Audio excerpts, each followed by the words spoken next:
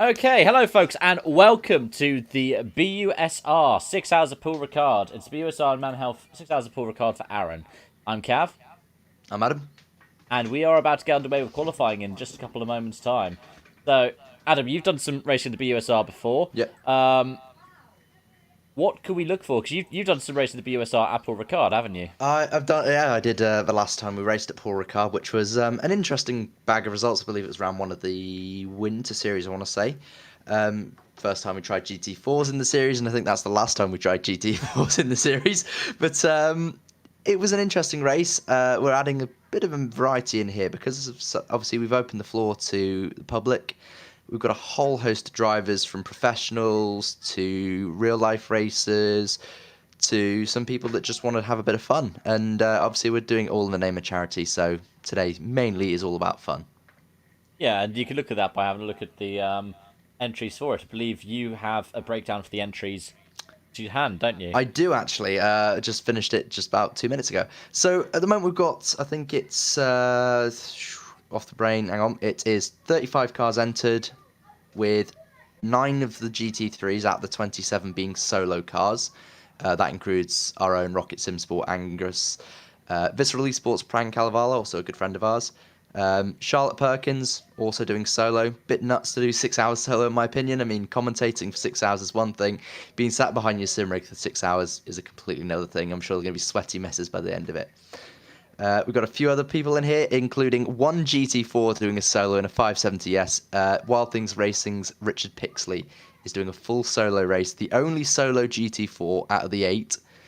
But we've got a whole host of communities and people coming together, people from all over the world. We've got a team from Morocco, a team from the Ukraine, Georgia, Brazil, Czech Republic. We've got such a wide variety. Mexico, I'm just looking for the entry list now. We've got a Mexican team, a French team. It's such a wide variety all coming together in the name of men's mental health and, of course, charity. Yeah, I think that's one of the things I really appreciate from this is people are here to enjoy it. I mean, you can look at, for example, Charlotte Perkins, you mentioned. She's in the Ferrari 488 Evo.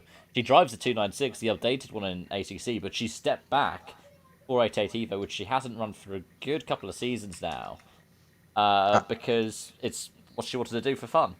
Plus, zero wing, she's probably going to be the fastest car down the Mistral Straight.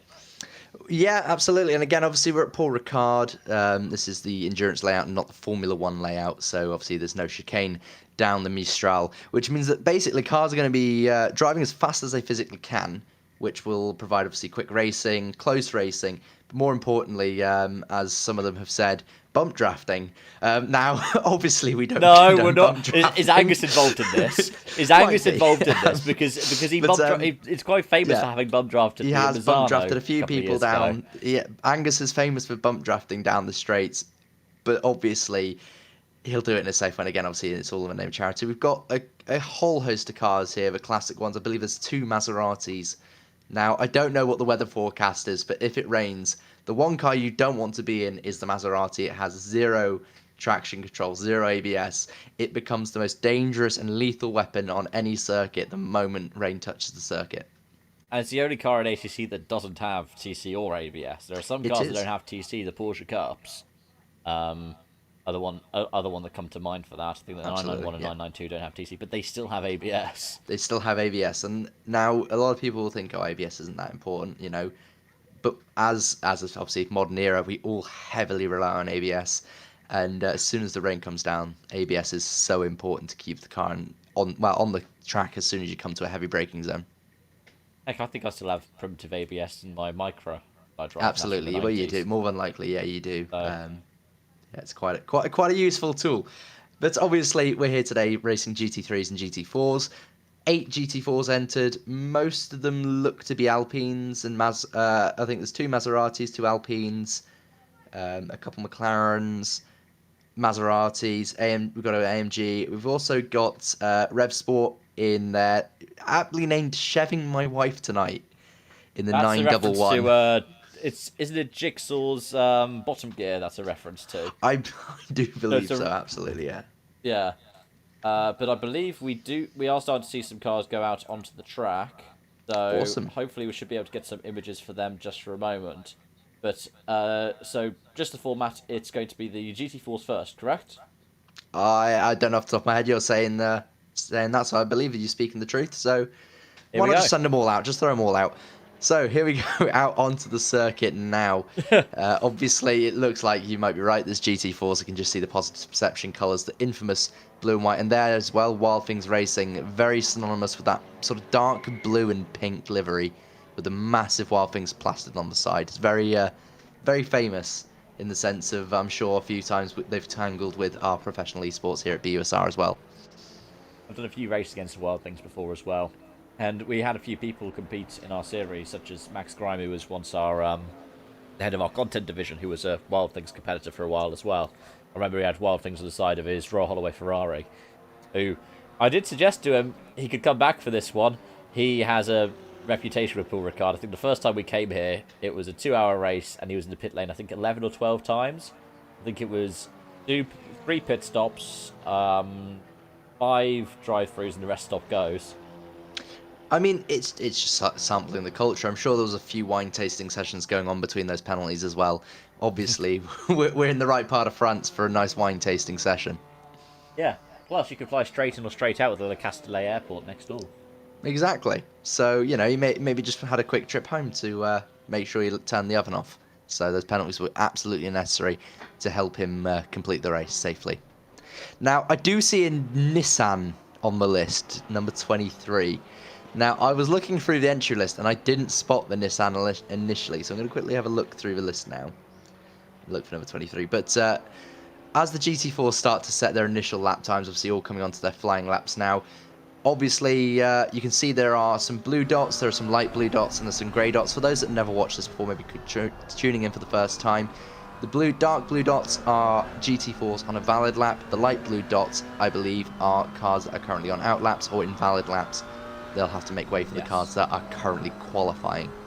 And obviously the red dot is where we are currently, which is on board with the positive perception McLaren 570S with Aaron Malone behind the wheel currently. Yeah, and as you can see, they don't really want to use first gear in the McLaren. The big strength that the McLaren has around here is going onto the Mistral. It is the best of the GT4s in a straight line. I believe I think Charlotte was suggesting there are a couple of Alpines in here. The Alpine seems to be all around, one of the better all-rounders because it has good handling, and whilst it's slower in a straight line, it's also extremely slow in a straight line to say the Ginetta, where you'd be maxed out by about here. At that point, you'd be hoping a GT3 comes up behind you to give you a love tap or two, just to try and get your speed up. But surprisingly, the Ginetta isn't slow round here. It would be incredibly slow down the straight, and you'd be sort of waiting for the straight to end as you watch every car slowly creep past you but the end of the straight there's a long right-hander. Now the Ginetta's downforce and the way it handles, it flies through that corner. Most cars are braking, you're braking 50-60 yards later, and it gives you a great opportunity to perform what's a really cool overcut sort of situation where you run around the outside and try and retake the position. Now here's one of the 2 Maseratis. Lovely cars, absolutely stellar sound in these cars. It's just, not only is it a cool car to look at, but the engine behind it, the V8, just absolutely roars, and it's a beautiful engine. And let's see what Jamie Nelson's going to do. I think this is going to be the first time on the board, so the Maserati will be on pole. The 205, with a 205, immediately beaten by Sergei Sebastian. Yeah, Sergei Sebastian has set a 204 flat in the Alpine. Let's see what Omlo had invalidated by the looks of things. Filip Felinski in the Phoenix Sim Sport, number 999, is going around the final couple of corners. I see Cam Gold has put the Chev on the board with the nice Garage 56. Lovely Garage 56 livery. Not sure about how many copyrights we're breaking by showing that, but hey, this is charity, it's fine. But the BMW, what I was going to say about it is it's a bit like the Audi, and it's pretty unique because they're the 2 GT4s that have 7 gears, Felinski going second in the 999. Absolutely. Well, so the reason they have 7 gears is the same reason most of the GT3s and GT4s all look like their road-going counterparts. They have to keep certain aspects of their road-going counterparts. So, and the engine, for example, in GT3s and GT4s. But more significantly for GT4 Not the bollard, unfortunately. That's not an The optional Pollard extra. got wiped out by the Alpine, and then Pixie came along and just sent it off the screen. Yeah, sounds like a good plan. But as we were saying, yeah, so as part of the regulations, you have to run the standard gearbox, or a variation of the standard gearbox, which means that if you run 7 gears in your road-going car, you must run 7 gears in your GT4 car, which is a good way to keep the costs down, prevents teams from creating special synchro boxes and really cool, unique boxes for their cars, but it also keeps the cost down. It allows companies like Ginetta, Lotus, companies that maybe don't have the funds to throw all the money into making a special gearbox just for a race car into GT4s and making them competitive. Now, Yeah. obviously, we see plenty of cars here, but I would have loved to have seen a Ginetta or two. I think that would have been quite an interesting battle for 6 hours. So it looks like there wasn't a time set there by Acer Terret. Let's see if Omlo's going to set a time around this time. It looks like it was going to be valid. Bastion has not improved. Yeah, we go into 4th position. Absolutely. So it looks like we're missing a couple of the GT4s. We're missing... I can't really see because your stream's a bit buggy, but there we go. So we've got 6 of the 8, which means we're missing 2. I'll have a look through the list, see which ones we're missing. But Pixley hasn't set a 20... time yet. There we go, there's Pixley now. We've got 2 people who haven't set a time, so it's only Terra who hasn't set a time yet. Ah, cool. So we are missing only one of the cars, and there we go, there it is now. The 77 Mercedes GT4 of Terret. They did just set a lap, but I think they must have run out of fuel, and they've just come back out the pits. Absolutely. So Jamie Nuttall in the Maserati, currently sat P5. Not a bad time from Maserati. It's pretty competitive, sat in the middle there. He's going to probably be relying on other cars to sort of fall away as time progresses. I believe he has got a teammate. So number 71, we'll have a quick look at that. Yeah, the 71. 2 teammates in Martin Blanksteiner and James Holder. So there's a three team entry, or 3 driver entry for that team.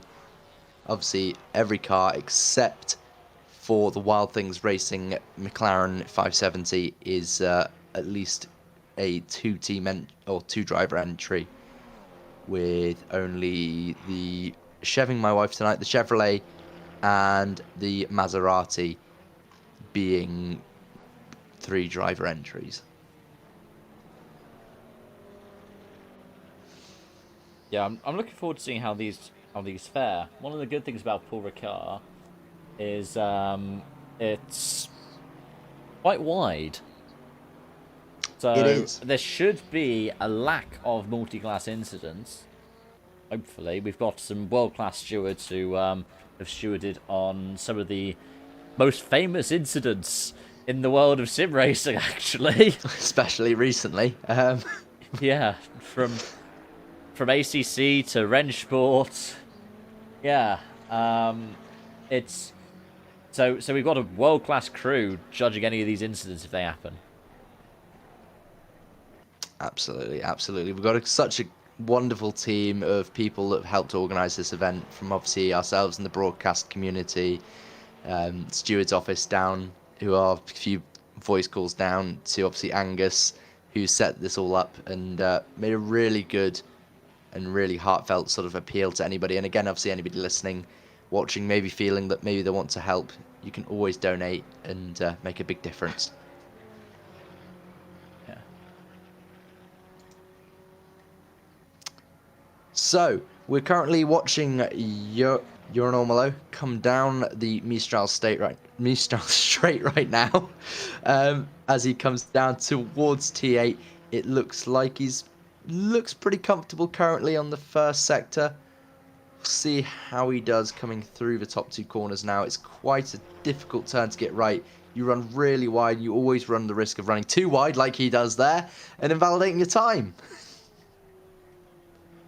Blending in with the blue and white curbs on the outside there, trying to make the positive perception car, camouflaged into the Paul Ricard background. Sergei Sebastian is looking to improve currently, Adam. Dropped down to 3rd, with Paul having taken the top spot. Okie dokie. Well, looking at the times, it's only 5 thousandths that currently separate, or 500ths, should I say, that currently separate the top 3. If I'm looking at that right, that is quite a close time between Pollock, Pixley, and Sebastian.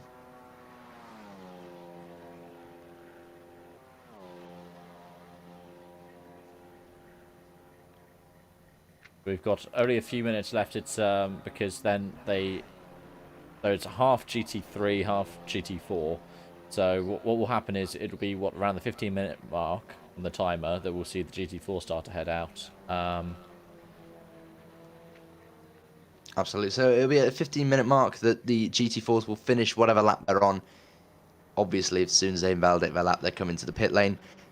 But obviously, equally, if they cross the line with 2 seconds to go, they're welcome to continue their lap, so long as obviously they don't impede too much.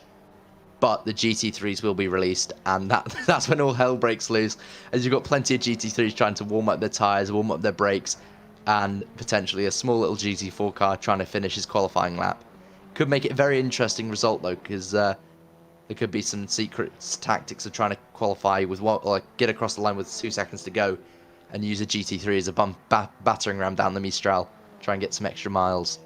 Sebastian's back on pole. Let's see what Omlo's about to do. Currently 2.4 down. On my end, it's showing half a second up. Jamie Nuttall is 0.4 seconds up on his last lap. Did we ride for a lap on board the Maserati? Would be worthwhile. I think we'd have some great noise as we do. Let's have some BUSR driver's eye as we get onto a lap around Paul Ricard with this Maserati, and then we'll be able to compare it to one of the GT3s. So, second gear, because you don't tend to use first, because, of course, much like on a road car, first is not a driving gear. So, up through the gears to fifth. I know the Maserati could even use second in the pit lane. It's one of the few cars that can. We're going to brake just after the gap here. Down to third second, a little bit of a squiggle, and then you want to get up on the curb but not over it. Run out wide, not over those yellow markers, so will invalidate your lap. You need to have 2 tyres inside of the white line. That's what they're doing here. Going to brake about the 100 mark. Down to third. Again, the same usage of the curbs. This is one of the things about Paul Ricard. You want to keep an eye out for the track limits. They're lining up with the curb on the dashboard there. Down to second, third. It's a little bit of the curb through here. And they're going to line up for the Mistral. It's about maximising the straight line speed. Keep it flat. Very little input. There we are. Running out wide, but not too wide to jeopardise any time. And now down the Mistral. You do all kinds of different things. You could write an essay. University student, you could probably start working your dissertation here. I know it's last minute if you're doing a submission for the end of September, but either way, then you get up to senior, which I'm expecting we're going to possibly break for, so we don't get too tail happy.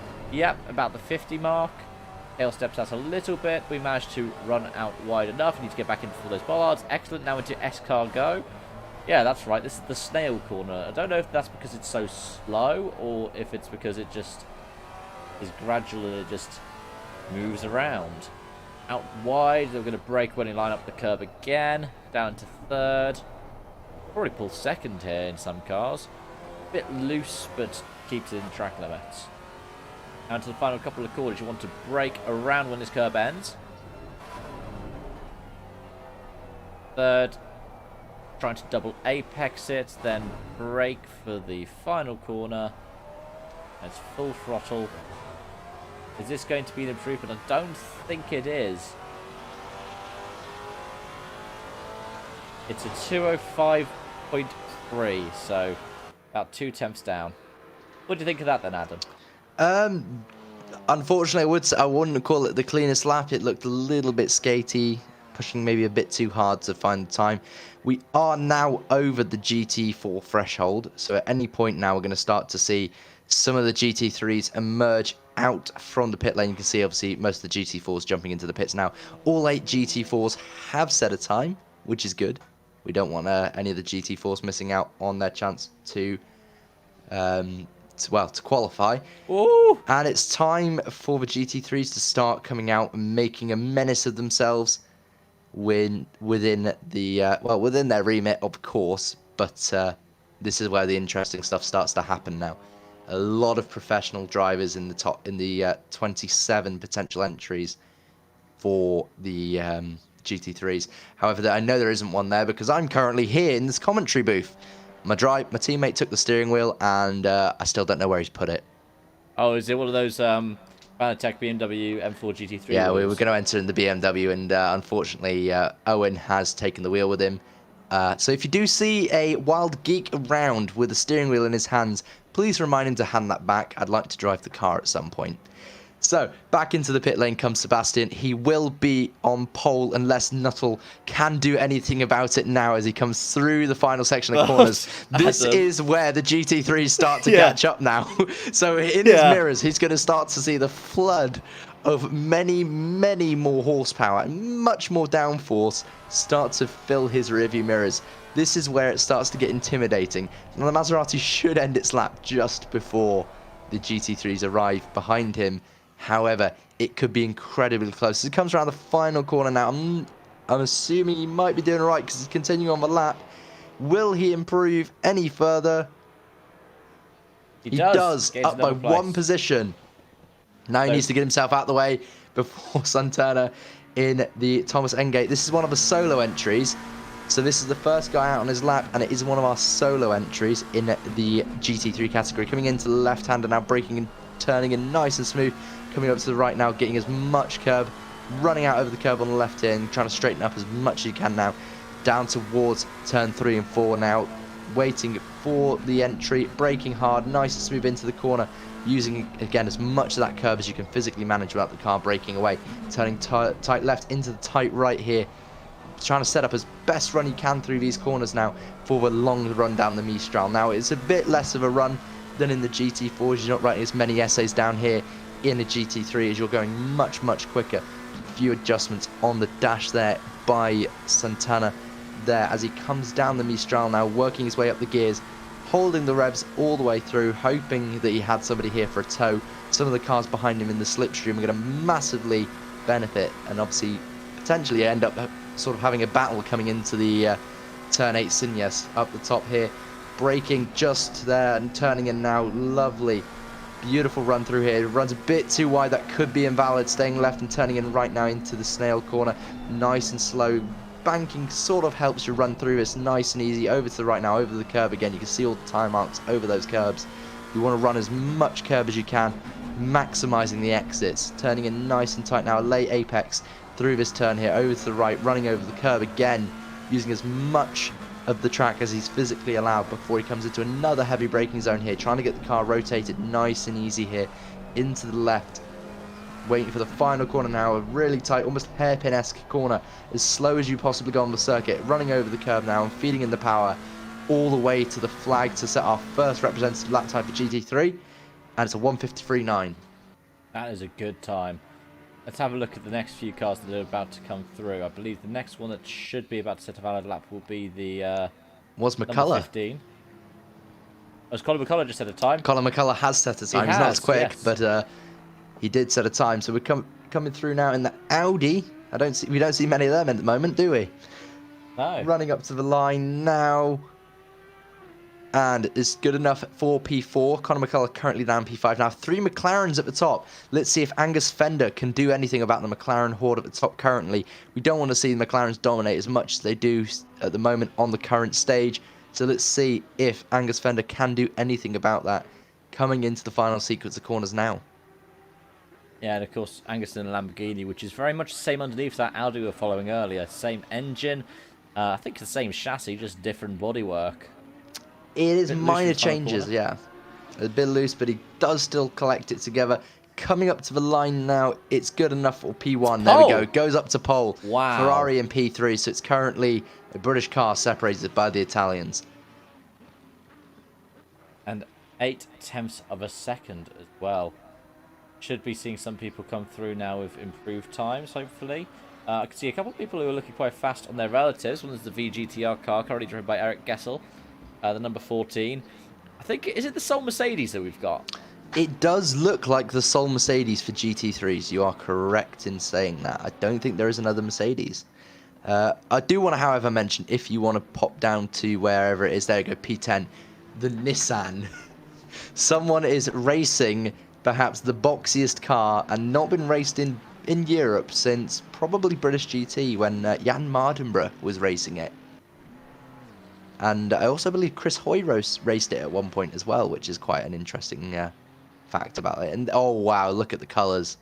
Yeah. It's a classic Pennzoil livery. Scheme. Pennzoil livery, absolutely beautiful. This is what we want to see Pennzoil running, not the Logano liveries. We don't like Logano. Anyway, so... Well, he's not in the playoffs, is he? So no, so we can say that, it's fine. I'm allowed to have a mild bias. This is a Malaysian car now, so it's got a Malaysian flag on it. So whether the drivers are Malaysian or they're just running the flag. Frederick is a solo entrant as well. 202, we'll have a quick look. I did make a note, didn't I? I don't have him down on my notes, but we'll have a look. 202. Yeah. You carry on. We are checking. So one of the things I wanted to talk about actually, as we see Charlotte Perkins is going slowly to let Pran Kalevala through. Is Pran currently on a flying lap? I believe so.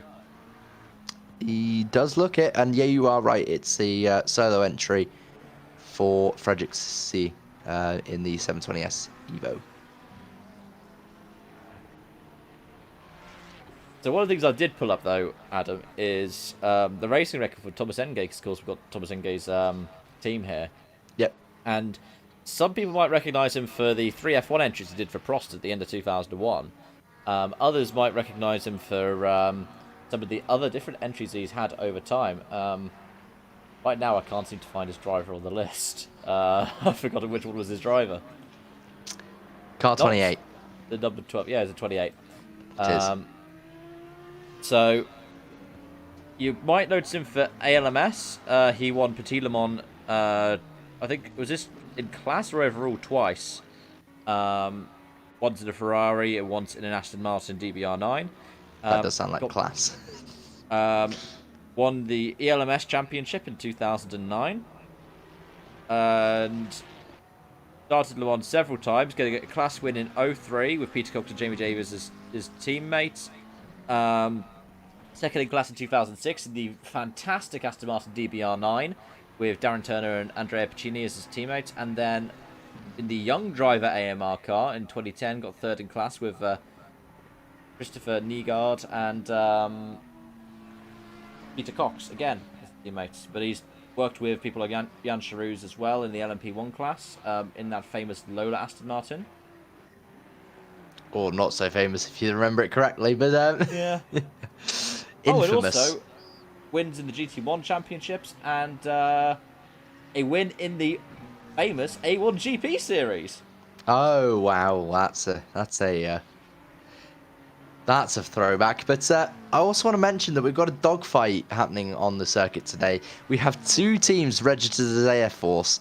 Now we have one that's Ukrainian with Dima Burdenuk and Ivan Klemenko in the 22 Ferrari 296.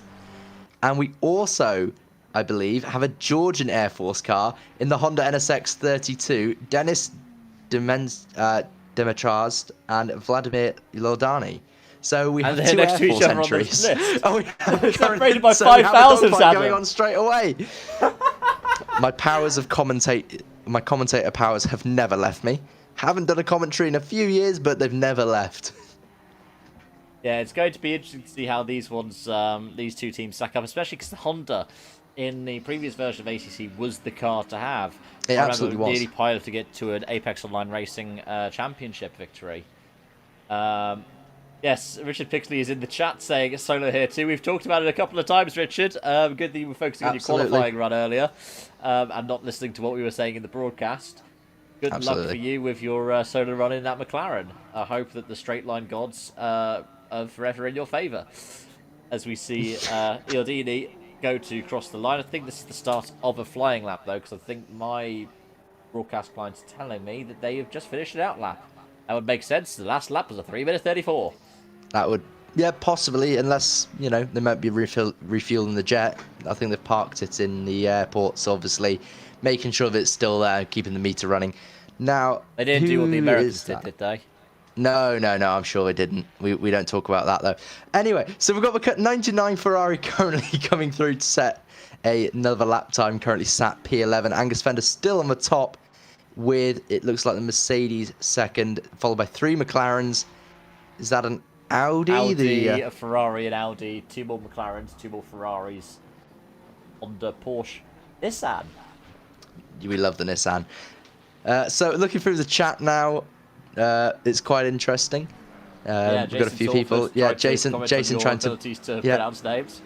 Well, that's not my fault, okay? I'm going to blame. To be fair to Jason, he doesn't have much to steward right now, so he has enough time to be in the chat. Our head of finance.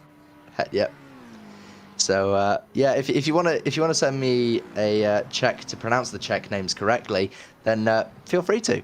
Anyway, so speaking of, I mean, Tomasz Engate is the is he? I don't think he is driving, but Santema is Dutch, so that would probably make sense as to why Jason, who is part Dutch, would be able to pronounce the names correctly. So speaking of Welsh, though, there's the Welsh car currently on the screen, the number 151. Now this is from Aberystwyth. It is Jay Kirkham. He is a solo entry. I believe one of the. I believe it might be also the solo Aston. It is the only Aston in. So it is the only Aston in either category. So this is quite literally a Lone Ranger. Now this has actually been announced that it's going to get an Evo upgrade in time for the WEC season next year. Now that's quite interesting because I believe a few teams have offered to pick it up, including Andretti. So we could see Andretti entering into GT3 LMS, or whatever you want to call it, GT3 Le Mans spec, next year with the Aston Martin. Is that part of trying to get somebody else to support their F1 bid? But one of the things I found interesting about the livery, the 151, you are very proudly Welsh, Adam. Absolutely. The team country where it's registered is England. Well, you know, it might be on the border. Aberystwyth kind of pretends to be more English than it is Welsh. You know, that's why I went to Wrexham. Aberystwyth's on the coast. Well, we don't talk Wrexham's about on the border. Exactly. Yet somehow Wrexham seems to be more Welsh than it is English, which is nice. Anyway, Isn't Aberystwyth meant to be the best one for nightlife for any kind of university in the UK? I wouldn't know. I never went. Had no intention on heading near Aberystwyth. So, and we'll keep it that way.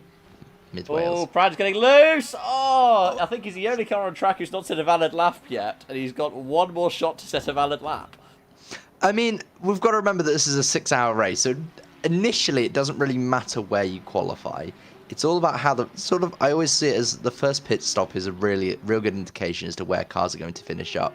How long you can run the car for, especially if you're doing a solo drive. I don't think there's a number of stops you have to perform. You just have to get rounds for 6 hours.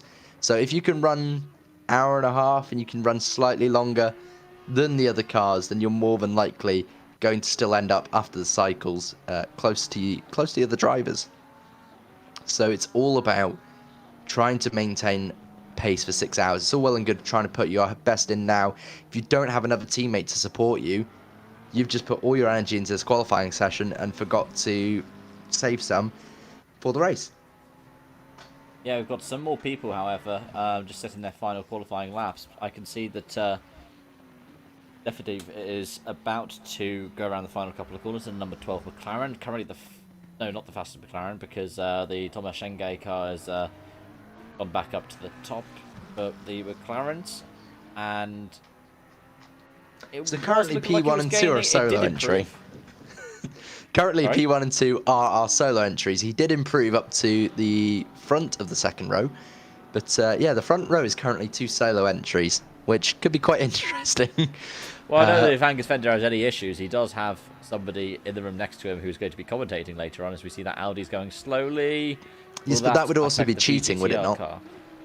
That would absolutely. That is a slow-moving Audi in front of the VGTR. Yeah, the VGTR car has come through. You see, the problem for Angus is he's entering the Lamborghini. If he was entering the Audi, getting someone else to race for him, I think, is par for the course at this point, isn't it? It is, absolutely, especially if you're driving an apt Audi. I heard something about maybe trying to hire in a professional. I believe Nola might be back in time, so you never know.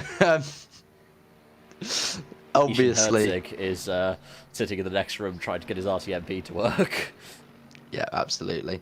But It's been an entertaining qualifying as we come up to the end of it now. A few cars finishing their laps. The top 3 are done, so they're not going to improve anymore.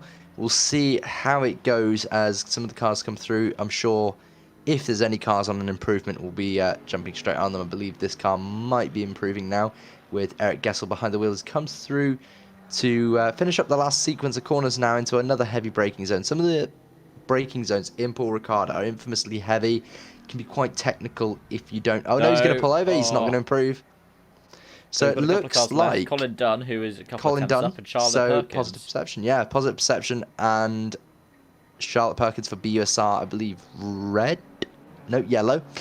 Coming up to finish their laps now. Colin is a good friend of mine, I believe. If I remember rightly, he used to race a Clio in real life. Interesting. Mark Probably be able would to have... give good advice to Charlotte Perkins, George Russell fan, on how to drive a Clio Cup car. Absolutely. Well, it's most interesting that Mark should have been here today. Mark is the founder and team owner of Positive Perception.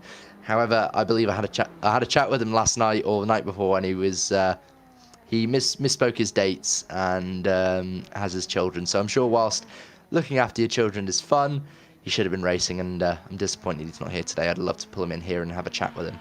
Well, Perkins is going to be the last person to cross the line. What's she going to do? Is she going to improve? She finds 2 more places. Absolutely. So that's quite an interesting qualifying so far. Obviously, no surprise that Angus is on top, unless he's trying to impress Barwell for a drive next year. I'm sure the Lamborghini is doing quite well for him. Oh yeah, because Barwell the sole Lamborghini right now. Barwell have a sole Lamborghini. They're the only. I think they're the only team that's ever really run Lamborghinis, with the exception of Demon Tweaks. I don't know what team they ran under, but yeah, not too bad. If Demon Tweaks want to sponsor BUSR, however, we'd love a bit of sponsorship. I need some new pedals. Mine are a bit squeaky. It's a WD-40, mate. That solves the problem, I heard. It very much does. Obviously, other brand car parts stores are available. Just from Wrexham, so you may as well plug the Wrexham-based one. So we're just currently waiting for the sessions to tick over. Angus on pole in GT3, and it was who on GT4 pole again? On GT4 pole, I believe I believe it was an Alpine. Was it an No, Alpine? it was Sergei Sebastian. It was a Alpine 1-2. Yeah, Alpine 1-2. There you go. So Alpine, clearly, if you want to win more races, just switch to GT4s. Anyway. No, they're doing well in RGT. They were doing well in RGT, but I think the FIA has stopped that category from existing now, sadly. So they have. Yeah, we finally managed to find a car that was going to be able to beat the Porsche RGT, and it's no longer a class. Yep, no longer a class. So obviously Alpine also developing their Le Mans hypercar for next year, which will be, again, another potentially wonderful car to watch when it's released. We've got quite a few cars coming up next year, but we'll talk about that later. So obviously we're here for ManHealth today. Now, charity like ManHealth, they talk about mental health a lot, especially men's mental health, something that more recently has become a more prominent situation, but also still quite understated just how important it is to sometimes just talk to your friends about your mental health. And part of the reason we're here today with Man's Health, we also obviously partner with Special Effect, another charity that does great work helping people and bringing in more inclusion into gaming mainly. They do quite good work, and obviously quite a lot of good work. And obviously, at some point, I'm sure we'll have Angus in here. In fact, he's just sat in the preparation room at the moment. So should we pull him in? Yeah. So, Angus, congratulations on getting pole for the event. How was it? More stressful than it should have been. In the practice server, I got disconnected from Discord twice. I got disconnected from my stream once, and I got disconnected from the BUSR server twice. So I'm kind of just lucky to just stay connected, if I'm honest with you. But I've been doing laps like all week, so I was in a good place with the car and out of the box for a good few laps together. But to be honest with you, just looking up and down the grid now, I think I've got 31 cars in the lobby for a 6-hour race. So it's going to be a pretty manic first lap. So I guess that's the best place to start, isn't it? Yeah. And doing it solo, are you planning to have any rest breaks in the middle of it? My strategy. I've planned it out into my strategy. I actually practiced it in the previous race, not intentionally, but it ended up working out that way. Is that I only lose around 15 seconds if I dash off to the toilet mid pit stop. So maybe get So- yourself 15 seconds of yeah. damage. So Yeah, yeah. we Absolutely, did yeah. we did also mention that you have a co-conspirator in the room next door. So worst case, get him in for 20 minutes. Well, you know what? I was thinking about that. If I really need to just like have a breather, I could just shout to Ish and say, "Oi, can you drive for like a lap and a half? Thanks." And then I'll just jump back on the Mistral. I mean, yeah, it's perfect. I mean, I would love to see a live driver swap happen on the Mistral. That would be quite an epic thing to witness, I think. Oh God, it would be dangerous. Absolutely. But You got obviously, enough space. yeah, absolutely. There's enough space. I've seen you where your rig is. It should be fine. So obviously, a few of you guys doing it for solo today. Obviously, this is a charity event organised by yourself. Quite a good turnout. Obviously, we'd love to have more, just purely for having more drivers on a grid, because who doesn't want more drivers? But are you happy with the turnout so far? Yeah. 31's good. I think we had 35 sign-ups, but 4 of them clearly haven't set their alarms. And one of them only joined at the very end of qualifying, so he woke up just in time. But for I think it's the third charity event. Sorry, the third public event BUSR I've done. I think third or fourth. It's great to have a lot of people from outside the community, a lot of people within the community, and of course, everyone else behind the scenes pulling all of the strings in helping this thing actually run. So we have a team of, I think it's, 6 or 7 people, maybe more, behind the scenes, just plugging away, unseen. And you guys are heard, but not seen for the most part, to make it happen. So I'm just really looking forward to having another step in the right direction, really, for this community. Yeah, Absolutely. And obviously, we want to get bigger and better with the community events. Obviously, we try and do them monthly, maybe bi-monthly at the moment. And we also have plenty of other series. Will we see you back for any of the other series as well? I'd hope so. If my internet stays patchy, as it has been today, which is the worst day for it to be patchy, then I could try, but not likely. But the rest of the time, it's been absolutely fine, so I can't see any reason why not. The curse of your Banbury internet has returned. Yeah, and I'm not even in Banbury anymore, so isn't that lovely? All right, we'll leave you be to do some prep. You've got about 4 minutes until lights out. And I've got 3 minutes 45 to dash off to the loo, so that's what I'm going to do. I've already got my setup ready to go, so I'm just doing that now. All right, good luck. Enjoy. Thanks very much. Enjoy. Speak to you later. Take care. It was lovely to hear from Angus. Wasn't it? Absolutely, it's always important to hear from people that have organised the events and just get a good chat with them and see how things are going with them. Obviously, this was something that's really close to him. He lost a close family relative to mental health. So this kind of thing is so important to push and help others who maybe feel a little bit isolated, a little bit left out, alone, that they're not. And there's always a community out there that are willing to give them their time and their patience, and charities like ManHealth definitely provide that sort of community. I believe, I've been in touch with, we used to work with Andy's Man Club, another really good charity that do a lot of good work. And again, any charity out there, they're always worth having a chat to if you're not sure, or just your mates as well. I'm sure there's countless times that here in the BUSR we've all come in to annoy each other, vent for a bit, and then just play some games and enjoy the community. And it's something that's universal around the country. I mean, I'm a politics grad. They're currently saying that the 4th most important issue for any electoral voter, on top of this whole cost of living crisis, is mental health and mental health support.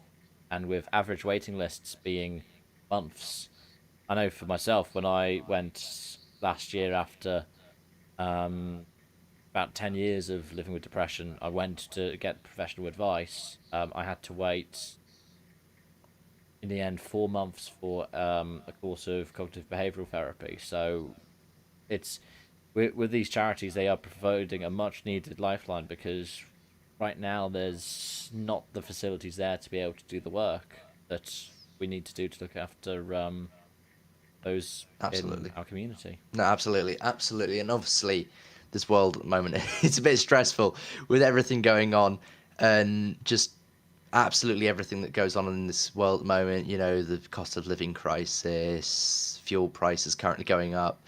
And anything and everything can have an adverse effect. And so obviously Chris Underwood's just put in a message saying, "Thank you, Adam. ManHealth saved my life."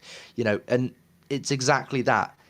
Charities like ManHealth, Andy's Man Club, any of the Mind, all of these charities do such important work. And obviously there are so many charities we could pick from that do wonderful work. It's just difficult to pick so many from so many. We're going to support ManHealth today. I'm sure that we can always support other things and other charities. We'd always be willing to do that, and equally we want them to be supported, and not just them but everybody watching this stream, or who maybe picks up this stream in a few weeks and hears this conversation happening. You reach out to your friends, always have a chat with somebody, or even just a community. You know, we're all a bunch of online idiots. Occasionally we meet up and have a few drinks together, but the key thing is we're all there for each other when it all comes down to it. And that's exactly what community, friendship, and these kind of public events, they help. They massively help, because it brings a community of thousands of people that were initially, this all came from probably COVID. A lot of us started in COVID. I could trace back 3 or 4 drivers today that I met through COVID, and they really helped through tough times.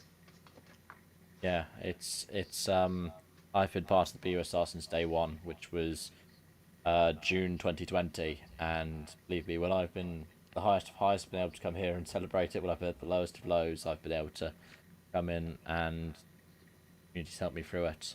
I believe I've just seen Angus Fender pull away from the grid, so I think we are about to get underway. Racing. Let's go for it.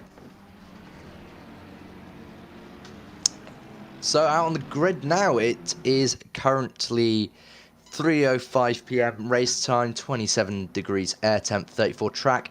Quite a warm track then. It's normally a bit higher than I'd like to see. It's a bit too hot for me. I mean, I don't deal with the heat very well, being from North Wales. But plenty of cars out on the grid. You can see the front two currently lining up. A few people weaving behind. That is the 13 car of Chartier just behind, doing a bit of weaving, trying to get some warmth into the tyres. A little bit of a bob and weave from the number 12 McLaren just in front. So what are we expecting off the race start, Cav? I think that we can expect we can probably expect a little bit of contact into potentially turn 1, if not into turn 4. Those are heavy braking zones. But I think once we get onto the Mistral, cars will start to fan out. We do have to remember that it is a 6-hour race, so it's not won on the first lap, but it can certainly be lost on the first lap. Last night I did a 6-hour race in iRacing, and the pile-up that we saw on the start line for 6 hours of Fuji was immense. I think there were 12 cars whose races were over. That's a solid 20-25% of the field before the first lap. Absolutely. It's all about a race of attrition, especially with anything as long as a 6-hour race. You've got to remember that 6 hours for endurance terms in the real world is actually quite small when you sort of boil it down. But for sim racing as well, it's quite a long time to be sat behind a computer screen for this long. I'm sure Angus actually does have some real world experience. He's competed in 24-hour races before, but nothing's going to prepare him from a 6-hour solo stint that he's about to perform. In fact, I'm sure at some point, if we can pull him in, a teammate of his by the name of Joe Scher would love to fill us in on what it feels like to drive triple stints. Yeah, I've done endurance races with the both of them before, and I'll tell you what, they're some of the best who have ever done it. It's part of why they've done it in SRO esports, right? Absolutely. But here we are looking at the Alpines. They're starting first and second in the GT4s, and it looks like Evgeny Naitman has taken over the wheel of the 61 car. Absolutely. So obviously, driver change for that race start. That's not a bad idea. Sometimes it's better to give your qualifying driver a chance to rest. Let maybe the slower driver, which is what I would do again, tend to let the slower driver start the race, let them get into the race, get the rhythm up and going, especially when they get the chance to race against cars. Gives them a chance to also learn. I think a lot about endurance racing is learning and trying to adapt your sort of style to preserve the car, because obviously you can win a race at the last stage, but you can't win it here this early on. You have to sort of wait as it looks like the 61 immediately starting to race the Aston Martin just in front of them. So maybe someone should tell them. Yeah, someone should tell him he's got to wait a bit longer. But here we go. They go double file now. Everybody's starting to shuffle back into the correct positions. You can see them all sort of weaving around, trying to figure out where they need to be just before they come through these final sequence of corners. Angus Fender is going to be our pace setter, so he is going to be the one that leads us away when the lights go green. Yeah, so 6 hours of Paul Ricard. It's going to be absolutely immense. I'm looking forward to seeing how it's going to turn out. We have 2 people who are doing a 6-hour solo at the front of the grid. Angus Fender from Abba and we are going to wait for them to hit the gantry at the start line. Red lights. And we go green here at Paul Ricard. Fender gets away well. Look at who's getting away really well, though. It's that McLaren in... Is that 6th place? Is that Ramoon? They're That 3 does look wide like it. going into the first corner.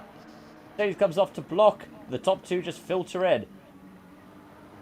So far, so good. Doesn't look like there's any major issues coming through the back of the field now. Looks Well, nice. some There's a cars couple off here, cars GT4 running wide. That's the leaders. GT4s. GT4 Oh, leaders. they're There's rejoining contact. Pran collides with 2 cars. 3 cars off. Pran, no. That's both of the It's Alpines off. both the And we see Alpines. Perkins almost going into the positive perception BMW as we're here with the 46. It's this is quite an interesting race start. I'm sure I'll have to go look back at that from Pran's view, but whatever happened to him didn't look quite fun, and he's ended up behind the GT4s initially. He's still in the GT4 pack, so this could be quite interesting as there's a second Jonan Audi with a Turner. Bisto Gravy livery. Jonan Turner behind the wheel of the NASCAR-inspired 911 of chefing my wife tonight, also obviously known as Rev Sport International, running down the pit straight now. These guys, well, Pit straight? massively benefited. Pit straight, it's the same, may as well be with the way people have been hitting each other. Oh, we've got an Audi got all a the bit way of wide in the contact. background there. Little bit of contact coming through the back corners now. Nice and smooth through here. We've got another VGTR car here, the 15, the Audi of Dietz coming through nice and wide, trying to run wide. Use a switchback into the next corner, but there's going to be an Audi down his inside, so he may lose a position here. Covers off nicely to try and defend from the Audi behind the 531 of Gajan. I'm going to be butchering names all day long, so if you want me to pronounce it correctly, just send us a message. But the 2 Audis currently fighting nice and close here to try and get past each other as they come down onto the second lap here. And yeah, Angus Fender has managed to lead the first lap. How many more will he continue to lead? Jan Visser appeared to have the fastest lap. Or, sorry, Van Visser. I was misreading that one. Justin Van Visser in the 99. But obviously, first lap, fastest laps aren't really a thing. Let's have a look down it's towards more the about- GT4 battle. I think it's Pixley has taken the lead. And yeah, you can see Paulek just behind. Paul Nateman is down in 7th for the GT4 class. Yeah, so unfortunately, just due to sort of Oh! a pile up from There were some cars off there at there was turn a few 4. cars off, yeah. So obviously, like I say, a few bits of contact at the start of the race. Pran sort of getting into the GT4 mix and well, doing Pran things, I suppose, has really mixed up the GT4 grid. It's going to be very interesting to see how they do with the damage to their cars. More importantly, how Pran does with the damage in his GT3 car. So, currently tight battle there, bit of contact behind, bumping and running there from the McLaren. The 95 runs a bit wide and tries to use the outside line. It's going to be a bit tight, squeezes the Mercedes to the inside, but runs through nice and cleanly. Gets the move done before S-Cargo, nice and smooth, carrying on through here. And away he goes, trying to pursue down the Mercedes just ahead of Gasell. Racing like there's 5 hours and 56 minutes and 28 seconds left. Absolutely. All right, let's see what's going to happen a bit further down the field because they're also bundling up here as well. We'll look at Jordan Rose for Project Reborn, the 640 McLaren. Yeah, a lot of McLarens here. It's almost like it's the car that's a meta right now in ACC. But Absolutely. they are just in front of that 992 PSR car driven by our own Colin McCullough. Absolutely. Conor McCullough doing all right so far. I believe he qualified it much further back, so he'll be happy with positions he's gained on the start. Obviously, Connor being, I think, the sole Porsche in this as well, not even a Cayman GT4 to represent them in the GT4 class. So he's going to be trying to prove that it's the only proper rear engine car on this grid, most of them being mid-engined or front-engined. It is quite a unique car in the way the engine sits, and also makes it quite a handful after a few hours. It looks like the top three have, the top two have taken off a bit, and Santima is very close to Angus Fender. If we have a look back from the rear wing,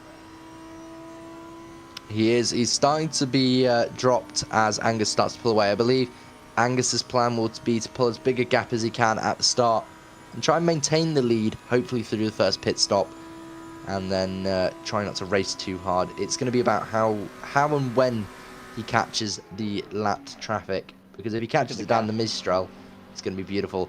But yeah, huge gap now, 4.5 seconds between them and P3. oh, So the currently Merc's off.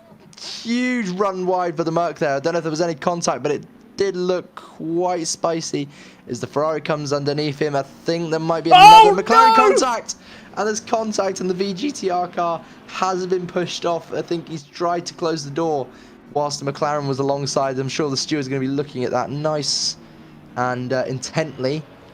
We'll see if anything comes from that, but at the moment the Mercedes just dropping back massively, almost like a George Russell effect there on that Mercedes. Just seems to be trying to push a bit too hard, and the contact pushing them a bit further back. Charlotte, And the George Russell fan 14th. here. Yeah, speaking of George Russell, here's the George Russell Oh, fan. no! It's the other VGTR car. So both VGTR Oh, they've been cars. turned they by got the other turned Audi. once. There's one Audi, and yeah, he's a Where's the different different colour one? on the replay. How's he managed that? They've managed two colours in one car. That's quite impressive. And hang on, did I see another car off? What's happened with Van Visser? I'm not quite sure. You have to see if there's a replay, but it does look like they might have dropped back a little bit.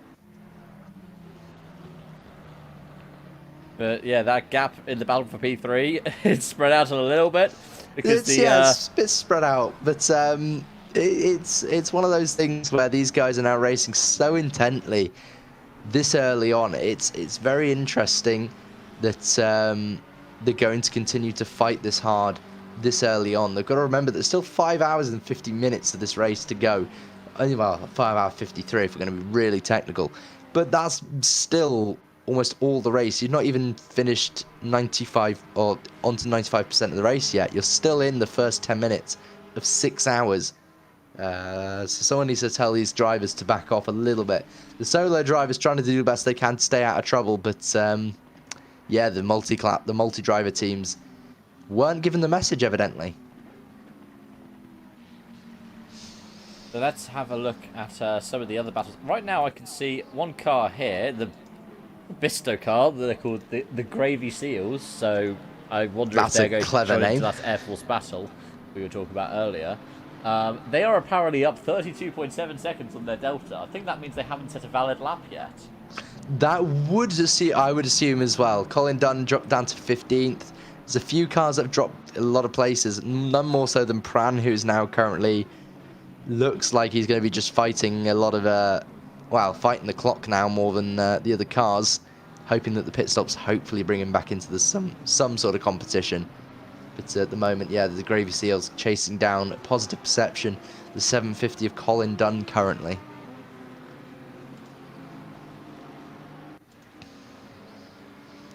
So, we are officially 8 minutes into the race. We've had quite a large number of contacts so far. We've got another car off. There's a yellow flag in Sector 1. It's Charlotte Perkins. Oh, Charlotte's gone round. She is rejoining safely. Let's see what's happened. Oh, she's hit the wall. So, I'm not quite sure how she's done that. Emulating her hero, must have found a second wall to bounce off of, but has spun it round and has got damage on the front end of the car now. So that's going to be an absolute nightmare to handle through the corner. You can see the scratches on the front right quarter now. It's going to be an interesting situation as the 296, the younger cousin of the 488 coming through. You got another 296 up here battling with Rahmoon for the podium places. So this is currently the closest battle for podium positions so far. The rest of the cars of Angus and Sonoma Sonomina have sort of run away with their positions at the moment. So they're going to sort of sit there and try and run this first stint down nice and uneventful. The Audi, meanwhile, racing down the inside, the 531 going down the inside. That does look a clean move.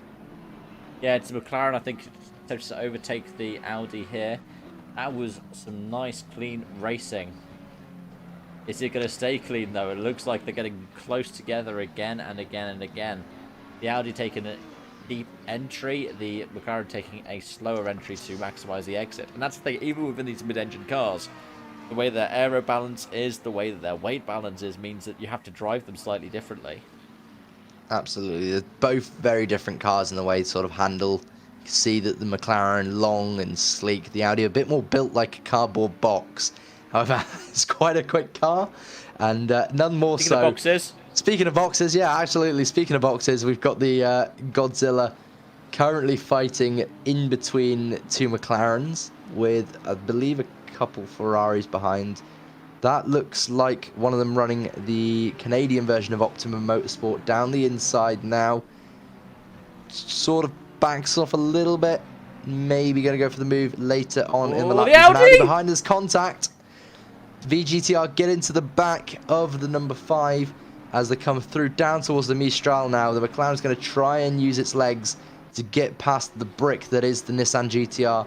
Turns in nice and smooth. Runs a bit wide there. Maybe a track limit penalty for the Nissan. Obviously, we've got to mention that we have two ways to get a penalty here today. Obviously, one of them is through the stewards for being a Manus, or as we like to call it in the AC community, the Pillock penalty. The other is track limits. Yeah, track limits, or, of course, pit lane infringements. Let's see, this Audi's trying to make the move on the McLaren, and it does. Makes the move down the inside. The McLaren seems to have a bit of sort of a front end damage or rear end damage. Seems a little bit unstable through the faster corners. Whether that's a setup choice or damage, we're not quite sure yet. But the Aston Martin closing up on the rear wing of the number 5. As we see, there's a bit closer now, the battle for third place. Pierre Moulin and Salim Rahmoun. I think I've raced against Moulin a few times before. That is a name I recognise, and don't tend to get names like Pierre Moulin. Meanwhile, the solo McLaren of Frederick C is battling against a Positive Perception 750. Does that back up the order a little bit now for the BMW? Yeah, it seems to be making its way back up nice and slowly. Obviously, I think benefiting from Charlotte's spin and a few other cars sort of having moments. Pran with 20 seconds of penalties and 10-second penalty for the McLaren here, with 15 the seconds Nissan for, already into the pits. Oh, 15, sorry. No worries, my bad. For the McLaren. They've run very deep. They're going to sort of just take their time. So losing the places now. There's a track cut warning system, and the microsectors are different to the real life ones. So they've probably picked up a track warning there because there are 2 microsectors in that corner. Yeah, so that's probably why they've slowed down as much, to try and prevent the microsectors sort of triggering and giving them the penalty. It's so important to be nice and smooth when you rejoin the track. And again, safe is the key word as well. The last thing you want to do is throw the car out onto the track at the mercy of other cars. Here's a close battle for position then between Nateman and Omelo. Coming down towards turn 1 now. The Alpine's going to maybe look for a move later on in this sequence of corners. Now waiting till after turn 2. May look for the move coming into turn 3 and 4. Here you go. The Alpine now getting the run on the McLaren. Trying to get down the inside here. It's going to be a case of trying to hold the inside for this first turn and then covering off the inside to prevent the switchback into turn 4. Does so, and does that very cleanly. Yeah, meanwhile, I see that Jonah Turner has just left the pits. I wonder if that was damage on the Chevrolet. That would possibly be damage. I don't think we're expecting anybody to pit until probably closer to the 5-hour mark. If anybody's pitting this early, it's for penalties, damage. Or maybe they just really need a toilet break. Well, they've just let Angus Fender through. So Angus is starting to lap the GT4s now, which is going to become the challenge for the GT3 cars. The lapping, especially as you get later in the race when everybody gets a bit tired, starts becoming a bit sloppy, especially with solo drivers. 23 is sat in the pits that looks like damage repairs. They've been sat there for a while now, so that'll be damage repairs. But obviously we're going to have cars starting to fall out of cycle. GT3s getting lapped by obviously GT4s lapping GT3s, GT3s lapping GT4s. It's quite interesting that we'll see sort of a mix as the time goes on, where you may have a GT3 battling for position with a GT4, and obviously within the laws, they're well within their right to defend. So we'll see how that goes. Currently watching Colin Dunn come down the Mistral straight now. His next target is I believe that's Ukrainian Air Force of Borsani, and I believe it's Iridini. Is that Iridini? I can't. Yeah. The stream seems to be a bit pity for me at the moment. So as soon as it clears up, I'll be able to answer that one. Yeah, it's Iridini. Other Air Force. Other Air Force. Oh, it's the Georgian one. My bad. We've got two Air Forces. You can't blame me. Oh, Dunn's off. Oh, Dunn runs wide. He's done and run wide. He's a bit twitchy there, and now runs wide, loses position to the Gravy Seals, and now C is going to look for a way back round the wide wing of the BMW. I mean, you say the wide wing. I think the wings of the GT3 are one of the things that are homologated in terms of how big they're allowed to be, right? They have to be within the width there's of the the car. Ukrainian Air Force car. There it is. Battling with the... it says Prankalavala, but Prankalavala's not there. I think that's Van Visser in the 99. It is. I think we're just waiting for everything to sequence back through at the moment. Yes, and... there we go. And there's Pran. I just saw him come through that back shot there. So Colin now currently being attacked by C, the solo entry here into what looks like the end of... Well, coming up towards the Mistral, so turn 3, 4, and 5 here.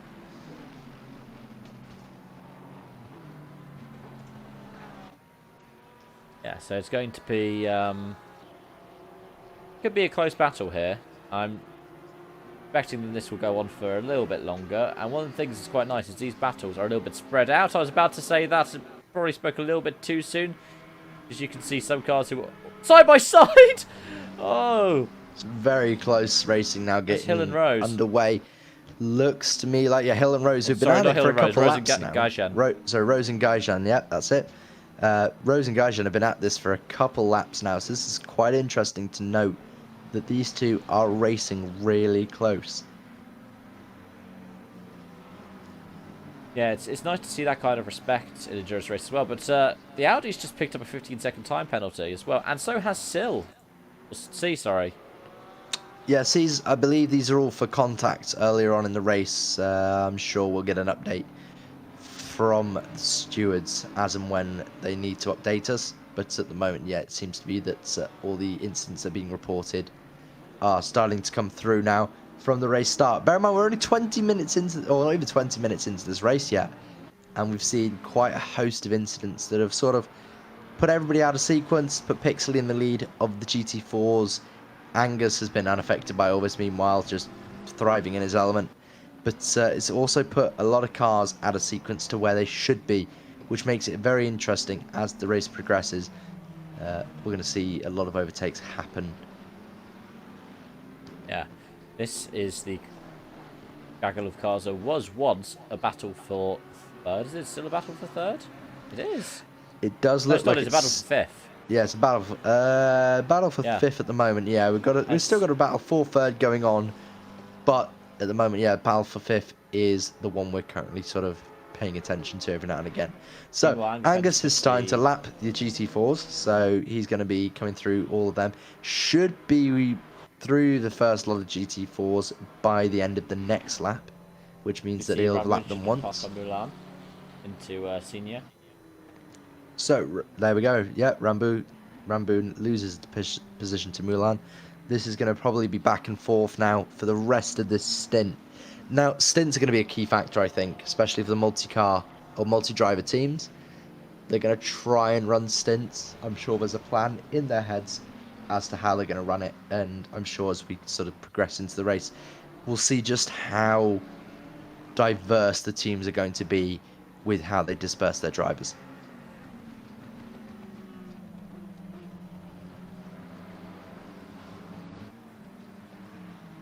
And this battle is still looking quite feisty. If somebody makes a mistake, there will be at least one change of position. Absolutely, it's still quite a close race here. We're still in the first 20 minutes, so everybody within reason is on the lead lap still. Everybody's still fighting for positions, trying to get themselves settled into this race in what they probably believe to be their rightful place in this race. So there'll be some cars here that are now trying to work their way back up the grid before they start settling down again, running the laps, trying to run a consistent lap time. Now, with endurance racing, it's all well and good being the fastest driver out there, but if you can't remain consistent, then it's going to very quickly become a problem where your tyres degrade, you run out of fuel a bit too quickly, and it can put you really quickly from a point of where you might win the race to losing. Now, obviously, quite infamously, one of the, well, there's a few cars, I'm sure, in endurance racing have run out of fuel towards the end of the race and had to do a splash and dash, and it's cost them the chance of a victory and put them Oh, here we still go, on there's the a move podium. for 15. The move from the 15 down the inside there. Gravy Seals losing position to VGTR, so they're now working their way back up after contact with, I believe it was You get the other contact? Audi, the 531. Oh, Pran Couple of Calavala. yellow flags. There was a second car off there, I believe. So Pran moving away. I believe that might have been Charlotte. I believe it might have been the 463 I saw go off. No, it was another 296. It was the 99. So contact between the two 96s has put them a bit further back, and again, it's going to keep pushing people further and further back every time they crash. Oh, that was contact there. That was close. Almost contact between the Maserati and the Honda there. Trying to find the Maserati right now. There's the BMW being lapped. It is indeed. That's James Holder is currently driving. So It yeah, is the currently Honda James is Holder, now yeah. through, the Air Force Honda. It is through. So all the cars now starting to lap the GT4s. This is where the sort of interesting aspect happens. They've lapped them after about 20 minutes, which means that they're going to lap them every 20 minutes, which is probably about 3 times every hour, and 18 times across the race if we were to continue that lapping rate, which is quite a lot of times to try and overtake something successfully without incident.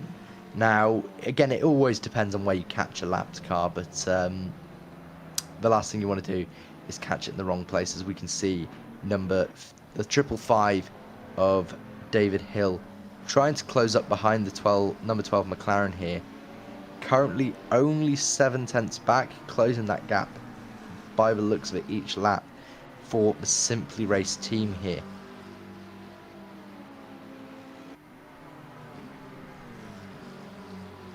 Yeah, it's going to be a nice battle as we see the BMW. There's every chance that Felinski could accidentally influence this, but the way that you have to drive when it comes to lapped cars is you have to be mindful of them. Sure, they need to move when you are making a move to overtake, as we see here. They don't need to jump out of your way. Absolutely not. In fact, actually, it's the most dangerous thing. And yeah, he loses position here by being sort of a bit impatient and trying to throw it up the inside. You've got to remember that GT4s and any sort of lapped car, especially in endurance racing, isn't obliged to let you through. A blue flag in endurance racing, as unlike Formula 1, is just an advisory notice to let you know that there's something faster and you should probably get out of the way. However, well, as we've just seen, if you try and sort of rush your way past them, you'll lose places to cars that are fighting you.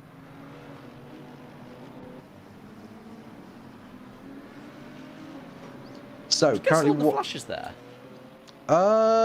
Look like he might have been. Now, obviously, flashes at the moment aren't going to be too pivotal. There's still daylight. As soon as it gets to the evening and the night time, obviously this race is going to be running right into the night time, which means that it's going to be quite interesting to see how the drivers affect into the evening.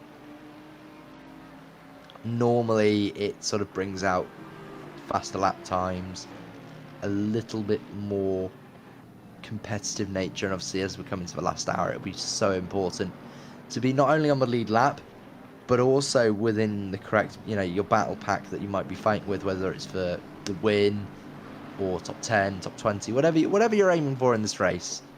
it's so important to be there in the last hour. It's no point trying to be fighting for it now, especially if you know there's another 5.5 hours to go. So right now we've got Gessel in tow on the Audi of Gaiden. I think that's probably how you pronounce it. I don't know. I've been very bad with Hungarian names in the past. But the Merc through on the Audi. The Merc, famous for a straight line speed. It's a little bit loose there, going through Rusinia. Gets back in before exceeding track limits. Keeps on Again, pace. Very close. Obviously, modern track limits wouldn't allow you to do that. I don't think you're actually allowed to do that anymore, especially in SRO and just general competition. I think that this year, track limits are becoming a lot stricter. So that kind of run off the curb there, where you put two wheels over the white line on the inside of the curb, is no longer allowed. You're only allowed to be on the curb now, which is a bit unfortunate. It does slow down lap times, and lap records are a bit harder to break. But it also provides a bit more closer racing, a bit more sort of intelligence to people's racing.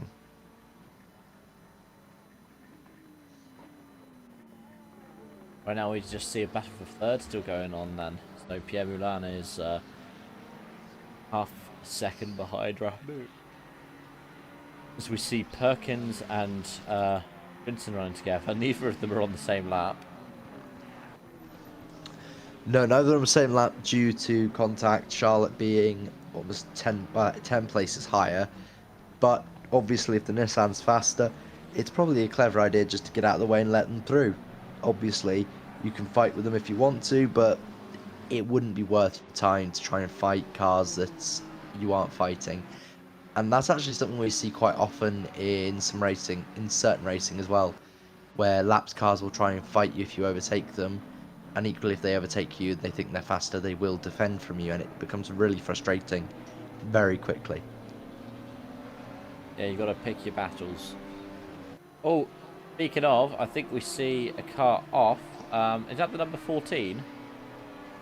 Yeah, I believe it might be the 56 or the 14. It's 14. No, it's 14. It's in the wall. It's sat in the wall down at the bottom of the circuit, just before the Mistral. I'm not sure if he made contact with the wall, but it certainly looked like his nose was buried in the front of it. I can't see anything with the steering that would indicate damage. So maybe got very, very lucky with the damage. This Ferrari is really trying everything to get past the 95 McLaren. It was ahead at the start of sector 3 down the Mistral, so Rahmoud has got it back through on Moulin. He has, and that again, that's so important that these drivers are getting confidence enough to still race each other. But it seems to be that obviously now that we've got sort of a bit more spacing between the drivers, it does seem to be sort of calming down a little bit more. Although somebody needs to tell, somebody needs to tell some of the drivers, because obviously Dietz trying to work his way back up through the grid. He did start much higher than where he is currently, and Colin Dunn will probably use the Audi as a way sort of to fight through the next two cars, which are also solo cars. So we've got a sole BMW for GT3 fighting alongside one of the 2 or 3 Audis, and the sole Honda and Porsche just ahead with the Mercedes GT4 currently sat just to the outside. He leaves the space, but to say there wasn't much of it is an understatement. It was a bit of a late move, but it was one that's... It's one that you can do. The question is whether you should do it. I think it's worth it if you think that, you know, you've got the speed to keep up the car out in front. You have to go for those moves sometimes. Well, this is getting Would close. I- They're running yeah, all the way to the end of the track. Little bit wide, should still stay on the circuit okay. Doesn't look like there'll be any sort of major issues with that. Just a tight battle. Sorry, what was it you were saying then, Adam?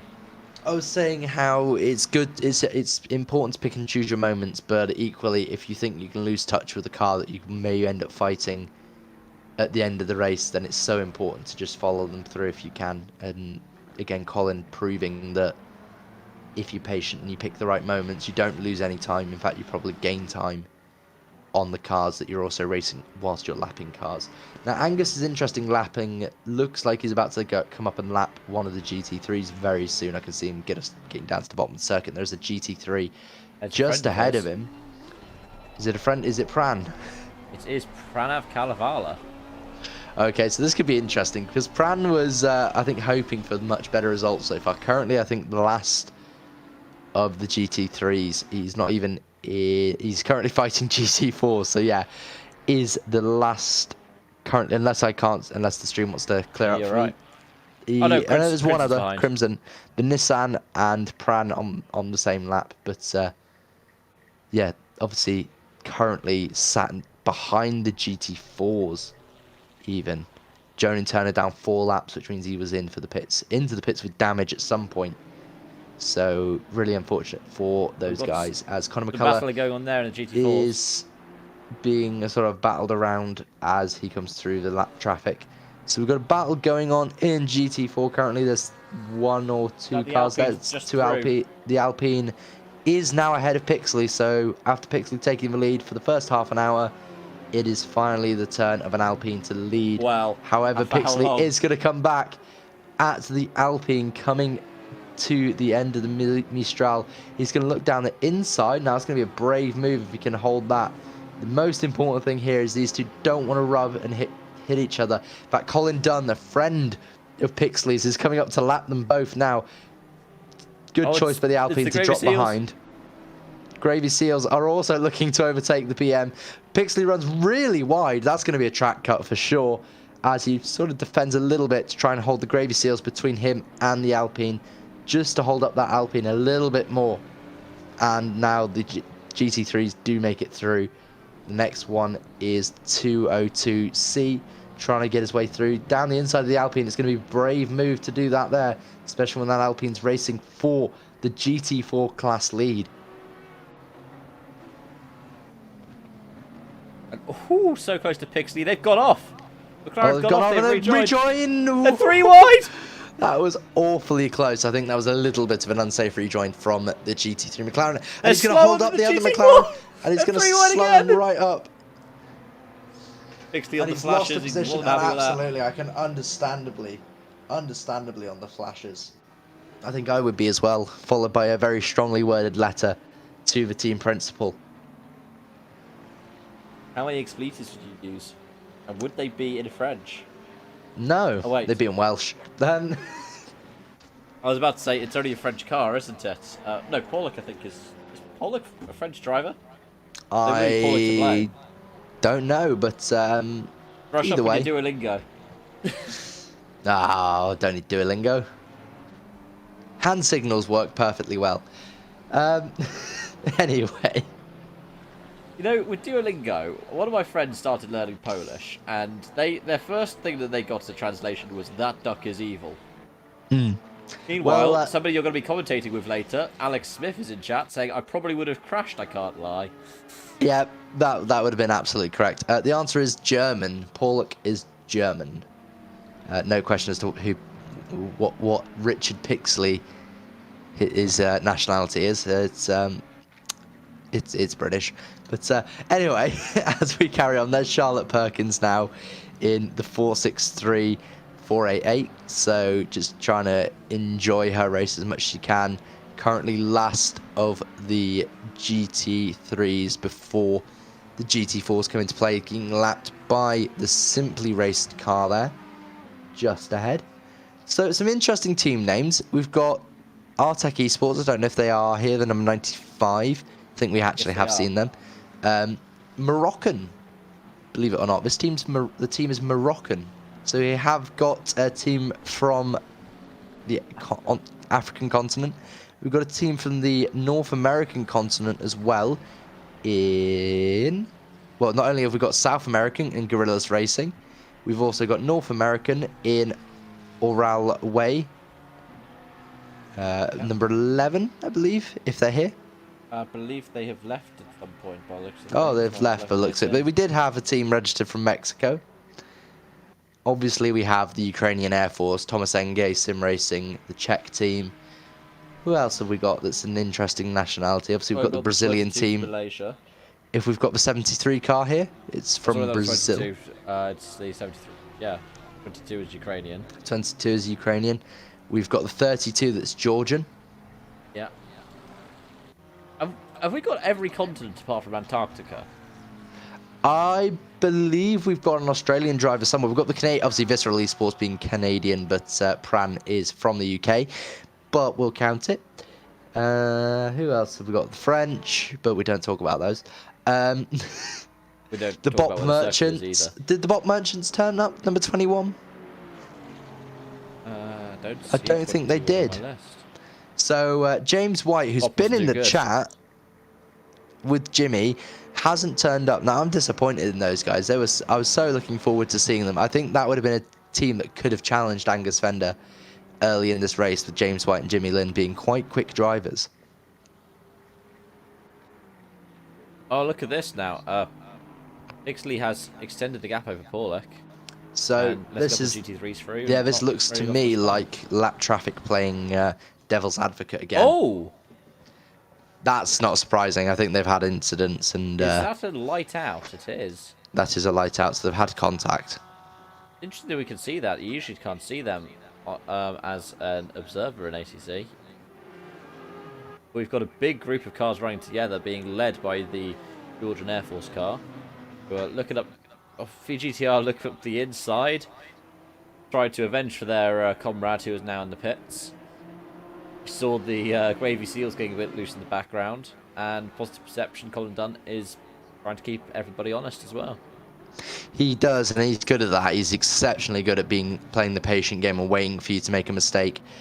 He'll run and run and run until he sort of finds the point where you make the mistake, and he'll run through. But Colin is a really good driver. He's got a commentator in his co-driver today, David Wrestle, which is going to be interesting. I'm sure if David's listening, we could possibly pull him in at some point and have a chat with him and say hello.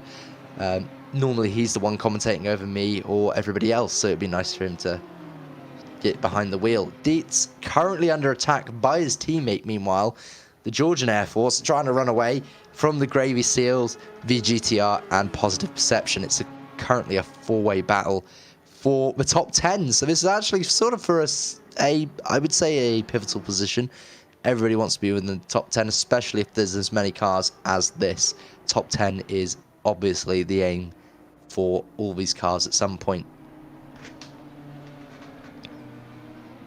Yeah, top 10 will be the aim, especially if you're in GT4s. It's pretty much a given because we already have only have 8 of them still well, running. that's the top 3 then, isn't it? Obviously, but Top 5.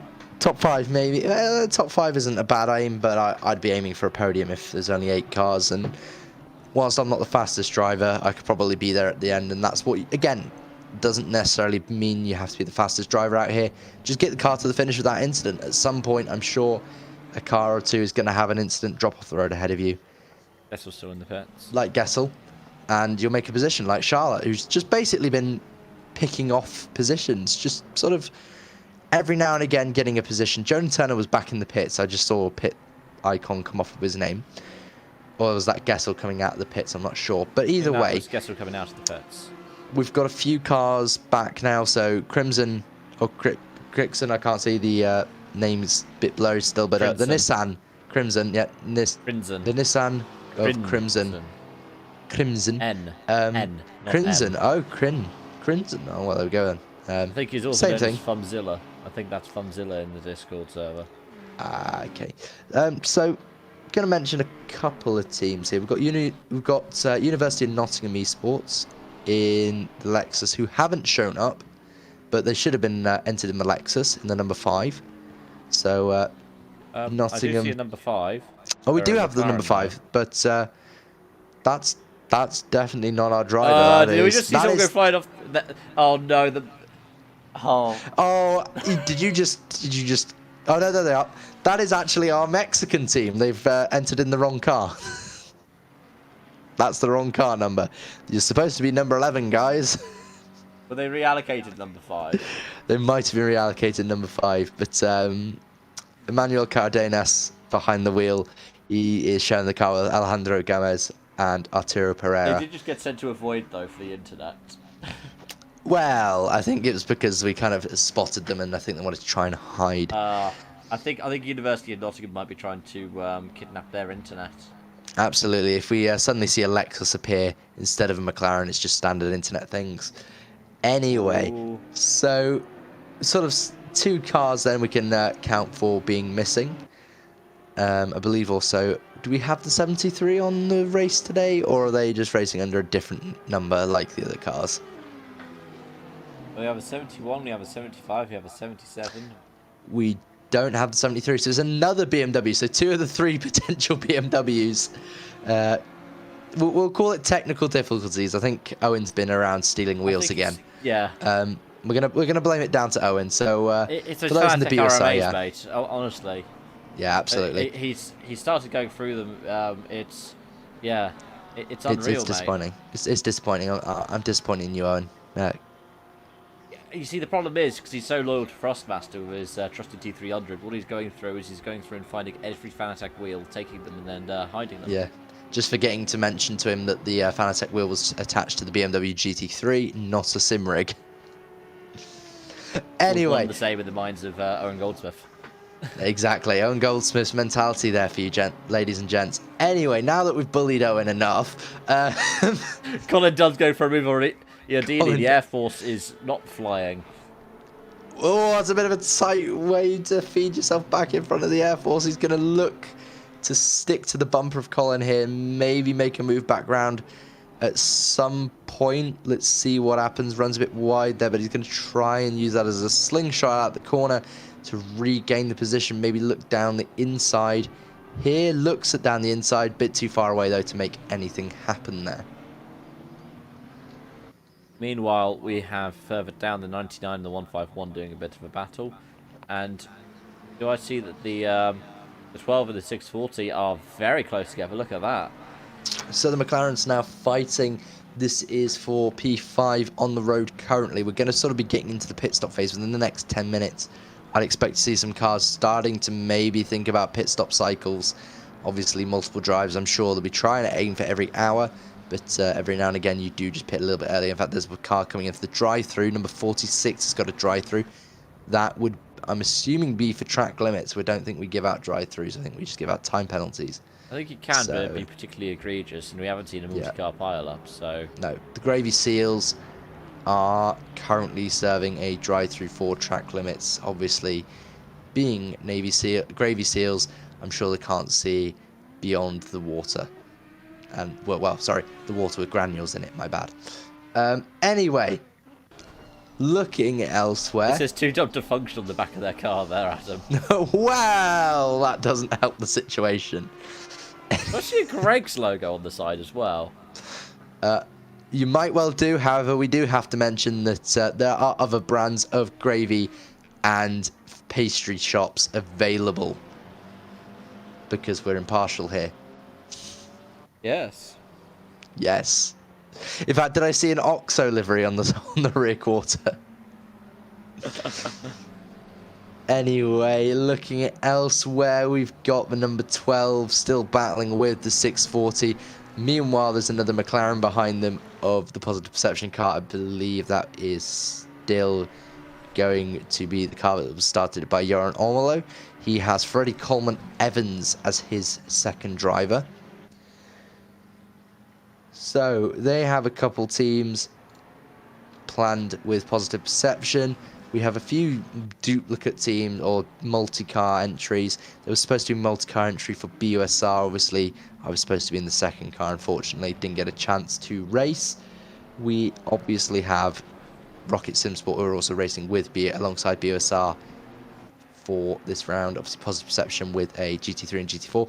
BGTR, 2 cars with the Mercedes and the Audi, both of which, well, having mixed races in the sense of where they are currently on the track, but both having their fair share of misfortune.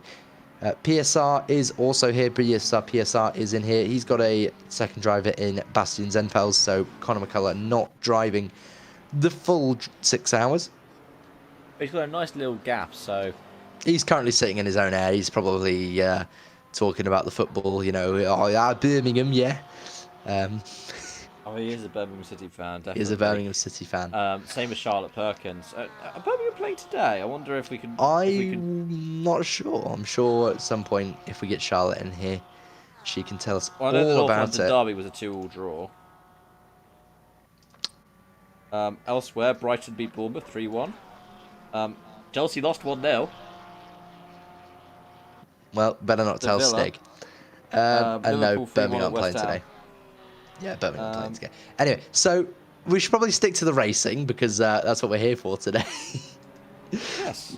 What else has been happening in the world of racing? Obviously, Aston Martin announcing their Evo earlier on in the week will possibly give us some new interesting cars next year for LMS Ultimate, or the Motorsport Games equivalent to ACC, which could be interesting. Yet to be seen. Elsewhere, obviously in the BUSR, not only do we open up the community for public events, we also have plenty of series coming up next month as we start our first lot of winter championships this year with ACC, iRacing, Dirt Rally, Formula One, and a whole host of other sort of series that will be running across the winter for NSE and obviously university challenges. So if you're a university student that stumbles upon this race and is thinking, oh, this looks like good fun, I'd like to have a go, then obviously register yourself some interest, get yourself down to the local societies if you have one. If not, just feel free to enter anyway. Yeah, it's always wonderful to be able to have a look at some of these championships. I know you organise our casual events instead. Of course, we'll see a battle for the lead again in the GT4s. There is a battle for the lead again. Pixley is obviously bored with running away and currently wants to race the number 2. So 7 and number 2 currently racing quite close together. Now, Kimi Räikkönen used to run the number 7, so obviously we can't really compare it. But the number 2 would have been is Logan Sargent's number. So interestingly, quite close together at the moment. Stoffel Van Dorn. Or Van Dorn. Take your pick. I think we'll go with Logan Sargent. But seeing how close these two are racing together is quite nice. We've still got a decent battle for the lead in GT4. Hang on. What's happened with the Chevrolet? The Chevrolet's got a... Is that a stop go 30? Upgrade to a stop go 30. Now I That would believe be they had to leave speeding the in the pit server. They had to leave the server and rejoin because, what I gather, they had set up their setup for the car and then it defaulted back to the safe preset for the race start. Oh I guess dear. that's doing a lap on them. Anna Foster, who will be producing in about an hour's time, is trying to slander Birmingham City, who drew against QPR 0-0 on Friday night. I feel like that's a little bit hypocritical from a Forest fan. I mean, I can't say much. However, At least your team's on the telly. oh, my team's on telly. Anyway, focusing back on the racing as Charlotte Perkins is coming down towards the Mistral, now coming down to the bottom hairpin. Nice and smooth through that sector there. Looked quite clean. And Conor McCullough also coming down to the same sector. So, although on different laps, both in similar areas on the circuit, as that looks like the positive perception car just behind in, I believe, probably P5 or P6 in class at the moment. Looking at the 12 and the 640 still racing each other. We sort of left them about 6 minutes ago. We're back now and they're still racing each other. So evidently these two drivers quite close together. There's a bit of flame come out of the back of the McLaren there. Really nice to see. I do love a little bit of a spurt of flame from a GT3 car. Just a little bit of a mistake there, and it's going to close the gap between Rose and Otis. I can't, hang on. It's going to Otis. Thank you. There we go. Going to slowly gain on the car in front. So the 640 looking to try and overtake here before the first round of pit stops. Now we've got a few cars coming in to the pits. C is in for what will probably be his first sort of mandatory stop. So he's going to wait there. I'm not sure how long the stint timer is running for. 65 minutes. So yeah, I imagine Angus will pit on the hour every hour, as will most of the other drivers. with the exception maybe of the multi-driver team, should I say. So, Eordinidi, now it's actually pronounced, I think we've been mispronouncing that name throughout the race, has got a 5-second time penalty. I'm going to try and see if I can pull up what that's for. Absolutely, might be worthwhile. I think it's probably going to be with contact earlier on in the race, or maybe just a general penalty. I'm not quite sure. It's quite interesting so far. So let's have a look. I'm pulling up the penalties spreadsheet. So we are talking about the number 32 incident with the number 15 causing a collision, push to pass on the number 15 apparently. Oh, there was a stop go 10 for with the 14 and 999, and the 14. The description for the stewards is car 14 has a Signes moment and then rejoins into 999 and nearly causes a plane crash. Yep, that sounds fun. Car 531 got a penalty for committing Audi on Audi crime. Audi crime. With the number 15. Yeah, 123 got a 15-second time penalty. Saying to the stewards, note to car 123, the BWP are not Pokemon and you should not catch them all.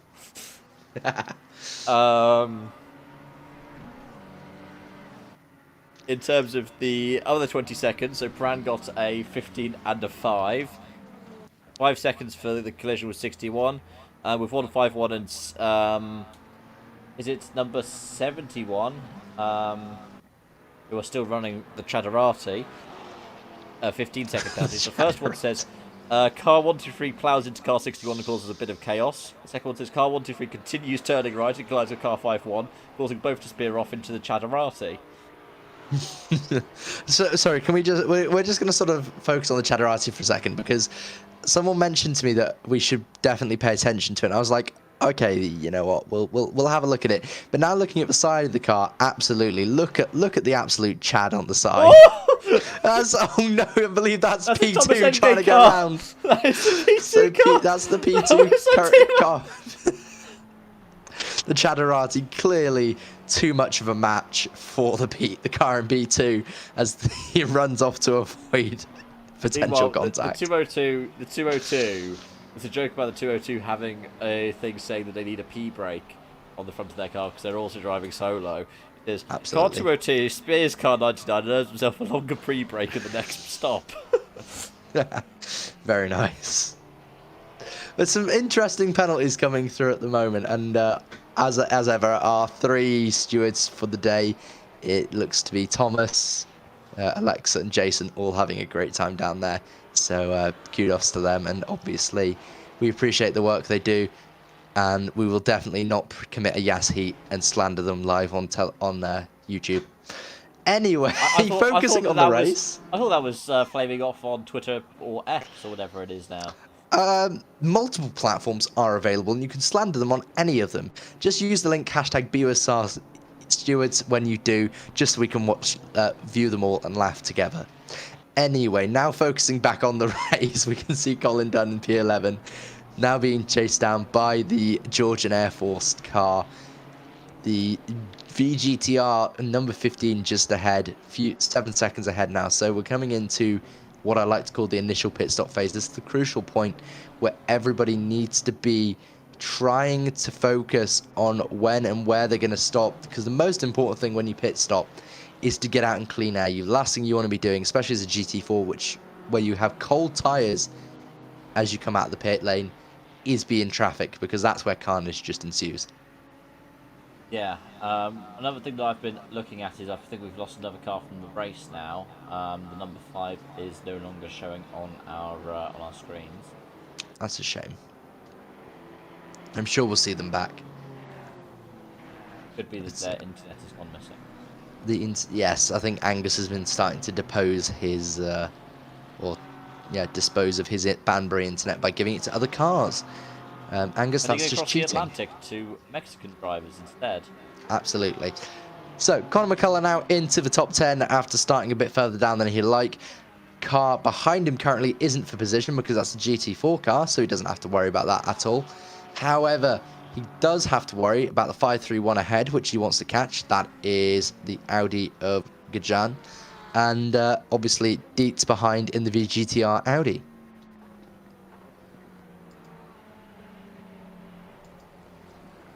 It's this kind of phase when you start to settle down in an endurance race. This is where you just focus on yourself. Clear air.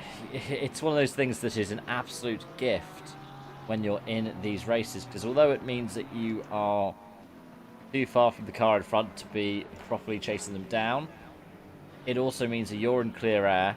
They might not be, because they might have a lap car up ahead, and it gives you the best opportunity to gain. It absolutely does. It's so important to time everything to perfection, whether it's trying to do your overtakes, pit stops, or even just your standard racing laps. If you can find a position in which you're in clear air and you can run consistent lap times, not only in the end do you probably come out ahead of your rivals at the stops, but also it just gives you a chance to relax. Obviously, racing isn't relaxing, it's stressful. You've got corners to think about, you've got setups to think about, you've got strategy, but obviously, if you've got a teammate, that's not too bad. However, people like Angus, Sonoma, who are in P1 and 2, you don't have that luxury. And as such, it's going to be so stressful to try and, well, make your way through this race without being too stressed about where you're going to be. Pran just ahead there.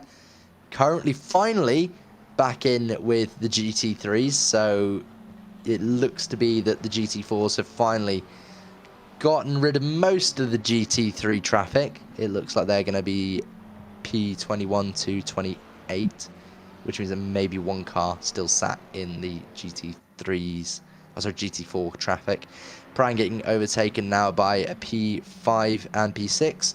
So another lap down on the Ferrari for Visceral Esports. Little bit unfortunate. I think this season SRO, Visceral, along with Rocket, have had mixed fortunes, some points in most of the races. But Pran, one of the team managers for Visceral, will be quite happy that one of obviously their former drivers, John Riley, did so well this year as well. Yes, and of course John Riley, a former competitor here in the BUSR. It's always interesting to see those names pop up in such places as with Ferrari themselves. I've just seen the 10-second time penalty being applied to the 14 car. That will be interesting to see what that is for. Let's have a quick look, shall we? Is that what it was meant to be instead of a stop-go 10 for the unsafe rejoin? It might well be. No, it says to stop go 10 as a decision, unless they appealed it and maybe reduced the penalty. Yeah. Either that or a second look was had. We've got a few people cheering on some teams. We've got Jakob Spinzelot cheering on the 999 car, and Zenex Demon cheering on the 151.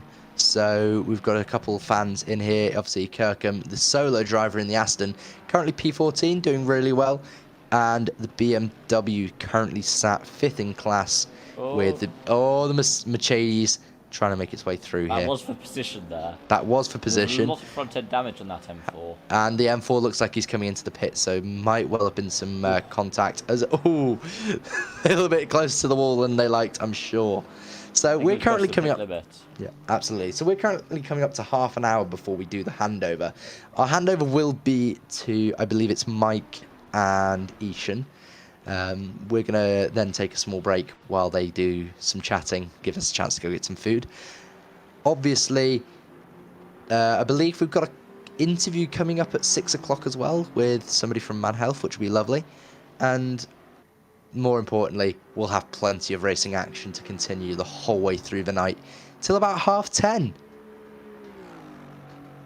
Yeah, it's got 5 hours of this left, and then we'll be speaking to some of the top people from each of the categories. We absolutely will. Well. So we're currently coming into what I like to call the pit window. This is definitely the point where everybody at some point is going to look to overtake or make their stops, maybe even a driver swap here or there. It could be interesting to see how they all play out. However, one driver that's definitely not going to be swapping is the one we're currently watching, Jay Kirkham. The only person he's going to be swapping to is himself, with maybe the occasional P break taking a little bit longer. Good news, Adam. Oh, yeah? We have a They're car returning. back! Hang on. Wait, they've changed. So, evidently, the Optimum Motorsport car was not the one they wanted, and that they are now in Kevin Say's Sky Tempesta car instead. Now, I think I might know what's happened here. I think As they we might have get joined to the the wrong outlaw. driver. I think They've wrong with the wrong driver. Yeah. Pereira is being shown is in the car, but Cardena was the one that I believe disconnected from the session, which means that their driver lineup is now bugged, and this Their could driver cost them. won't be able to join. Driver 1 needs to rejoin and switch them over. This could be quite interesting. As there's one of the leaders into the pits. That is one of the leaders into the pits. Now, Angus hasn't stopped yet, but Abe Centena has come in. The Dutch driver is in for Thomas Enge Racing, which means that we have the first of our leaders into the pits. Yeah, and the question is going to be a matter of overcut, undercut. Now, with 65-minute stints, the fuel tank will just about last that time. The tyres, if you're looking after them, will just about last that time as well. You could probably do about 90 minutes until they detonate, but why would you be doing that? I've just seen that Gajan has also pitted in the 531 and is taking that time penalty to boot. Angus Fender is now currently lapping a GT3 Audi. That's the Gravy Seals. Gravy Seals. That's the Gravy Seals, yeah. So he bids them farewell as he carries on his way towards what I'm assuming will be his first pit stop.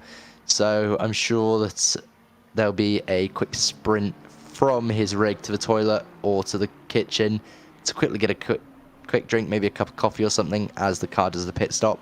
I'm sure he's maybe even got Ishan there on standby with a cup of coffee to hand him as soon as he gets into the pit lane. Potentially.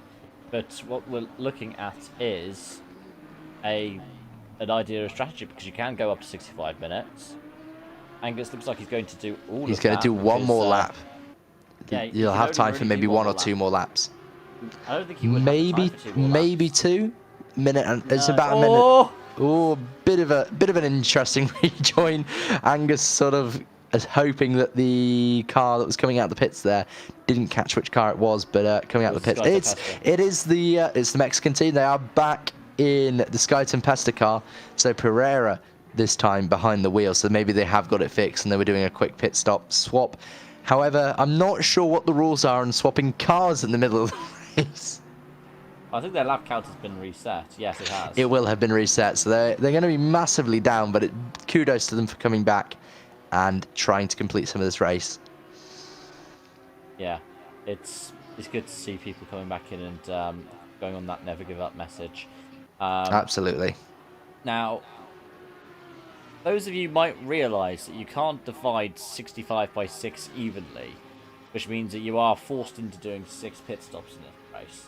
Or 5 pit stops, 6 stints. Minimum of 5. Well, no, you'd have to do 6 pit stops. It wouldn't work out you have to do 5. Stops, sorry. Oh yeah, 5 stints. stops over 6 hours. Yeah, but obviously, the most important thing here is maintaining some sort of semblance, making sure that you have a routine. Now, sort of ties into the mental health thing. Sometimes what a lot of people lack, especially when they're struggling, is a lack of routine. Now, with sim racing, especially when you're doing these sort of professional, not necessarily this one being as a good example, but a professional event, you have to maintain a routine, and that sort of routine helps sort of unclog your mind because you're so fixated on something, and making sure that you carry on in a consistent manner. As I think Angus will now come into the pit lane. Here you go, he is declaring himself into the pit lane, coming in behind the Mercedes GT4, a little bit slow, but they're going to make it into the pit stop now. It's all about maintaining a routine, and that routine will help massively. So sometimes even just small things like going out on a walk every day or having set times when you have food can help massively for somebody's mental health. Definitely. That's one of the things that they actually teach you in education, if you're studying for BGCE, they talk about the importance of routines as part of professionalism, because the idea is if you don't have routines, your body doesn't really know what's going on and ends up in a little bit of disarray. And that's one of the things about mental health, is it's so closely, intricately tied in. I know that we separate mental health and physical health a lot. They are one and the same, because if your mental health is knocked out of kilter, your physical health will be as well. So I definitely agree, routines are a fantastic thing to have. And what we'll probably see with Angus Fender is his routine will be to stretch out the stints as long as he can. Because, oh, careful with that Ferrari on exit. Look at the Ferraris. Massive twitch from the Ferraris as it comes past. What you'll be trying to do is you'll be trying to make sure that you can minimise that splash at the end. Because what it will mean is, if you can maximise those early stints, you will have half an hour, half a tank, and fresh tyres to absolutely send it for that final few minutes. I can see the 911 following on with the kind of never go up message. Jonah Turner still behind the wheel of it. And you can see some GT4s all on different laps. You can see the 71 in front, who I do not believe is battling for position. They are 2 laps ahead of Turner. And then you've got the lead battle sandwiching them. So Pixley and then Bullock at the front and the back of the queue respectively. Absolutely. So it's quite interesting to see. As Angus Fender comes through, there goes one car. He probably will back off now and wait till after the corner to overtake Jonan here. Obviously, these two race each other quite often in the BUSR, so it's quite nice for them to see each other. I'm sure a little sort of wave out the windows that go by. Down towards the Maserati now. Going to look down the inside of it, and obviously nice easy overtake there for the race leader. This is important that he gets through this traffic cleanly now, though, because obviously both him and Sinema have made their pit stops, which means that if they had an incident now where they picked up a decent amount of damage, not only would they be thrown massively off kilter, but it would potentially put the chances of a victory completely to bed, as Pixley probably won't defend this too hard. There you go. So the two race leaders sort of greet each other as they come through. Class leaders there, just in the shot there, first and second in that shot there. So coming through into the next lap, lap 34 for the GT3s, and I think it will be a lap 32 maybe for the rest of the crew.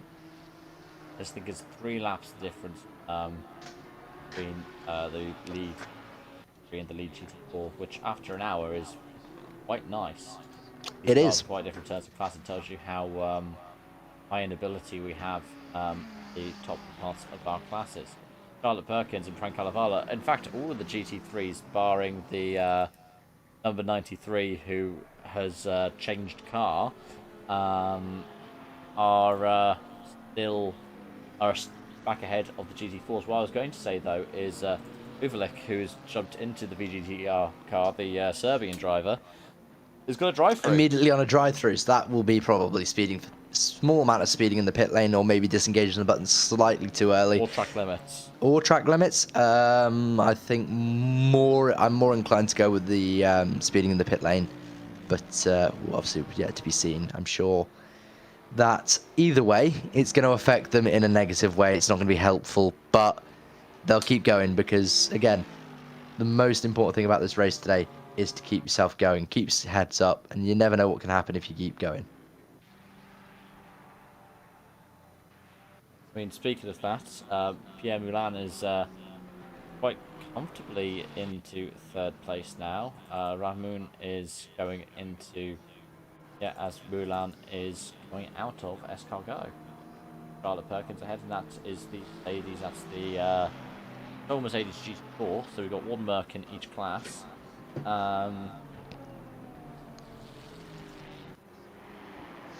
Then we get back there's still a battle going on here. Look, this positive perception car now with Russell behind the wheel, your friend the commentator.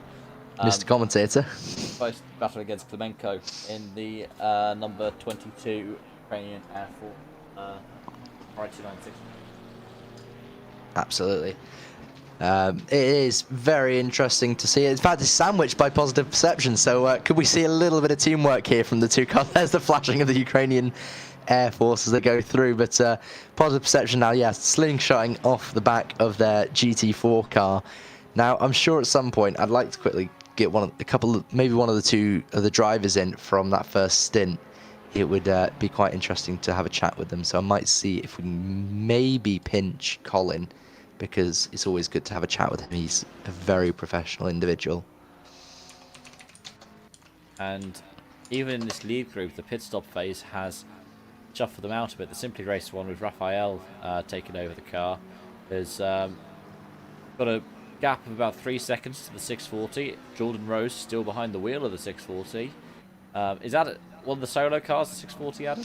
The 640, we are checking.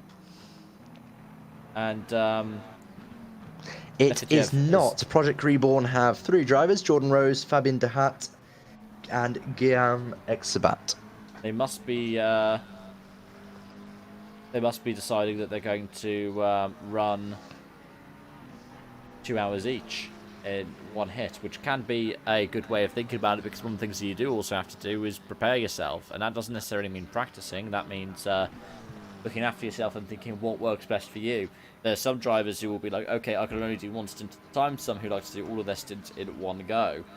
Back to myself in endurance racing, I typically run with a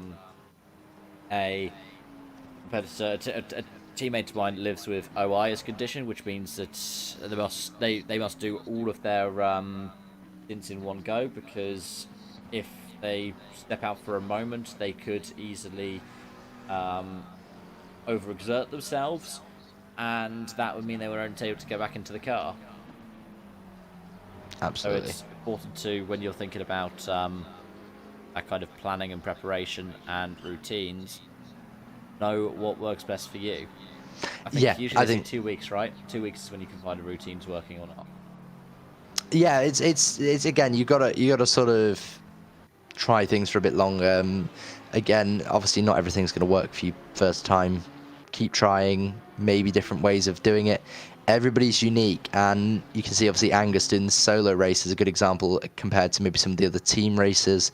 Here we've got, in fact, 3 of the solo drivers in a row there. The Nissan, the Ferrari, and the Lamborghini all in a row there. They're all solo drivers just in front of that McLaren ahead, just behind. But all these solo drivers here doing a routine that would be Pran runs really wide. Another drive. So Pran deciding that he wants to collect all the penalties in the world with another drive-through.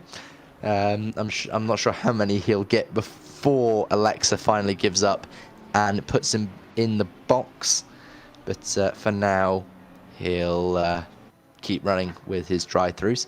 However, obviously, like I was saying, the routine for each of these drivers is going to be unique in their own aspect. Maybe after 2 hours, they might have a drink or something, a quick snack to celebrate, they've made a certain distance. Or even just maybe even a little, have a snack down the Mistral. I'm sure it's long enough to quickly grab a bag of crisps or a packet of mini cheddars, or, any sort of snack before jumping it back into the car. But yeah, obviously, so many of these drivers will be doing their own unique strategies and unique rituals as well, as they count down the minutes until they get to their next stop.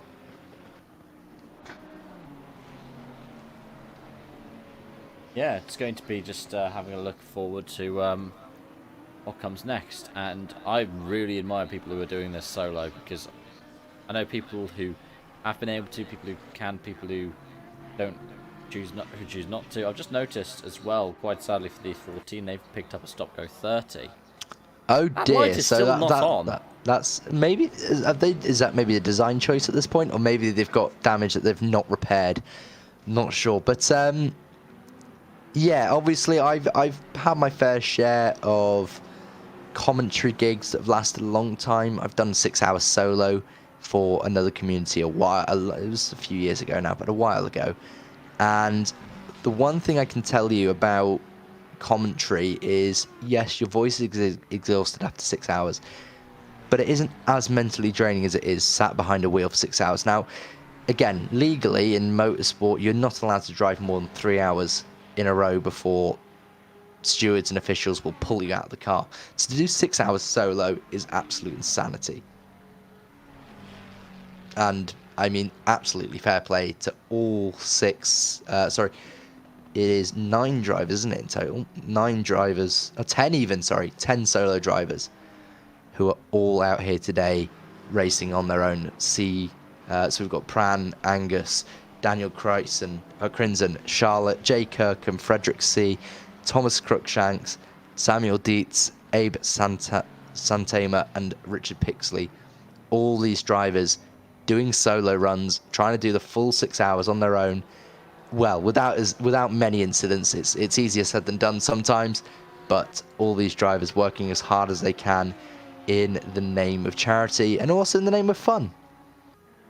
Yeah, and Dietz is chasing down Bastian Zinnefeld, who has taken over the reins of the 992 Podium Sim Racing car from Conor McCullough. They are coming up to lap Sergei Sebastian, who's gone back behind the wheel on number 61 Alpine. And he has indeed. You look back to the rear wing, you can see an Audi, and it's like, oh no. It is the most intimidating thing, especially in a slower class car, to watch a really fast and competent driver fly up the inside like that. It can be really nerve-wracking. You have to be so confident to hold your line and trust the other car to do it safely. And that's the most important thing. It's not even a case of your skill. It can be always down to the way you're overtaken as well. It can be very nerve-wracking for these kind of drivers to be sort of under this kind of pressure. It definitely can be. Who's been your driver of the race so far, Adam? Like, if you were to name 2 or 3 drivers. Well, obviously, we've got a few teams out there. I think Pixley and Pollock having the battle in GT4 been really impressive. Obviously, we can't not mention Angus and Santama, who are currently P1 and 2. We've got to give special mention to the few teams that have sort of dropped off. So Jonan with Rev Sport, or sorry, Cheving My Wife Tonight, as they're going to be known for this race. And also the Mexican team of Oral Way, who are currently now in a different car to signify that they dropped off the face of the earth at one point. For their determination, obviously we'll mention all the drivers that have had incidents, kept going, and sort of realised that we're not racing for pride. We're racing for pride and for fun, not for any sort of prize. And they'll keep going, which is incredible of them. If I'm going to put it down to one, though, I definitely have to say it's been really impressive to watch is the battle between the 7 and the 2 in GT4 class. Yeah, they have been a battle to watch. Definitely one to keep your eye on. We see another battle. Is that the one with the positive perception car there still going on with Wrestle? It is. It is David Wrestle, this time fighting the Ukrainian Air Force. So the Georgian Air Force clearly no match for positive perception. So they've sent in the Ukrainians to see if they can dispossess them from the AlphaTauri's favourite spot of just outside the points. Obviously, positive perception doing their best impression of Liam Lawson here, trying to keep us within as close as they can to the top 10 in the hopes that somebody drops out. Just behind them, in fact, is the Georgian Air Force. So wherever they may well be, they are on paper just behind in the Honda. So we've got the 2 Air Forces bearing down on the BMW, which, well, obviously is synonymous with German aviation from a certain period, hence the way their badges are sort of created. In fact, there you go, just in the background is the Honda. Yeah, it's nice to see that these battles are still going on, even if they spread out a little bit more, because they tend to ebb and flow. And speaking of ebbing and flowing, you can see that the 640 and the 555 are still really close together. They really are, and at some point I'm guaranteeing that the 12 will be back on this battle, and battling which they were just before the pit stops, be nice and close together again, and they'll start fighting. So we've got about 10 minutes before the changeover. I'm sure that in a few minutes we will see our colleagues ready to jump in wherever they may be. For yourself, Cav, moment of the race so far? It's really hard to pick a moment of the race, really. I think that some of the battles that we've seen where they just stop and keep going and stop and keep going when they're lapping people have been almightily impressive. I think that GT4 battle that you were talking about is a big example, Paul and Pixley, because they were being lapped several times through like Senior and Escargot, and they still managed to keep those gaps within 2 seconds of each other. You could see them swapping position 2-3 times in the lap, and they are still up at the top, but I see a car stopped. Is that the 32? It is the 32. The Georgian Air Force, they've dropped. Is it disconnect or? I think it is. I was trying to pull up a replay, but we could only pull the 23 up. That's a shame. So the Georgian Air Force seems to have retired for something. We don't know what yet. Hopefully they come back. We'll wait and see what happens. But so of the air battle, well, so far the Ukrainians have, well, taken it by a storm here. Looks like we will hopefully we'll see them back, but at the moment with an hour and 20 minutes run, we have lost 2 cars. I believe so. We've lost the Mexican team again. That's a shame. McLaren's no longer running. I believe we have 27 cars on the track. So 27 cars is still a lot of cars to have plenty of racing, which is good. We want that. It'd be nice to keep that going. Obviously, the last thing we want is to lose cars from the grid, especially through incidents and other sort of means. We do, however, love a good battle, and it looks to me that McCullough's teammate has jumped behind the wheel. So we're about to see a battle between the 15 and the 992 form, I think, within the next couple of laps. In fact, yeah, there you go. They are getting closer each sector. 1.3 the gap currently between the 992 and the 15. So we'll keep. Say again, sorry?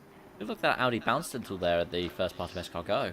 It might well have done, but they seem to be okay so far. They actually are closing the gap, which we'll keep an eye on as they come up to the next sector split, which will be the start-finish straight.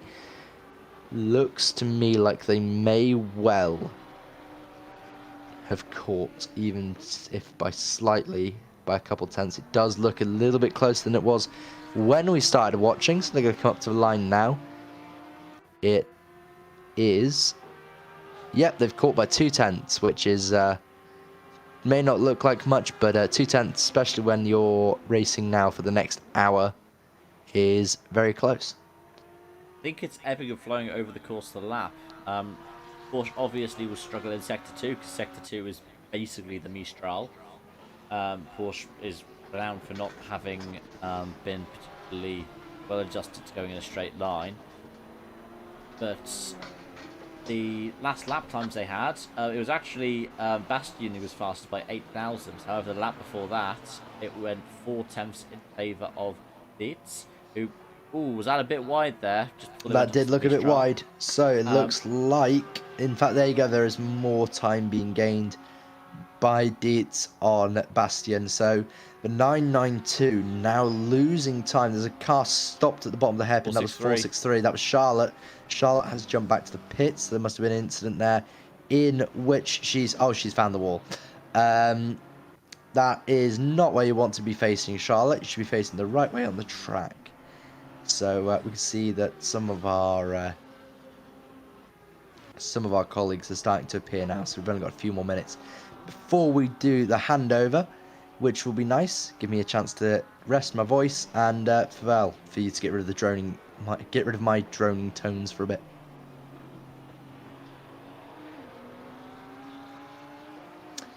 So with 4 hours 37 minutes of racing remaining, Angus Fender still leads, hasn't lost the lead since he took it in qualifying, with Santana second, Moulin third, followed by 4 McLarens. So the whole, other than 1 or 2 McLarens that are a bit further back, one has disconnected.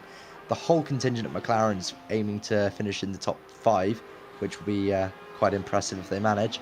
Followed by the 531 Audi, 992 Porsche, number 15 Audi in the top 10. 750 of David Russell in the BMW, followed by 2 Ferraris, 22, and the 99 of 22 being the Ukrainian Air Force, with a drive-through penalty, so track limits obviously being a factor there. The 151, the sole Aston Martin's number 15, does make the move for the position and takes the position whilst they were lapping the Maserati. So there you go, there is move for position between the 15 and the 992. It is now going to change up slightly. That still keeps them within the top 10, but McCullough's teammate Brian, whatever, sorry, running Bastian. That's it. Sorry, Bastian. Brian. Bastian losing position. I looked at B and my brain went Brian. Okay, we'll run with it. You know what? His name is now Brian. I mean, it does start with a B and end in IAN. Yeah. There are a few more letters. We'll run with it. There's not an R. There are a few more letters, including the 2 after R that are in there, though. No, we'll run with it. Anyway, so P11 to David Russell in the BMW, then 2 Ferraris, followed by the sole Aston Martin, C, one of the solo drivers in the McLaren, Gursen in the 46 Audi, the Nissan of Crimson, Calavala in his 1-2-3 Ferrari, who hasn't collected a penalty for a while, so I'm sure he's due one any minute now. Then we've got the GT4s of Richard Pixley, Paul Terrett, Sebastian Felinski. Looks like all the GT4s in a row, which leads us all the way down to Cam Gold. And then I believe Charlotte Perkins will be just behind them in 27th, if she's still in the lobby. I do not see the 463 in the lobby, Adam. She's left the lobby. That's a shame. Well, she was in the lobby and now she's not. That's a skill issue. So, the George Russell fan has failed to finish the race, like Singapore, found the wall, and called it quits there. Oh, if gap car, right? If gap car, or if wall bean. Anyway,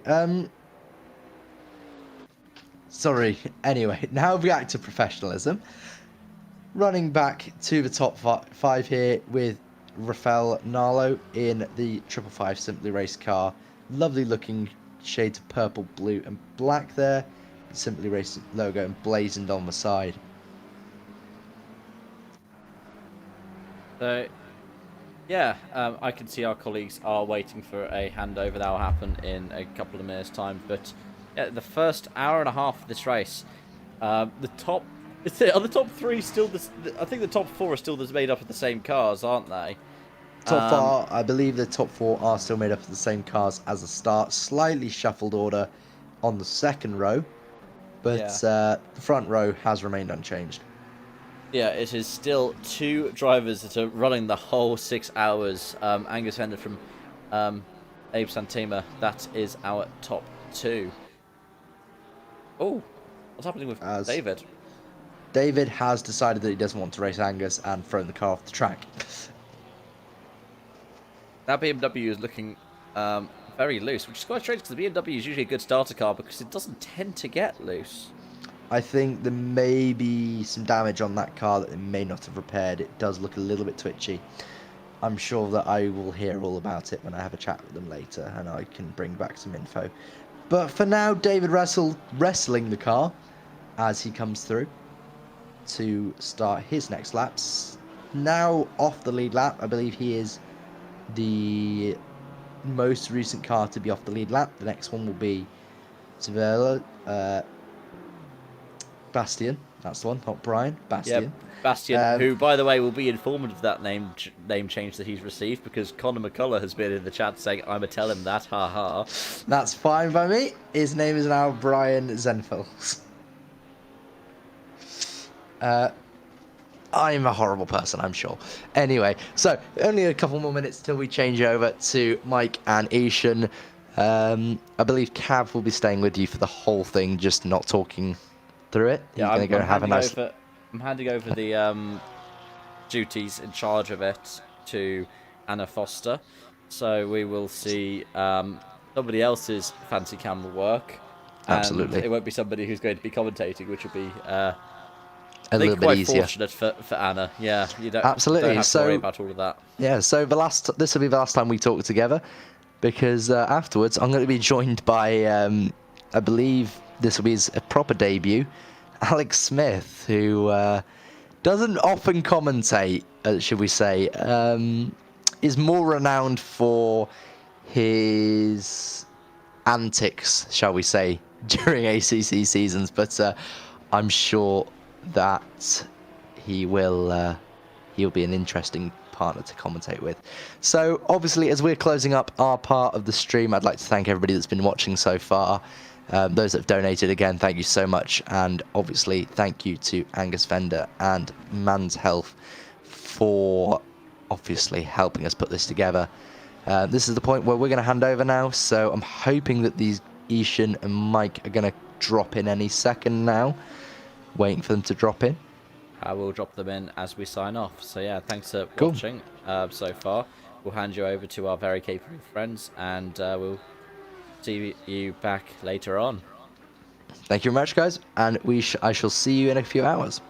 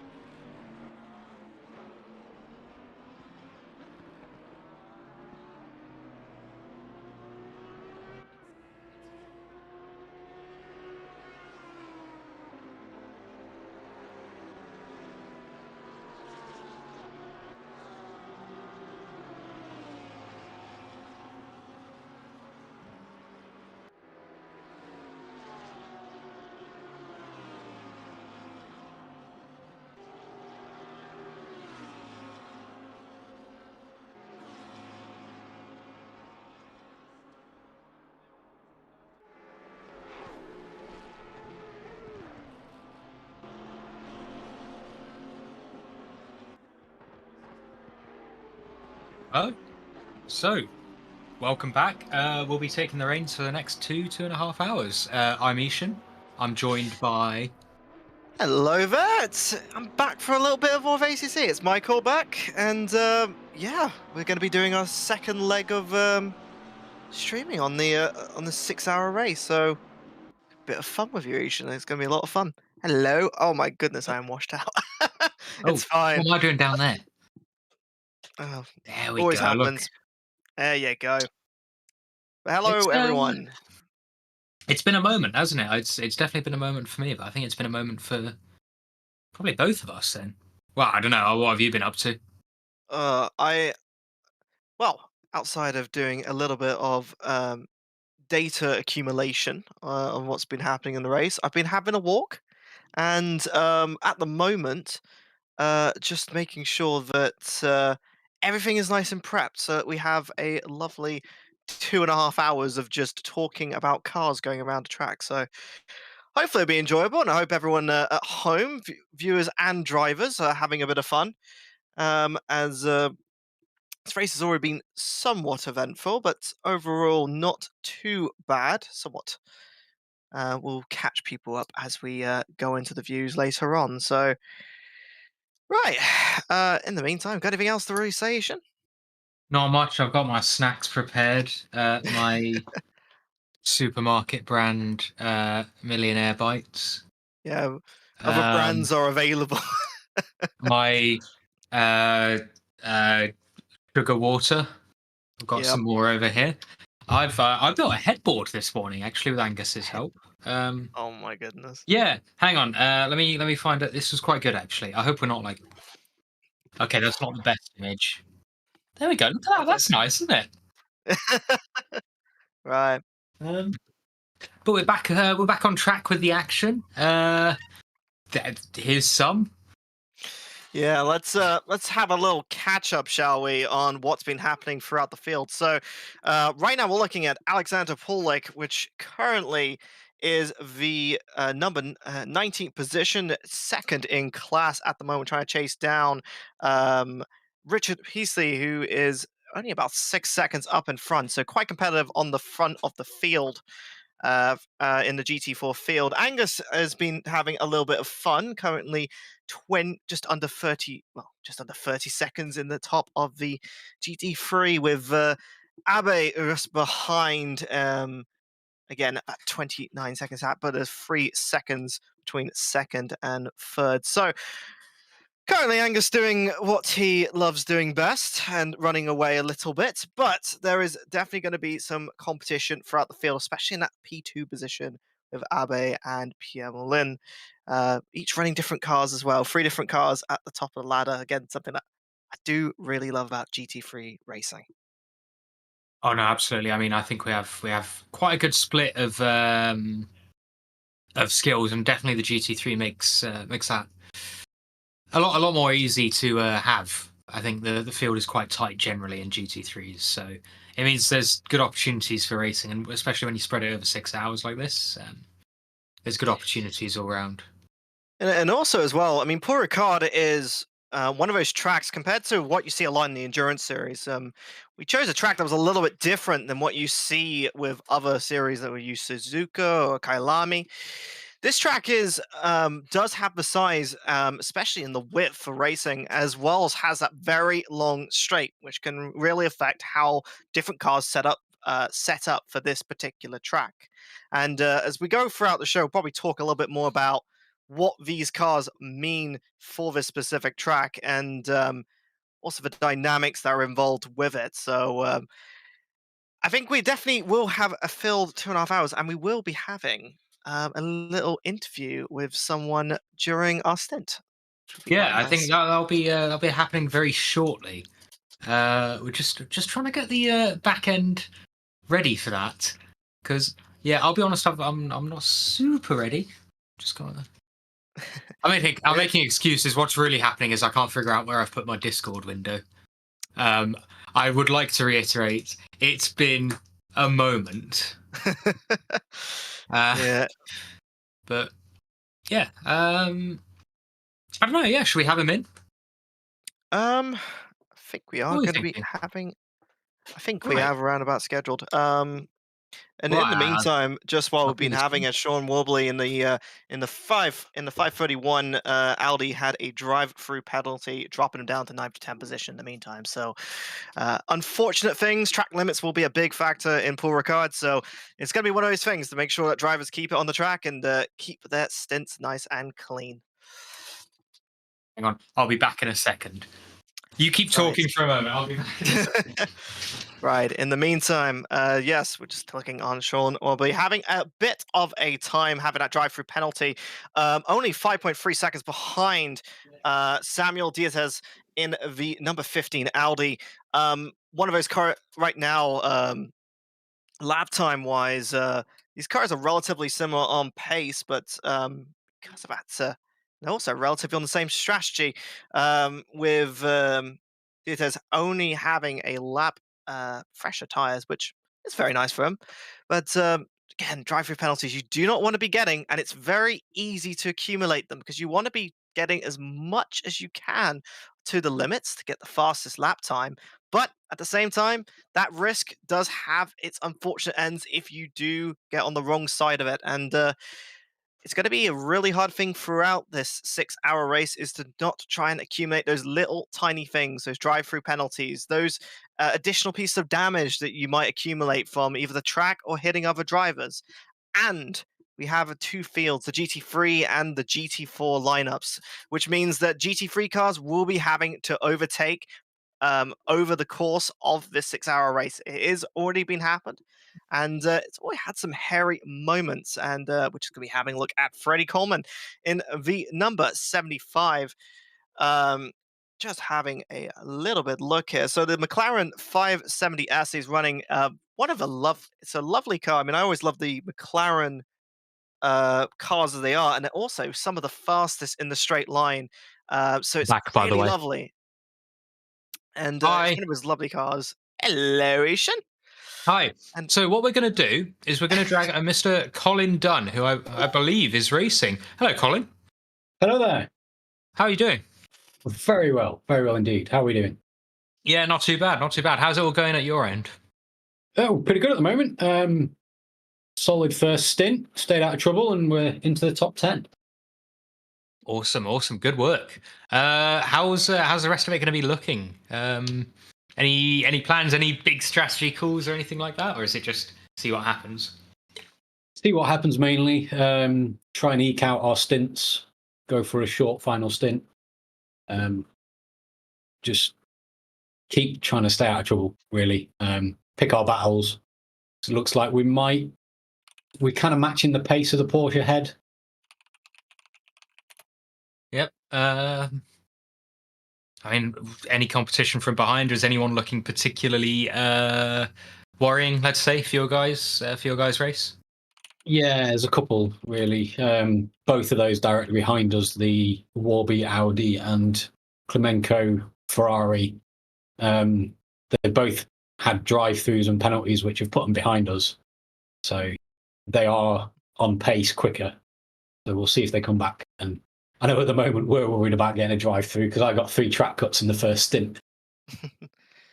Yeah, we've got to notice some of these things. So yes, I did notice that. Is it just a Paul Rick thing? Is it lapse in attention? What would you say was your biggest contributing factor That's to your track cuts? Paul Ricard's a bit challenging on a couple of places, and they all came when I had just got past people, and was sort of trying to pull a gap and trying a bit too hard. Ah, got you. Yeah, it happens. I mean, it's the nature of the beast, isn't it? How many stints do you reckon you've got left then? In that case, we're going to split it pretty much evenly, 3 and 3. Awesome. But Awesome. Good work. I'm only running single stints today because a little bit injured from some marshalling, but we'll be all right. oh, What were you marshalling out of interest? We've got a good opportunity. I marshal at Grimley Raceway near Worcester, a little short oval track for stock cars and bangers. lovely. Got you. Oh, good stuff. It's definitely a how can I say a contrast to having GT cars going around a track, and probably is quite a lot of fun to watch. Quite loud. if anything. Oh yes, it's great fun. Love it. In fact, I'm getting involved next time because I've agreed to hire one of the F2 stock cars for the next meeting. Oh, good work. fantastic. Good Are work. you actually currently in the BMW, right? Yes. Yeah. So how does it feel having a car that's relatively good in a straight line, but a little bit tricky in the corners, especially in places in that first sector? How does it feel? Through the first sector, it feels pretty good. And, which tends to get us on the back of people for the straight. It's that long right-hander coming off the straight that it just wants to eat the left rear tyre. Yeah, it's the unfortunate nature of it because you got that turn 8, which is an incredibly high energy turn. Then you go in turn 9, which is long. It's just stressing the tire, and it's unfortunately giving all of that wear. So Oh dear, it's been one of those. It is one of those tracks. It's actually the one that I was the first track I had to learn in ACC. So um, very much no, especially the M4. So I don't envy you driving it around here. It's a lovely. It is an okay track to run, but I also find it's very difficult, especially in the longer stints on those rear tires. Was problem for me around this track. Yeah. Yeah, we're doing okay. We're taking a bit of a hit round those corners. We know it's going to be a problem, so we're just sort of managing the pace and trying to stop it sliding. Oh, absolutely. Yeah. I mean, that's got to be crucial, hasn't it? I guess at your end, tire management and avoiding changing those as much as possible. Which set are you on now, out of interest? Do you know? I don't know. I'm afraid. No worries, and no worries. Well, anyway, Colin, thank you for your time. Best of luck to yourself and David. Is it? Yep. Yeah. Good work, Right, though. thank you very much. Yeah. All the best. Take care. See ya. Have a good race. Right. Right. Well, back into the cycle then, I guess. We're watching some cars. They're going. These ones are going left right now, but they'll be going right in just a moment. There it is. Yeah, I mean, Pierre Moulin and Abe Satema have had quite a fight over the last over the last hour and a half, an hour and three quarter now. Again, that far in, closed the gap now to less than a second. So these two have been fighting out with only their one pit stop difference, and the only difference that Pierre has stopped a little bit later, so has a lap younger tire. So it is going to be very interesting to see whether or not that grip difference is going to be different. They are different cars, and they do have different characteristics. Especially, watch out for Pierre's top speed. He has a 2 km/h difference, which I don't know if it's going to make too much. But as we just said, that drive-through penalty comes through. Yeah, that was good timing, Mike. What are you doing? What's going on there? Ruined our fun, unfortunately. Yeah, a little bit rather. It's going nowhere. Do we know what it is? I'm looking for the documents now. I'm slowly warming up. Just Be somewhere. any day now, I'll be there. It'd be somewhere in. It looked like it was turn 2, which is always a little bit of a difficult corner because it goes over the crest, and when you go over the crest, the rear suspension lifts up, and it means you've got a little bit less mechanical grip. And at low speeds, and it is somewhat of a low speed to mid speed corner, you might get a little bit of kick, you might go a little bit wide. Unfortunately, it's caught out some of our best competitors already, and a drive-through penalty coming through for Pierre Moulin, putting them down the order, and will put them down. Probably looking at the times around about fourth position, not something they will be wanting. But let's have a look here, and the 21st position of Sergei Sebastian in that 61 Alpine. Lovely little car. It's always a bit of a different looking car. I don't know about you. It always looks a bit It's different. So not the prettiest car in the world, in my opinion. It's unique. Certainly, it's very unique.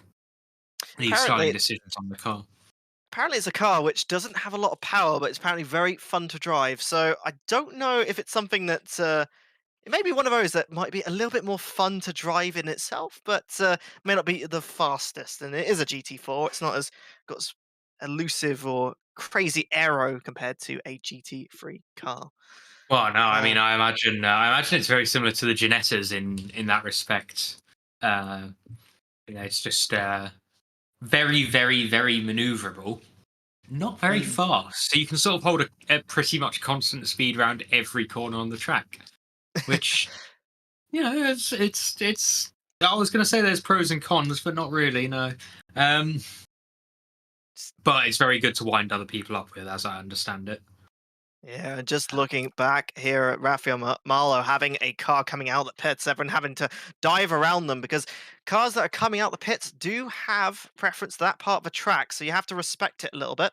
And right now we're seeing a chase for fourth position here between Rafael Maha and Abe Santama, which just actually behind. So there's actually a three-way fight here for position because you got Abe, who really wants to get their positions back after getting that drive-through penalty, as well as Rafael Maho and Salim Ramon of a 95 McLaren, all McLaren 720Ss. So fast in a straight line, but also pretty similarly powered because they're all running the same car and relatively the same aero. Yeah, I mean, it will be hard because it will all be set up and driver at that stage that dictates when and where you can pass.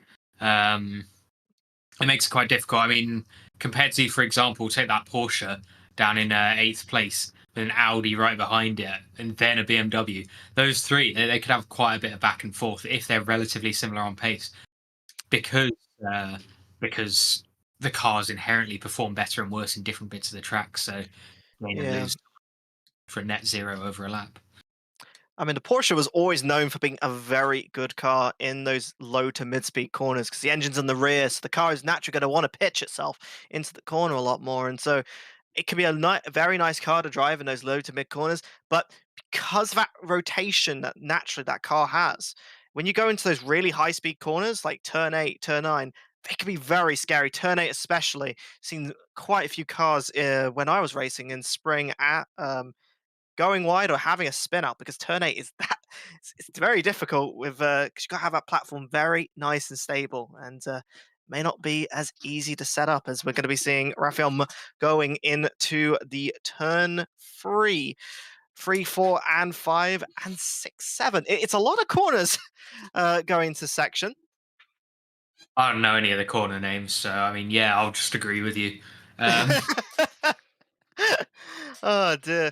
I had to learn this track a lot because it was the first track I had to learn in ACC for competitive because it was our first race in spring and it was definitely one that was competitive with a lot of different drivers fighting for position. I remember it a lot, but I also remember how annoying this track can be, especially on tyres.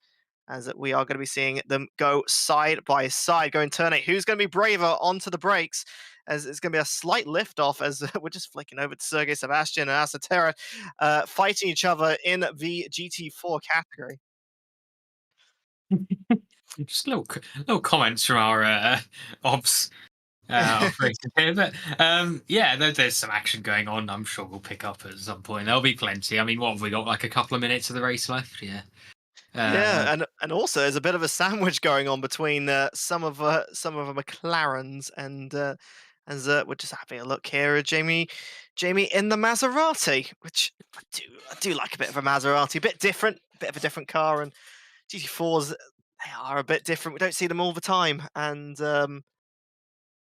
Oh, seeing Asoteric coming off as well, and that would not be helping his fight to try and get 21st position. Definitely not what he no, wants to be doing.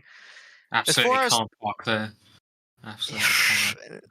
there's also just Um, over 4 hours left, so there is definitely time for him to come back. Looks like no visible damage, which is very nice, as it looks like one of our leading pack drivers, Slim, having a bit of a spin-off into turn 2. I was talking a little bit about, the car getting a little bit unsettled in that over the crest into turn 2, and it looks like it may have just slipped up one of our leading pack drivers as looks like Charlotte's got himself back into the race. yeah, okay, I wasn't expecting to see that. I mean, I'm still stuck on the Maserati. To be fair, I have a lot of respect for the decision. The Maserati, I would say, is probably the most different, maybe of all the cars in ACC, for one very uh, hmm, crucial, very key reason. It has no driver assist. I mean, it has power steering, and that's about it, really. So it's a proper challenge of endurance, like even within the endurance category, to do that for 6 hours. And frankly, it's a little bit concerning. It's a little bit concerning what's going on in the mind of the person, or indeed the people that make that decision. Well, one of the benefits they'll have today is there isn't expected any rain. So the Maserati is definitely, if you don't have those driver assists, driving in the rain is incredibly difficult, very treacherous, and unfortunately it'll hurt lap times a lot more than if you have a inbuilt traction control into your car. So luckily, the environment that it's in does mean it's definitely a lot more favorable to drive, but it is a lot more of a hard little bit more hard work to basically drive in. And Jamie's keeping it in relatively okay. There are cars that are. There is a car behind. Well, two cars struggling at the moment, but Charlotte will probably get themselves back past these GT4s occasionally. They had a bit of a disconnect earlier, so they've got themselves back into the race, but will have to claw themselves back up into the position. So, unfortunate nature that it is, but that's unfortunate. The nature of driving sim racing and driving online in generally, it's just the way it goes, unfortunately. I mean, the whole thing, it's part and parcel of endurance and ACC and online. That you can't bully other people out the way in the way that you could with AI. But part of the beauty of endurance is that you can have a catastrophic incident at the start of the race and still have a chance, still not be fully out of it. Which there's something to be said for that. Yeah, I think it's also it gives opportunity for teams to drive. There are definitely situations in endurance racing where a car can be binned off. I remember, I think it was this year's Le Mans. There was a car that got binned off in turn one, and that was it. First turn, and that was it. 24-hour Le Mans race that they paid money to get into this race, and they lost it on the first corner. It at least in this environment, you can get back to the pits, you can drive the car around, you can fix it, and you have opportunities to get around. We're seeing a lot of cars getting themselves trying to get round this Maserati, including Charlotte in a GT3 car in a pack of GT4. So cars are gonna be a lot harder to get past because they are slower. They're a little bit more clumsy. Is that an overtake for position that Charlotte just made, though? Not at the moment. Cam is unfortunately very far behind in the 911 Chevrolet Camaro. So I'll have a look for you at the moment. But Charlotte is currently a lap behind the 25th position of Jamie Mattel. So that was actually a unlapping. But he's got another lap to do before that position can be taken. Got you. Okay. Cool. In the meantime, a drive-through penalty out for Frederick C in the 202 McLaren. Going to be another annoying thing at the moment to have. I think as well, just looking at the data, they had a drive-through penalty. They've just come out the pits as well. So they've just gone into the pits to get tyres. They've come out, got a track cut, got a drive-through, and now have to go through the pits again. Very unfortunate. Oh dear. I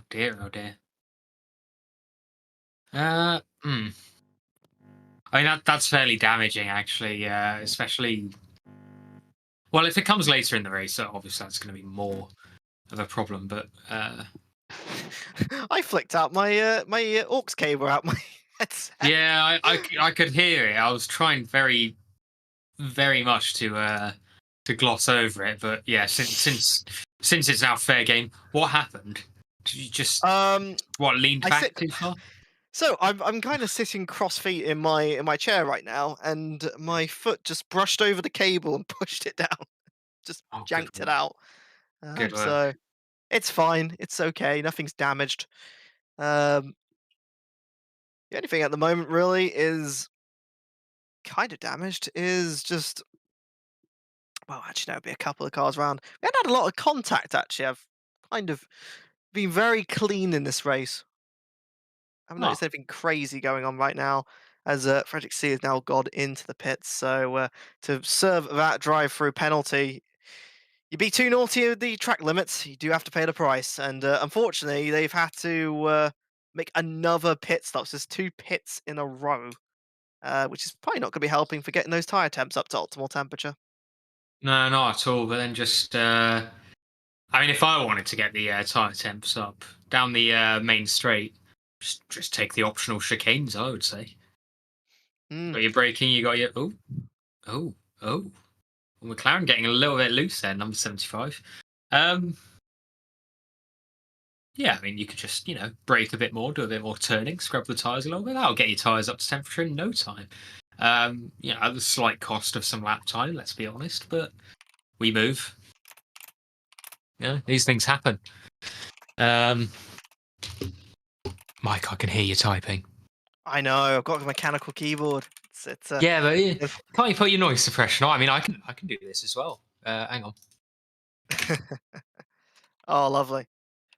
I'm actually buying some new switches, so it might quiet the thing down a little bit. So, Good turn um, suppression on. Just saying. be fine. I just needed to talk with our producers to get some things going. And in the meantime, Sean Wobbly is finally going into the pits. Definitely one of those that do Oh, just have. Mike, Yeah. he's here. Oh, I know. Hang on. How do I? Hang on. I got this. Hang on. Right, I'm going to move him into prep room. Right. So very shortly we are going to be having a chat with. I don't know what the right word is. Hang on. I'm going to Google it and then I'll get back to you. Moving on. Yeah. Yeah, no, we were gonna have the yeah, we are gonna be having an interview, aren't we? So Yeah. Keep posted for that because I think we've got quite a good opportunity to actually chat with the founder of ManHealth very shortly. The charity for which this event is being run. But yeah, I mean, actually, should we just bring him in now? I think we've got a good opportunity. So, without further ado, I'm trying to drag him in. I don't have permission to drag him in. Hello, welcome, Paul. Welcome to the broadcast booth. How are you doing? Good afternoon. Afternoon. Can you just give us a quick introduction about yourself? Tell us about sort of your role within the charity, and I guess your motivations. Of course, I certainly can, and thank you for having me on air on this great event. And thank you for everyone who's taking part, and to yourselves, the organisers and the commentators. My name's Paul Bannister, and I'm the founder of ManHealth, which is a male-to-male peer support group for men in the northeast of England, and we've been running these groups since 2018. And the groups offer an opportunity for men who may be struggling with all sorts of problems to come along on an evening and chat to other men, to receive advice and guidance and chat about how they're feeling and be listened to primarily. This is an opportunity to help them deal with the issues that they may be faced with. Absolutely. Mike, sorry. yeah, no, I was gonna say, when it came to, what kind of compelled you to really start really pursuing this area of work? Because I mean, just for me personally, like people my age, unfortunately, mental health is one of those that is probably one of the biggest risks to a person's well-being. I wanted to ask, what really persuaded you to restart, uh, going and making this charity and doing these things, really, for you personally? It's a good question, Mike, and thanks for that question. And you rightly mentioned that the increase in the suicide rates amongst younger men. I know we've had this big campaign over the last few years to try and encourage, to try and encourage men to speak up. I'll come back to the failures in that campaign, but it is a real issue. But what compelled me was that I'd struggled throughout my whole life. I had major mental health issues all my life, and I'd masked them completely. And it tried to ignore them, which is what men tend to do, and it affected me relationships, it affected me work, it affected everything. And it wasn't until I was well into my midlife that a series of life events happened at the same time, and my problems became so overwhelming that I was having suicide ideation at that point. And when I was in that really, really dark place, and I was searching for something. I was really desperately searching for something. I needed something, and I just happened to be looking into, thinking to myself, there must be something out there for men who were in a similar predicament to me. And this is back in 2015. And there seemed to be nothing. There seemed to be no avenue or no medium for men who were in the same boat as me. And I wrongly thought at that point that I was the only man experiencing these things. It later became apparent through visiting my doctor and things like that I was suffering with severe depression. And I thought, who can I turn to? What can I do? And there was nothing there. And then I came across, I was doing some research and came across peer support. And I thought, well, that's really interesting. That, you know, all this information and all this science behind the benefits of peer-to-peer support. And then from my really dark place, that's where I created ManHealth. And I did a year-long feasibility study with Manchester University. And then luckily, after that feasibility study, I pitched it to the National Lottery. And back in 2017, the lottery gave us some money to set the groups up. And yeah, that's the story in a nutshell. I think that's quite a. I'm sure it's a story. I'm sure it's a background that perhaps a lot of people can, to some extent, relate to. I guess mental health, or a need to look after one's mental health more closely, is a lot more common than I think people realise, isn't it? Without a doubt. Yeah, without a doubt. I mean, everyone, we know, I mean, everyone's much more aware of poor mental health these days than they were. But everyone has to. I mean, people would think nothing of going to the gym if they want to improve their physical health. They would think nothing of, you know, jumping on an exercise bike or going for a walk.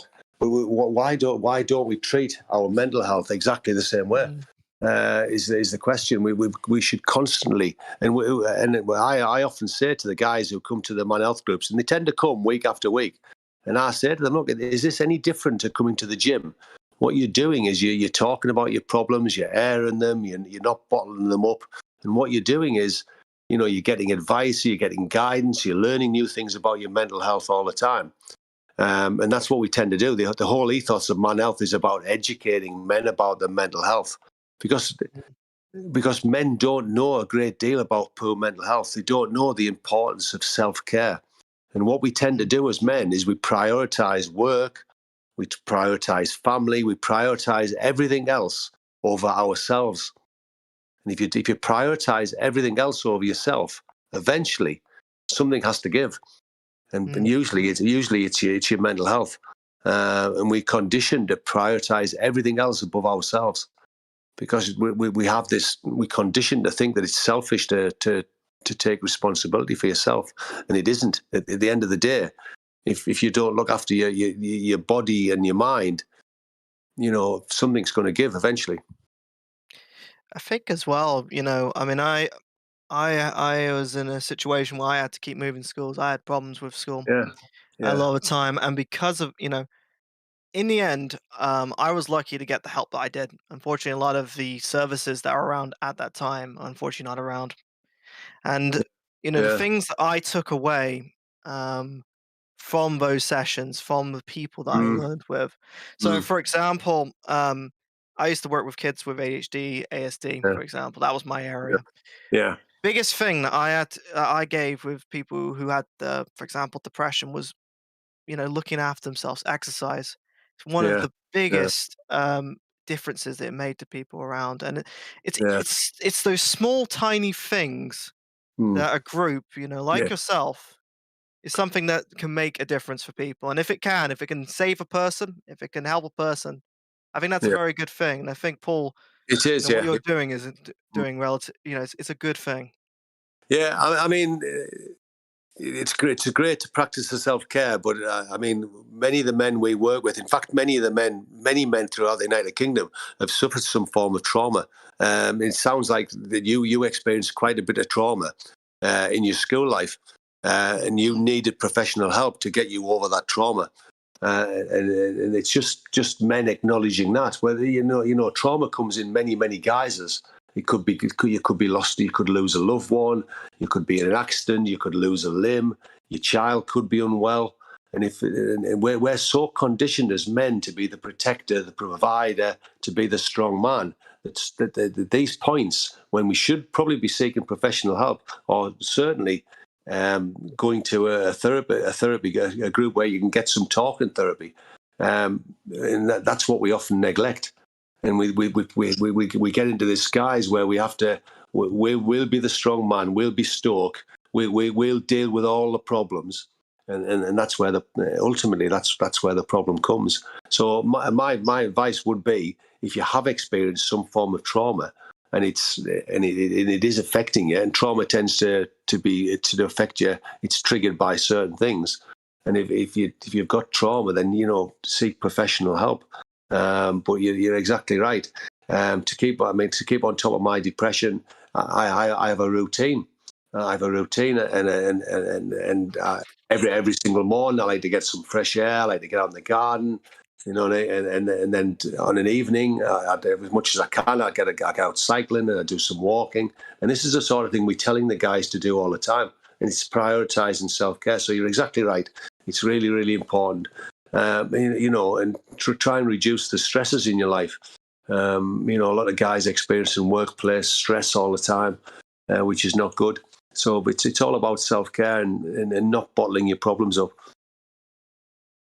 No, absolutely. I mean, I would say, even from experience, the hardest step is always just identifying, then acknowledging, then acting on it. You're exactly right. That's absolutely great advice. But the problem we have is that a lot of men, they live with poor mental health, and it becomes normal to them. And it usually takes a loved one or someone to say to them, "Look, are you okay?" Because you're not acting yourself. And at that point, they've got to then acknowledge that they're struggling. But until they acknowledge that they're struggling, they're not going to make that. They're not going to go on that recovery journey. So there's great advice there from yourself. I wanted to ask, when Angus came to you and said, we're going to be doing a sim racing series to help promote, as well as help fund, do for the charity. How did you feel when you saw that? Did you want the honest answer? Yeah, go for it. I'm in my 50s now, so I didn't have a clue what sim racing was. So I had to go on YouTube and check it out. I mean, I'm eternally grateful for Alistair. For Angus inviting us on, and in memory of his cousin Aaron.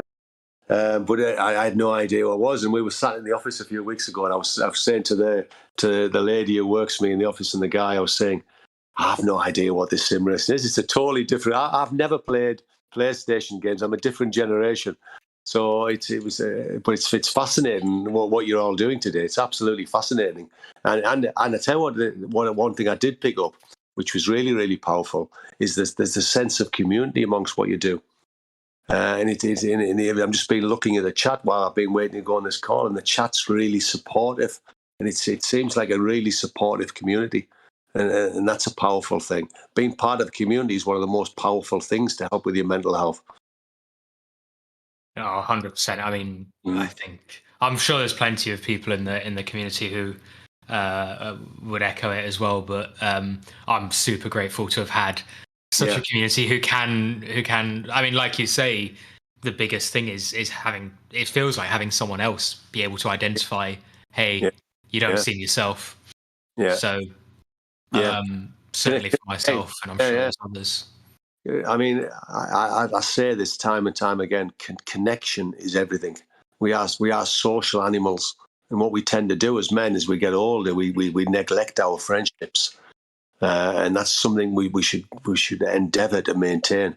Because if we're not connected and we've got not that supportive network around us, when we do hit that storm, who do we turn to?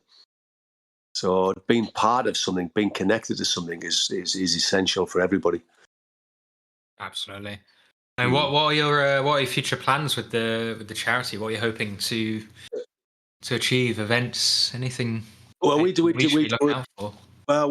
lot of work with businesses. So we travel up and down the United Kingdom, and we do a lot of work with all sorts of businesses. We just go into business, and our main aim is to educate men about mental health, because there's a real lack of understanding. when it comes to mental health. And if men can understand it better, but and that's all we say, if you can understand it better, if you're forewarned, you know what to expect, then you can do something about it. So all we'll be doing is continue to do what we do and running the peer support groups 50 weeks of the year. We'll be continuing to work with businesses up and down the UK to try and raise awareness of men's health. In fact, I think we are the only company in the United Kingdom that's delivering training on men's health. There's no, it's still, and I was saying to Angus this morning, we need more awareness to be raised, because we're still losing 15 men a day to suicide, which is an absolute national tragedy. You know what I mean? It's an unbelievable number, isn't it? I mean, it is. I mean, great. If you just to put that into some sort of scale, the race is on 6 hours today. Is that correct? yes. So we're going to be losing three guys in that period. So that's three families who have lost their father. Sons and daughters who may have lost their father. Families devastated by suicide. It's something's got to be done about it. And the government needs to wake up and recognise that there is a pandemic. Really, it's across the world. Across the world, someone dies from suicide every 40 seconds. It's astounding. Yeah, it is. It is. It's a tragedy on every single level. And the more we raise awareness of it, and the more we encourage these guys to find somebody who will listen to them. And I mentioned earlier about this whole campaign about getting men to speak up. I disagree with that wholeheartedly. What we need to do is we need to encourage men to find somebody who will be able to listen to them, because that's what men need. Men need someone generally to listen to them and help them deal with their problems. And it's wrong to put the onus on men to say you must speak up, because that's not going to happen. It hasn't worked for the last 20 years, so it isn't going to work. What we need to do is provide safe spaces where men can go and be listened to. And that's the major way we're going to address this crisis in men's health. Absolutely. Yeah. No, I mean, I think, the initiative clearly, if we can't get something working in 20 years, perhaps it's time to look at those other... Of course it is, yeah. And it's such a simple, community-based way of improving the rates of male suicide and general male mental health. I mean, it costs absolutely... In the scale of things, I mean, we can run a peer support group 50 weeks of the year for 3 hours for what? Including the venue hire and the cost of the facilitators. We can do that for around about £5,000-6,000 a year. So, and then that can help hundreds and hundreds of guys. So in the great scheme of things, that isn't a great deal of money. And it's, saving lives. Absolutely, 100% agree. I mean, if there's any takeaway from this chat today that we've been able to have, I'm super grateful for your time. Of course, it's that we need to start as a community start reaching out to people. Yeah, and if you spot anybody who you may think is struggling, I mean, like I said, these guys don't often know that they're struggling. They just need someone to just be kind and give them a bit of time. And, just to say to them, look, I've noticed a change in you. What do you need someone to be listened to? Do you need to be listened to? Is there anything I can do to help you? And generally, the problems that these guys are facing can be solved. And I always say that suicide is a permanent solution to a temporary problem. And it certainly is. And all they need is someone to be kind. And so I can just echo the words of Caroline Flint, really. Be kind. That's what we need to do. Oh, absolutely. Yeah. Thank you very much. Actually, Mike, did you have something? Sorry. Yeah, I was gonna say just before we're gonna end off, but is there anything you'd like to say to the viewers and that, as well as anything specific about the charity you want to say for anyone who is interested or potentially wants to know a bit more about you as well as your charity? Yeah, of course. And thanks for the interview today, Eshin and Mike. It's been wonderful talking to you both. And can I just publicly thank Angus and all the other organisers for what sounds like it's been a brilliant event. Yeah, if anyone wants to follow us on Facebook, there's this, you know, we're on ManHealth CIC on Facebook, or you can go onto our website, manhealth.org.uk. There's lots of good information on there about self-care.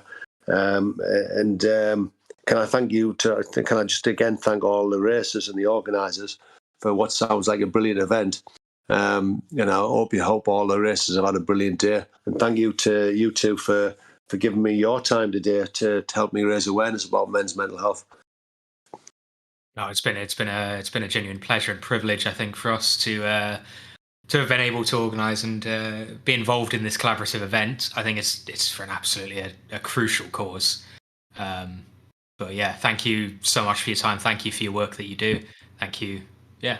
Well, Thanks, guys. Thank you, and thank for the work you're doing. Thank you. It's been an absolute pleasure, and enjoy the rest of the race. Thank you. Take care, and you enjoy watching. Bye-bye. Bye-bye. Bye. There you go. That was Paul Bannister from ManHealth. So you can check out their website, manhealth.org.uk. Stick a www. in front of there if you really want to. And they've got some. I'm just going through the website now, actually. They've got like a list of the sessions they run, and just generally nice. I mean, nice doesn't begin to cover it, does it? I mean, like Paul says, this is quite a big deal. So I think it's really cool to be involved in that way. It's serious. I think there is a very serious tone to it, and I think definitely the numbers it puts in perspective how real it is. That's yeah, that was sobering. Yeah, like you know, in the end, you know, we're doing, you know, we are sim racing. We're having, you know, we are having fun right here, right now. But we are, you know, the efforts that this goes towards is something important, and I think that's very, very good. No, absolutely. Just going through the YouTube chat. It's time for a bit of YouTube chat interaction. Dino White, what's everyone been up to? I can say at least 27 people have been driving for the last 2 hours and 40 minutes. But yeah, I don't know. What's everyone been up to? I built a headboard for my bed. Yeah. I think Mike's been doing. Mike went outside today, I think, at some point. I forgot exactly what he said, but yeah, no, it's just good to have everyone here, isn't it? I mean, 130R, Chad, yeah, Alex Smith, bedboard, yes, good work. But yeah, I think I don't know where the link is. Hang on, wait. Oh, it's in our YouTube description. So if you want to go and check out ManHealth and you don't want to type. Or donate to the cause. I don't know. A couple of questions. How much has been donated? Don't know for sure. But I'm gonna add to that a little bit as well.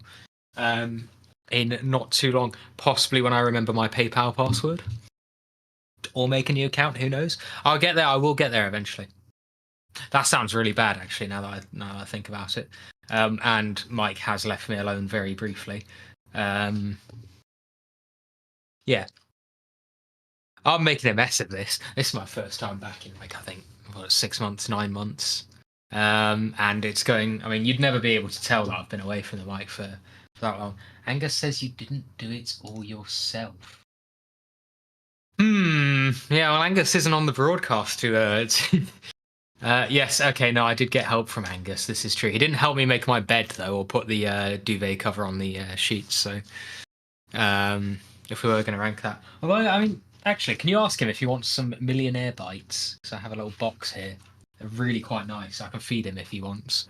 As Luke Bosworth. Sorry, I forgot there was a race going on and I'm not just monologuing. Luke Bosworth, the Gravy Seals, number 46 Audi, was in gravel, which is typically not where you wanna be. It's a cracking livery. Do we know if we've already had a look at this one? Because I'm sure. Oh no! Oh, there's been an incident. There's been an incident. Yeah. That's a bit unfortunate. A little bit of a force by Bella in the 531 Audi. Oh dear, that was definitely not the best of racing. So I've just seen a message. Dino did a skydive for ManHealth yesterday. Dino, you absolute champ. Nice. That's your profile picture then, is it? Good work, mate. Good effort. Very good effort. Actually, just come back, and it looks like Connor got himself a drive-through penalty last lap. That's not going to be helping their efforts whatsoever, as they're currently a lap behind the lead pack. So, uh, more unfortunate news for them in the PSR. Porsche, which honestly, I commend anyone for driving a Porsche around Paul Ricard. It must be terrifying going through turn 8. It is a proper test of endurance, isn't it? Hang on, sorry. I'm still stuck on the skydiving thing, though. I've never been skydiving. That's so cool. As profile pictures go as well. I mean, I'm going to have to move really close to the monitor, though. If that is you in the jumpsuit, that is balling. Honestly, that's a really cool profile picture. Would you throw yourself out of a plane? I'd want to at least once. I suppose most people can at least once. But I'm doing it once. I think it's cool to do it for a cause as well, not just for the sake of it. So there's something to be said there. That's awesome, then. No, that's really cool. I always forget that sort of thing's I forget that's actually a genuine way that people can raise money and stuff for charities. But it's such a cool out there thing to do, isn't it? So no, that's cool. That's very. I'd love to do a halo jump where they do these high altitude sort of jumps where you have to have a gas mask. I'd love to do that. That'd be so cool. I feel like the barrier to entry for that is Yeah, non-zero. Let's say. yeah, that'd be cool, wouldn't it? it's yeah, fair play. Someone's gonna have to have a bit of a clean out of that bumper after the race. I know. Yeah, there's I don't know, a bit of tape. Patch that bad Tape. boy up. Send him on his way. It's buff out, Get some teacup, buff it out. It'll come out in the wash, won't it? Oh What god. do you do? You do blood with like is it white vinegar or something like that? I think so. Is yeah, it 'cause wine stains? Yeah. Something like that. Yeah. Well, how do you get a bump out of a? How do you get a big dent out of a bumper? What do you use for that when you throw that in the machine? No, when I think there's two things. You could use so there's three things. You could either use hot water and use a plunger to push it out, 'cause it softens the metal and it will go back to its original shape. Or you can use something like a plunger that will also do the same thing. You've been watching these TikTok life hacks, haven't you? You're a fiend for a good TikTok life hack. Yep, time to go back into my cage. Anyway, Yeah. in the meantime, God, I can smell pizza going on in the background. I Oh. can smell burning outside. Actually, I wasn't gonna. Oh, I no. wasn't gonna talk about it, but since we're here, As long as it's Angus's direct drive wheel, you're fine. no, it might be his car though. His car might have finally given up. Or could be mine. Who knows? Angus, Also, mate, your car's petrol on bomb, fire. yeah. Oh no! Oh, Petrol bomb. I knew this was going to happen. Where we're just going to talk about random crap instead of actually the racing, because that's usually the way it goes. There is racing especially- going on. Everyone has eyes here. I mean, they're watching a live stream. One assumes.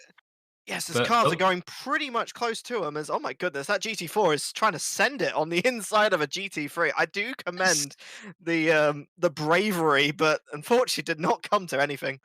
That is a gorgeous livery on that Alpine, though. I have to say, can we just get some? Reminds me of I just want to look Atari. at it for a bit. No, I just like the gold. That's not an Alpine. And a suggestion from our producer, who I'm currently asking for that. There we go. Good work. No, that's a really. It's just a nice color combo, isn't it? That gold works really well. The suggestion was a big. B. And then another word for big, magnet.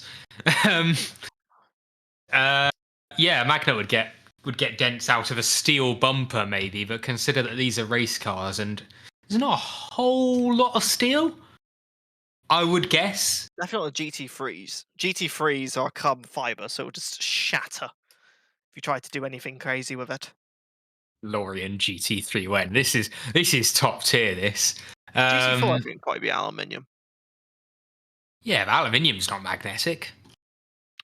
Yeah, which is why I use the suction cup. I found out yesterday at work that all metals are electrically conductive. Genuinely. Yes, just some more than others. Bear in mind that I'm an electrical engineer. And some become incredibly well. Isn't it superconductors? They are not as well electrically conductive until you put them to near absolute zero temperatures. So basically, kind of, yes, there is an ongoing area of research, room temperature superconductors. No. or I think the more relevant area right now is high temperature superconductors. So that's stuff that you don't need cryogenic temperatures. So I think it's High temperature. High temperature being sort of around the -100 mark. High temperature -100. Oh, you know, that's the first time I've heard high temperature. Sorry, wait. High temperature superconductors are defined as materials in which the material behaves as a superconductor above 77 Kelvin, which is -196. That is a high temperature superconductor. To be honest, if you use Kelvin, it sounds a bit more like, okay, I get that. If you use Celsius, like, what? Kelvin's the bloke that lives in the flat above us. He's not. And his name's Kevin. And also his name's not Kevin. But hypothetically.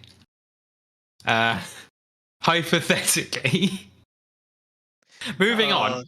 I think we've gone down to another rabbit hole again. And I think so things were. Dinner, you know? You what? I might have to get some dinner. I can smell some pizza. I can hold the fort for a bit. It didn't go wrong last time, so I can. Unfortunately, I've just been dragged. I will return, and I will return with pizza. It's a barbecue pizza as well. I mean, take your time. I don't mind talking by myself at all. This is all good. Ishan is a glorified Sparky. Fundamentally disagree, but we'll move. I don't know where to go with this. Mike's gone. Mike's muted. That's good. Okay. Well, it's not good. Obviously, it's bad, but it's good because it means I've got the chat basically to myself, and no one can tell me what not to say. So at this point, I'm going to get pulled aside. But yeah. So there's racing going. There's a bit of what we got? 531 Yellow Submarine Squad. It's a very themed livery. If the theme were yellow, they've nailed it. And I would say they do. Arguably, it looks a bit like there's a picture of me doing an Ali G thing for Halloween once, and I'm getting the same energy from it. It's just a sort of yellow jumpsuit of a car. Dima in the 22 Ferrari. Okay, I need to get rid of Ali G. Hang on. Yeah, Dima in the 22 Ferrari.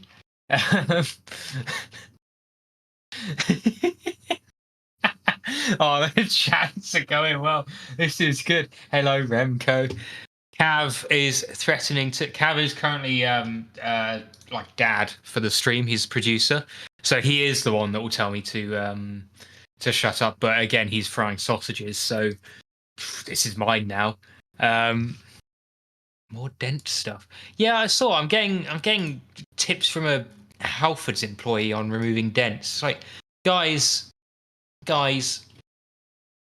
it's a GT3. You just buy a new bumper. I think you're chronically misunderstanding what racing is about. It's about spending as much money as possible. Right, let's not slander Halfords in the chat. Let's do it in a voice chat instead. But you know, for what it's worth, actually, I think Halfords tools, the tool sets they get, it's like a lifetime warranty, which is the same thing you get for Snap-on. And I think, is it Blue Point is the premium Snap-on brand or something like that. But unlike Snap-on, you, in addition to a lifetime warranty, you also get to keep your kidneys, because you don't have to auction them off to fund it. So for what it's worth, actually, I mean, I might buy a set myself for assembling beds or putting my bed back together, because it was Angus and I who built it, so that can only go well long term. Hello, Mike. Welcome back. I'm talking about the value of Halfords tool sets compared to Snap-on. Okay. If you have a strong opinion on the matter as a software or data analytics. I'm more of a person who relies in code, but you know, the most I have to do is plug in a few RJ45 connectors into some switches, and that's the most that I do in hardware. Yeah, I mean, that would do it. I'll definitely do it. I just like it if it works. Where's my Discord window gone? Come back. There we are. Stream live chat. In the meantime, because I know we are having a look right now. So Abe, in the number 28 McLaren, currently just under 8-second gap to second place of that number 13 Ferrari. Again, it's been one of those that ever since Abe had that drive-through penalty, putting them down the order. They've been having to claw themselves back through the field, back up to third place. So currently at the moment, they are lapping a lap quicker over the second place car. So they are in a relatively good position to overtake. Probably in the next, trying to work it out on the lap times, it would probably be around about half an hour, which might be a little sad for the people watching, but it is the nature of these sort of endurance races where those little tiny differences do mean a lot in long term. As you actually saw Abby go a little bit wide there into that very long turn 9. Very hard to get that corner right. There's a lot of different ways you can do it as well, depending on how the car is set up and how you want to do it. I don't know much about Paul Rick, if I'm honest with you. Well, once again, I'm gonna agree with you. It's the unfortunate nature when you drive a track and you try to really learn it, you learn the little tricks of it, and that's it is useful. It's why you have like your Karun Chandoks or your Anthony Davidsons of your Sky F1 lot. There is a reason why they exist, even though you think maybe they might not be the best drivers in the world. They have driven the cars on those tracks, so they are useful. Whether or not you think or not, even if it's Paul di Resta, which I know, it's Paul di Resta. Paul di Resta, man. I feel like he gets a he gets dropped a off bad the rap. face of the planet. Actually, no, he went driving WEC, didn't he? I don't know. Yeah, sure. Yeah, if you insist. I only know Monza, so does WEC race on Monza? Hey, even then, I'm not very good at Monza. Destroying people on turn 1, just be like, oh, it's Ishan. I try not to, but it's not. Someone has to do it. It's Monza. Yeah? Someone has to do it.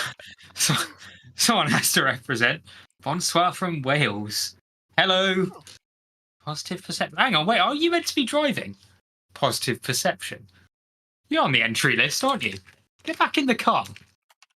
I have to go back on the USR. When you learn a track, you learn a track. And other such sentences.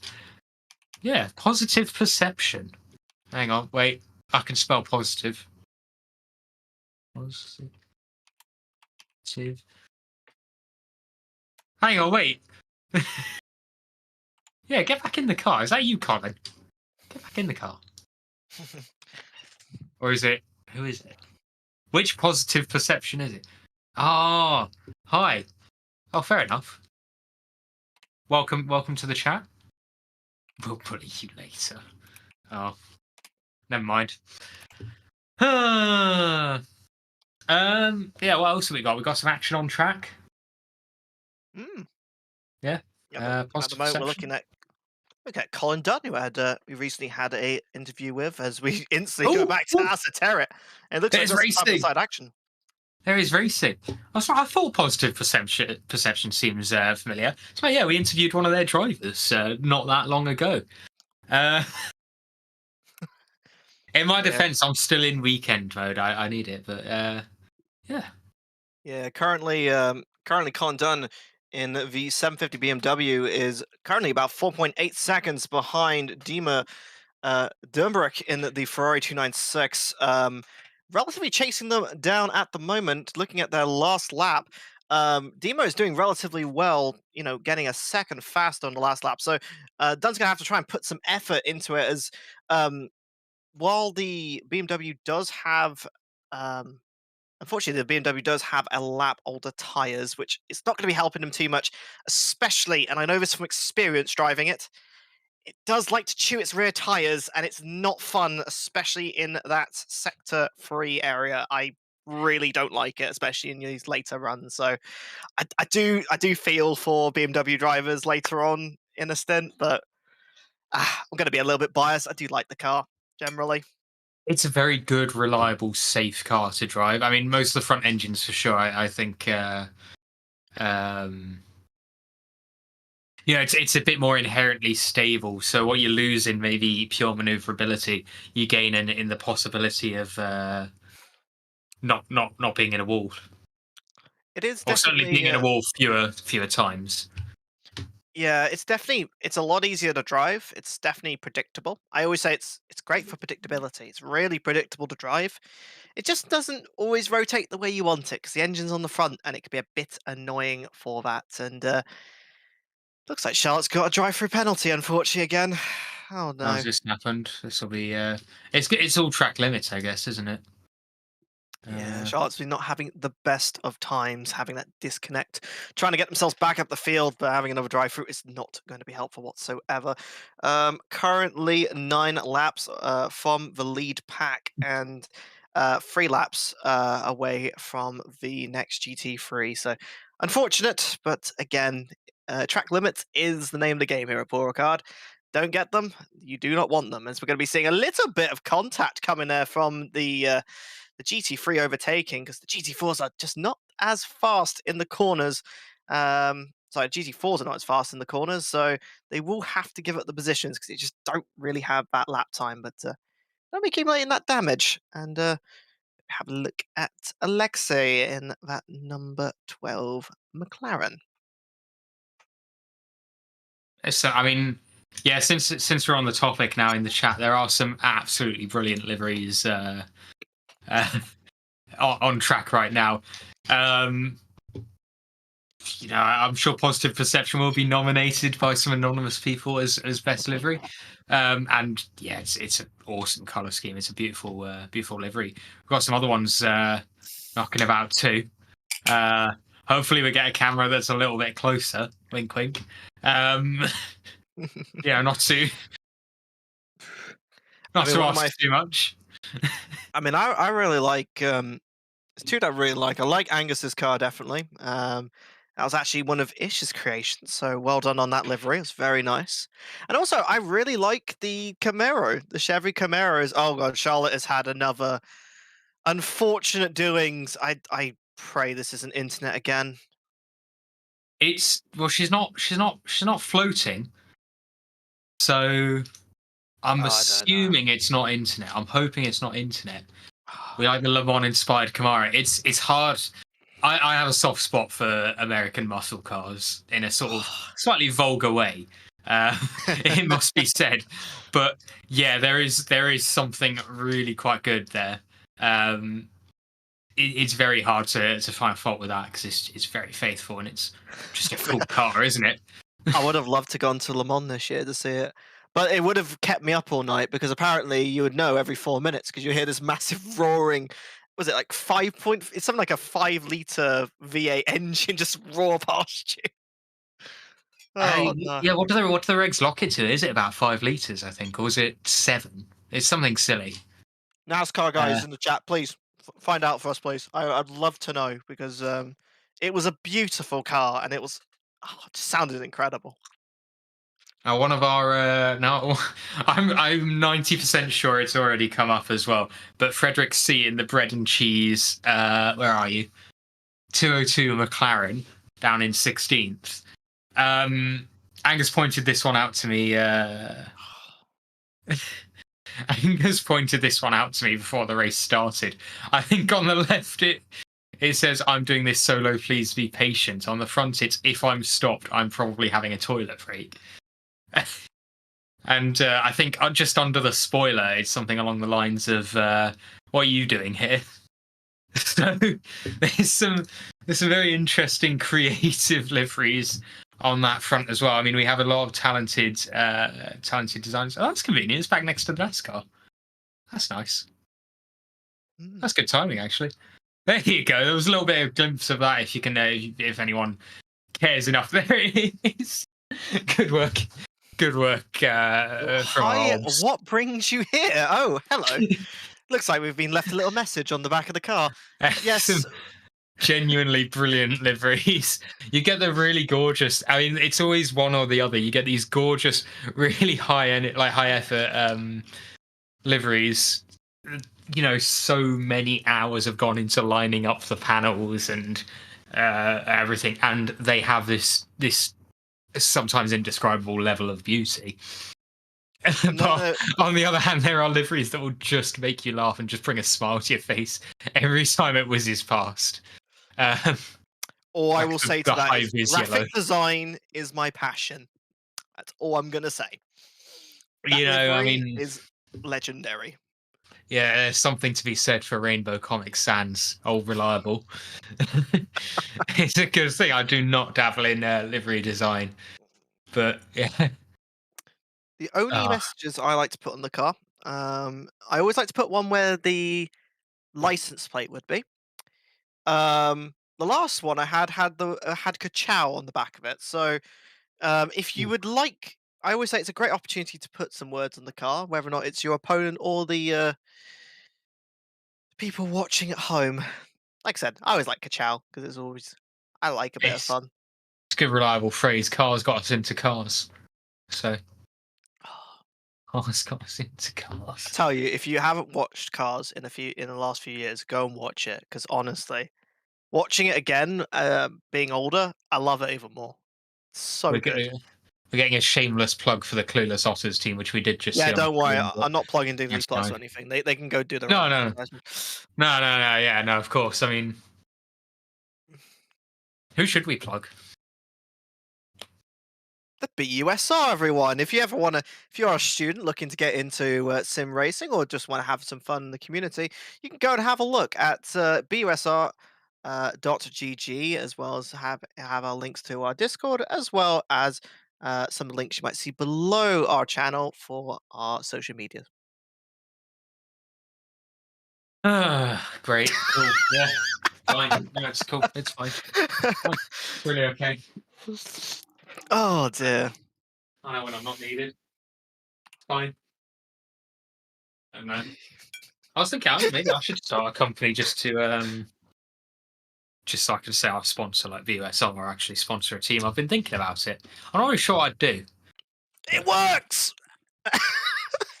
Hey, we have times now. There we go. Oh, there we go. Look at that. Oh, That's what that we was an want. hour in the making. We got it now. Well, I don't have to come and say what all the gap times are now because you can actually see it. So, If I'm honest with you, if you hadn't mentioned anything, I wouldn't have noticed. So. Oh no. Well, But- it means that we can actually see sometimes a bit more at the moment. So you can see the field is definitely spread out a little bit as oh no. That bait and a half. Should we have a look at the number 531?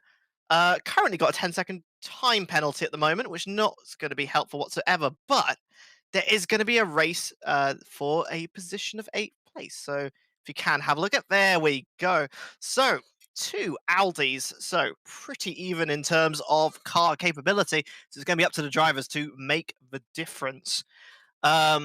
Just to have a look on it. So this is for 8th position. So the one main difference that you will see is that Samuel has got 7 lap younger tires, so has the tire advantage. But to put it in perspective, they are relatively doing the same times.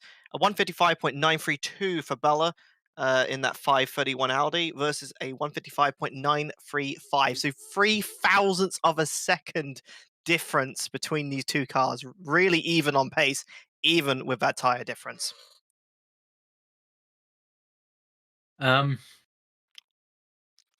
Sorry, I've left you on a bit of a. Oh, I'm sorry about that. I wasn't expecting to have to pick up there.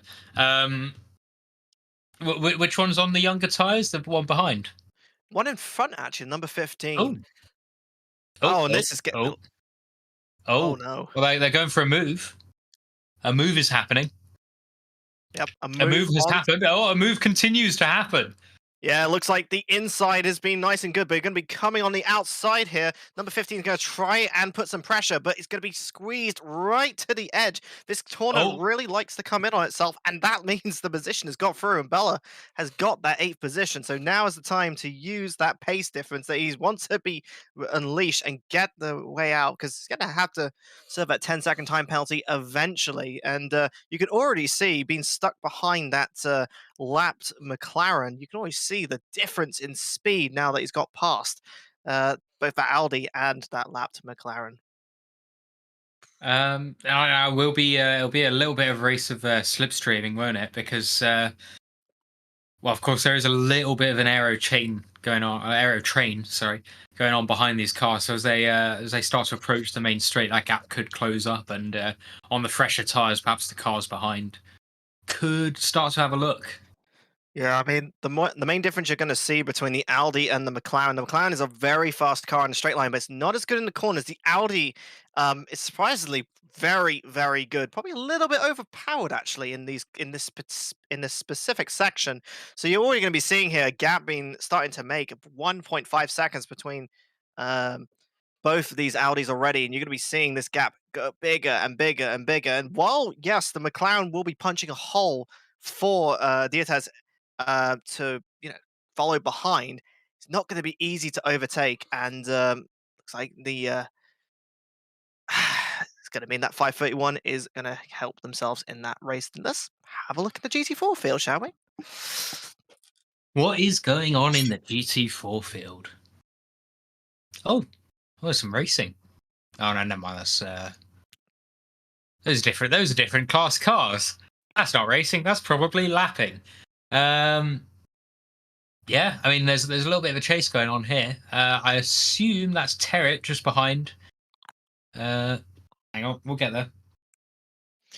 Yeah, it looks like Coleman has had another driver penalty. Not the best race they've been having at the moment, trailing near the back of the field, though that 911 Camaro has not been having a good race either. So this is going to be the battle for last place. Well, just above last place. It's more like who doesn't want to get last place. Is going to be between that Camaro and the McLaren. And As has not been doing too bad itself, having a bit of his own race, but is getting a little chased down by GT3s, which is the nature of multi-class racing. It's just the way it goes. As it's 25 seconds between that and a very well liked Maserati. I do have a soft spot for the Maserati. You see it so infrequently in any racing in ACC. Let's face it. I mean, the GT4s don't get much of quite the same airplay as the GT3s do. But even within that, the Maserati and the KTM don't seem to be always the preference. They're not always the first choice. But it's really great to see someone actually running it. And yeah, I do have a real soft spot for it. I really like the Jaguar. It's a lovely sounding car, but it's a bit of a brick, unfortunately, with the way that it got bopped. So, and actually, just as we've had a look, we've had some drive-through penalties come through.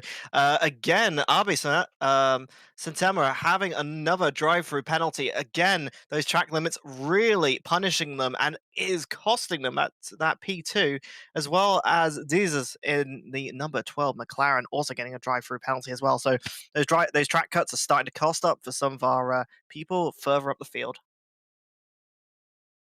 Back on very briefly back on the topic of the Jaguar. I've said this before. I don't know when my last stream was, like 6 months, 9 months ago, something like that. I've been a bit out of it, but I know I've said it before. But an F-Type GT3, just that would be lovely. It'd be lovely just to have, but unfortunately, not the most competitive when it comes to the modern GT3 field. Well, I mean, the power's about right. You've got that big old 5-litre V8, supercharged V8 in the front. That's, what is it, 575 horsepower, something like that? Near enough 600. You've got quite a small car. So perhaps it's, I don't know. It's not going to happen now anyway, but it's a bit late in the development cycle. But maybe someone, I don't know, I'm really hoping someone like Emil Frey will get on that and, yeah, I mean, I'd be quite happy.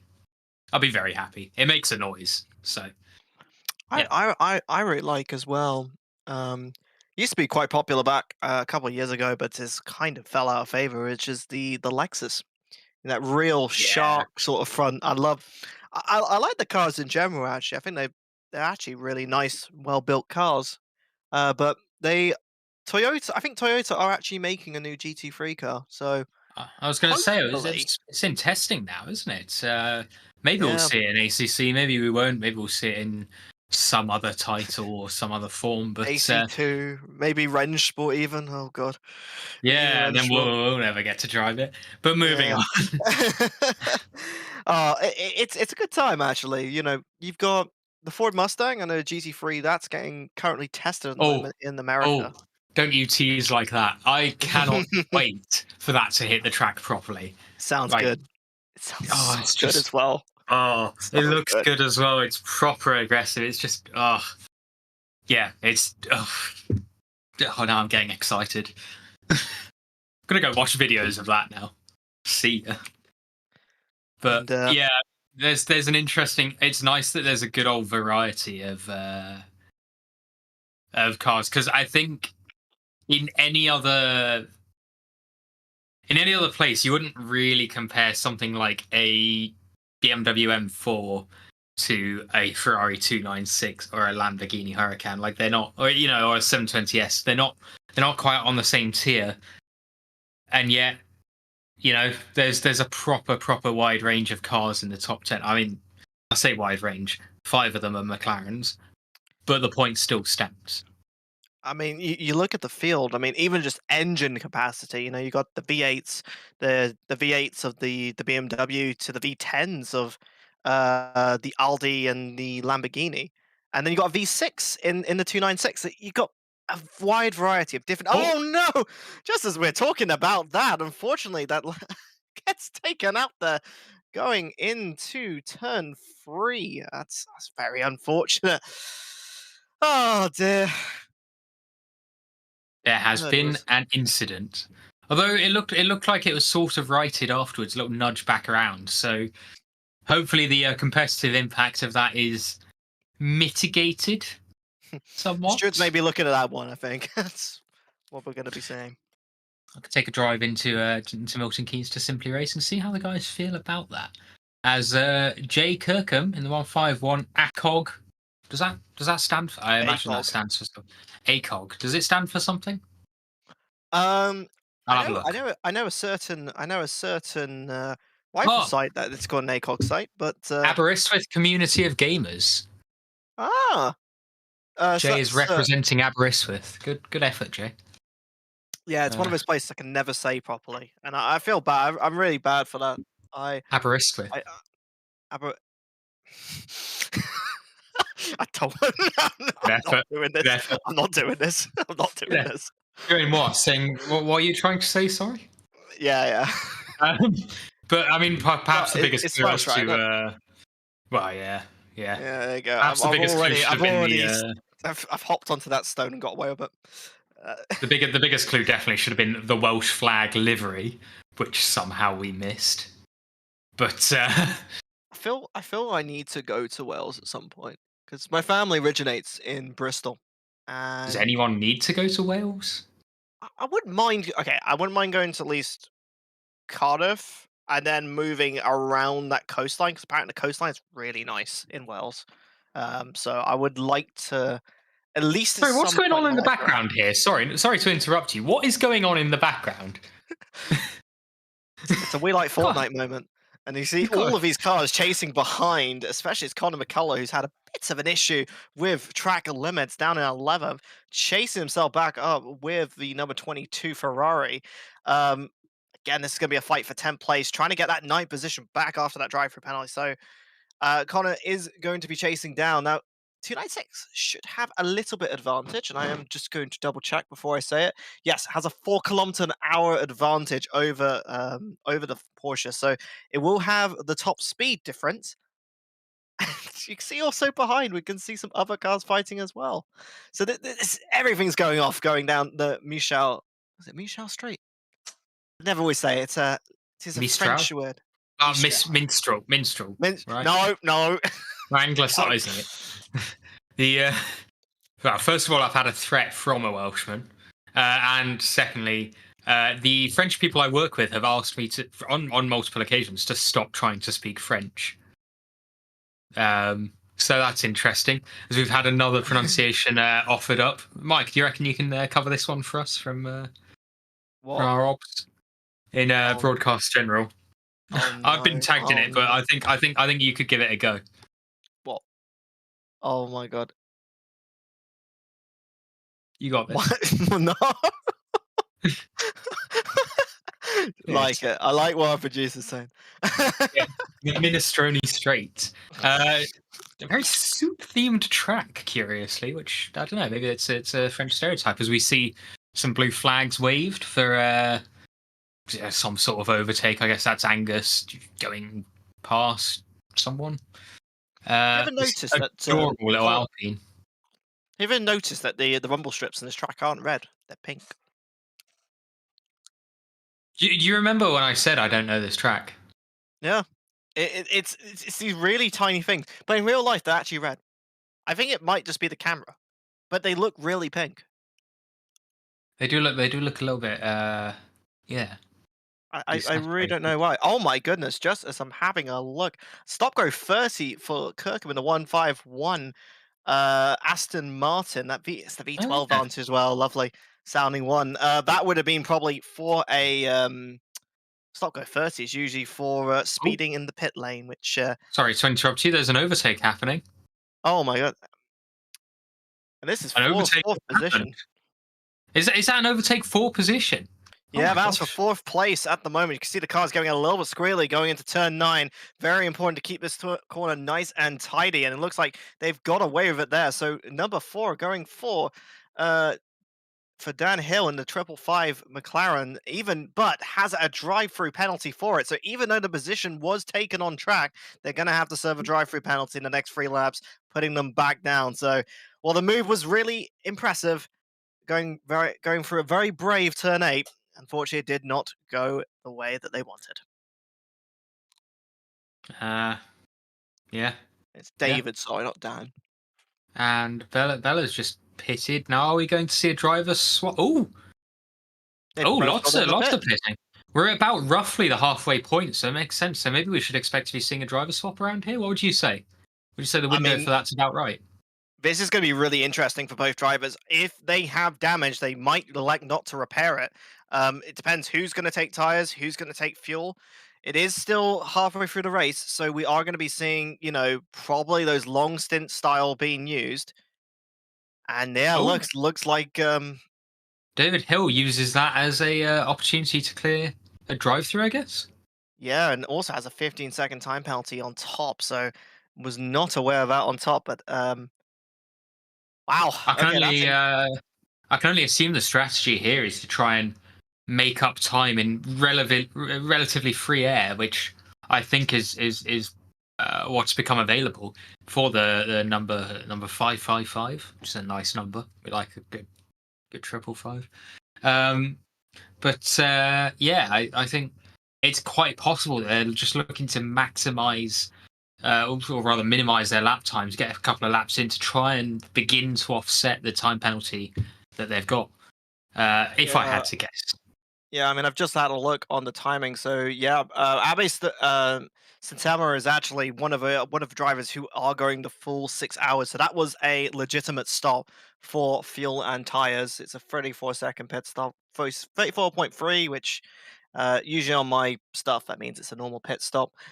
So they have gone back down. David Hill has got a 15-second time penalty and is currently a gap of about 34 seconds. So still has the 5th position, but be aware it will be something to think about later on in the race. So it's going to be something we're going to have to keep an eye on, as we can see Pran in the Visceral chugging along, currently in 18th position. Now, to what extent do we think fatigue and sort of a lack of energy is going to start to play a role for these solo drivers? I'd say 3 hours is probably about where you'd start falling off. Certainly, that's the longest single stint I could reasonably think of. That I know Yeah. people have done. I might just interrupt you because we've just had a drive-through penalty. Currently, Pixley is in the pits for the GT4 category, but it means that Cooler in the number 2 Alpine will be taking the lead in the GT4 category. So this is quite important at the moment for this drive-through because it means now we will have, I think they've just come out, and the timing board will update, but it looks like we might have, oh no, I tell a lie. It's actually 142 seconds, so not quite. They've That's unlapped not very themselves because of far. the drive-through penalty. Really?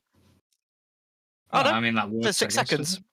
Oh no, no, it's now updated. There you go. So I was right. The board wasn't lying. So yes, Kula has now taken the lead of the GT4 category because of that drive-through penalty. So like I said, track limits are very important at Paul Ricard, and it's already showing as we've seen a new leader for the GT4 category. The numbers don't lie. Well done to new leader. Cool. Yeah. What's going on here? This is nice. Yeah. I mean, we're just going to be seeing the AFR Lamborghini. I do love pink. While I don't use the color, I do really like it, especially at Paul Ricard, because like I said, things look a little bit more pink and blue, and I do really like that color combination. And Angus, solo driving is just under a minute minute ahead of the second place in Haddad 296 Ferrari. So His car's sort of got pink eyeliner. If you look at it from the front, have a look at it. Just bear with me on this. Just let's just go and have another look at that number 9. Yeah, see it? oh yeah, with the fins. Yeah, no, it does look like Yeah. eyeliner. Do you see it? I like it. It's a look. I always say the Lamborghini is the new one is very pretty. I do really Yeah. like it. Well, That's it quite isn't nice. really new. It's an Evo, but it's still very beautiful. Well, I think you can get away with calling it the new Lamborghini. Definitely with the new aero pieces, it definitely shows it is a new Lamborghini. But it is just, like I said, I think it did a relatively good job. It's one of those that Ish actually made but never used. Angus actually found out about this livery and went, "Can we just have it?" So he changed a few things on it to make it his car. Oh, And then P2's put just all the pitted. other Sorry to interrupt. Yeah. Niz is just pitted for the third lap. Currently at the moment, the pit times. I'm just going to try and bring up a competitor. Just see how many laps he was doing. And it is right 95 minus 32. Wait, that can't be right. That's a lot of Wait, laps. you what? What? There we What go. are you on about? 95 minus 64. That's how many laps that tire was on. So let's have a look. My so I've just looked at my GPU's reporting its VRAM clock as being at 19.5 gigahertz. What? Yeah, not to bring this off topic. Well, there's lots of racing happening, of course, but that doesn't seem right. Not No. gonna lie. May have to look into that. I've overclocked it, but yeah. Whoa, he's fast. Yeah. Anyway, moving on. I've actually just been having a look at the moment. So 31 currently Angus is on 31 laps and Nizza was on 34 laps in the number 13 Ferrari. So 31 to about 34, that's where you're going to be seeing people pit. So imagine our leader will be pitting the next couple of laps. So be ready for that, but he's still a lap ahead. So don't worry about it too much. If you are a fan of Angus, he is still soldiering at the moment, but he's showing his dominancy, isn't he? You want me to go and ask him when he's going to pit? I mean, you can if you want. I mean, that's the benefit of you living with him. So Pop into the next room. Angus, when you're pitting. But he said every time I come and watch him, he starts losing time on his laps. So maybe, I don't know. If enough of the competitors pay me, I'll go and shoot them in the back of the head with the Nerf gun. Sorry, if enough of the competitors donate money to ManHealth, Yeah. who are very, say very important You gotta, if you're partner. gonna, What's the word? Partner? I think partner. something like that. Partner works. Yeah, partner works. Somewhat, yeah. Like the charity for this event, as we're going to be seeing, Justin dart into the pits.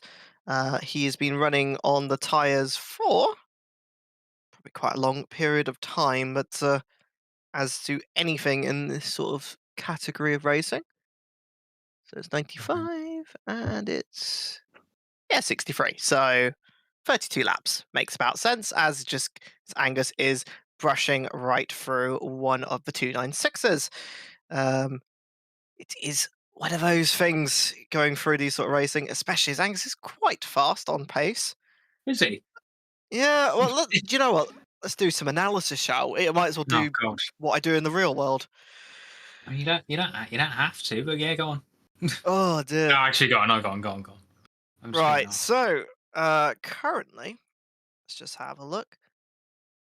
And line it up. So, outside of the laps where he had to do some weird pitting, relatively even, about 2 tenths a lap at the moment, improvements per lap. So, while the improvements are small, as we see in Alpine going very wide on turn 8, good for keeping it together. Those 2 tenths a lap is, it's mounting to something actually quite significant, and currently he's a lap ahead of anyone, so he's too damn fast. I mean, we could. I don't know. I was saying for every pound that got donated to ManHealth during the event, he should take a shot or something. I think that'll make the race interesting. I mean, if you're going to shoot him with a Nerf gun, shoot him at turn 8. Oh, That's where the most focus is going to be needed. High concentration, yeah. What's he going to do? Get out of his rig and beat me up? Don't think so. He's got to drive, hasn't he? He has to just put up with it. We good. I've just popped a so a little something in broadcast general for your viewing pleasure, Mike, as we see Luke in the Gravy Seals Audi going in for a pit and maybe a driver change, who knows? Something like that. David Hill in the pits as well. Finally decided to come in. I think this could be a proper stop as well. Wow. Yeah. Oh my god. I mean, Jason, for what it's worth, with regards to your message, I think it might actually be me that's leaving the freezer door open. Certainly, he stands to lose more by having the freezer. I mean, I lose my fish and my chip. You need to find things that are like slightly irritating, but not like actually. That's me. You're damaging. talking about me. Me or a Nerf gun? Or a Nerf gun? Do you know what? I have one of those. I have one of those that are like the long shot one, which is like the biggest one, like the sniper rifle one. You need one of those. So so if you hit them, you hit it from across the room, so that if he wants to get out, it's also very far away. So you can go away. You can lock yourself in your room. He's like, "Yep, you're gonna be fine." What were we talking about that we were onto this topic? Oh, right, yeah, sim racing, handicapping. Yeah, got you. Cool punishments for people who are too fast. Well, this is just performance penalty, isn't it? Yeah. You've heard of pillock penalty. Now you heard of performance penalties.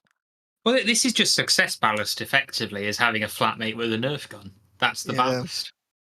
And Angus has just got it into the pits now, so gap will be coming down a little bit.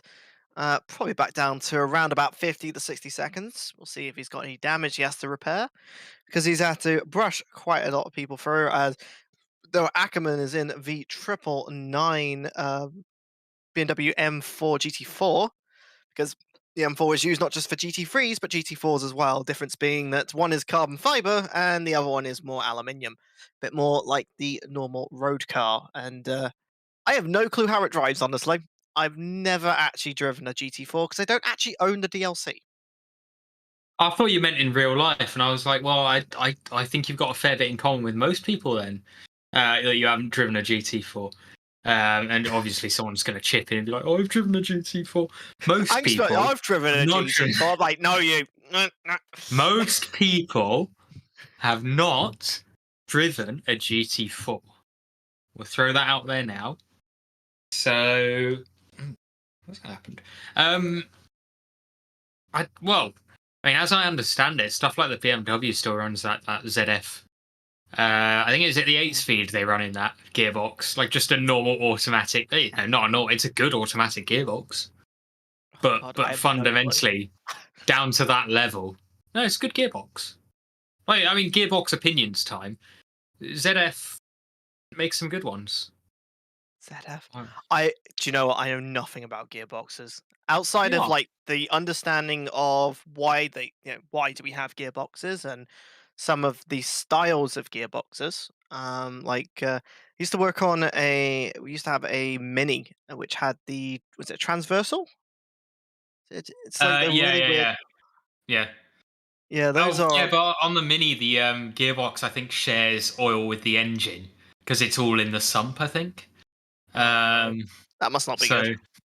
Well, it's compact, and I think fundamentally, if you design it with that in mind, it's fine. It's okay. It's all right. Phoenix SimSport apparently own circuits. The BMW is a tank on my circuit, and I'm choosing not to read the correction to that message. So if you're in need of a circuit for a test day, like a track day or anything, we know who to go to now. One thing I do love though is actually that Mini. I wish you had pictures of it because it's actually been on track. It's actually been it was a lovely. That was a lovely car to drive. Did it compete in GT3 as well? Do you know what I would love? It's BMW own Mini. They do now, yeah. No, BMW do. Yeah, they're built. I think they're built in Swindon. Please build a GT3 Mini. I would love that so much. It'd make no sense, but it'd be funny. It'd be a laugh, wouldn't it? Yeah, I mean, they do rallycross, don't they? They used to have the Mini rallycross car, which looked very strange, but was very good actually. I was going to say, Anna, the Fiat Multipla GT3 is just There's not many like it, are there? It's a shame, its race record isn't that great, but Multiple GT. In terms of making a point, yeah. We're getting modifications to Monaco to fit the GT3 and GT4 class. Yeah, good. It'll be good to see like a full-on WEC race around Monaco, wouldn't it? There's a thought. I don't think they'll fit. Adam, get that in your AC league, which we run. BUSR, well, they, them.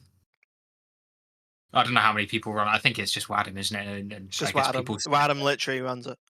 It's good. I mean, not that I've done any of them recently, but it looks good as Pran is off. But again. Oh, no, Pran. Not to sugarcoat it, but again. Keep the 296 running. Just keep it going. But yeah, there's genuine suggestion, which... I don't know, like oh, go on. Okay, look, we definitely need to modify the steering rack on something like the 919. Yeah, Mike Yow's in the chat. Angus says he's going to introduce me to you at some point, given that, well, I don't know. Yeah. He loves us all. I love him all as well. I'm not doing AC this week because, I do love 1970s F1 cars. Driving them on a glorified go-kart track, not me. But or Monaco. Yeah, but Monaco's different. Monaco is different because they actually drove the F1 cars there. Well, okay, look, if you could get GT3 cars on Macau, you can do it on Monaco. This is all I'm saying. True. Yeah, just let me cook. Let me cook. Ishan, stay on topic. I'm on topic. We're talking about cars. GT3s, actually. Yeah, actually, if anything, I'm even more on topic now. We're talking about GT3s, and unless I'm mistaken, I'm reasonably sure that this Nissan. I mean, wait, we're who's, seeing a pretty cool who's GT3 driving a here. Nissan? Someone's it's a entered in a Nismo. Nissan. It's a Nismo. Let's go. Oh, I love the Nissans. that's a cool livery as well. Yeah. Let me learn about this team. What's the team name? Who thought that a Nismo from... Is this the 2015 Nismo as well? Oh no, is it? It's the 2015 Nismo chasing down a 20... Is it 2022?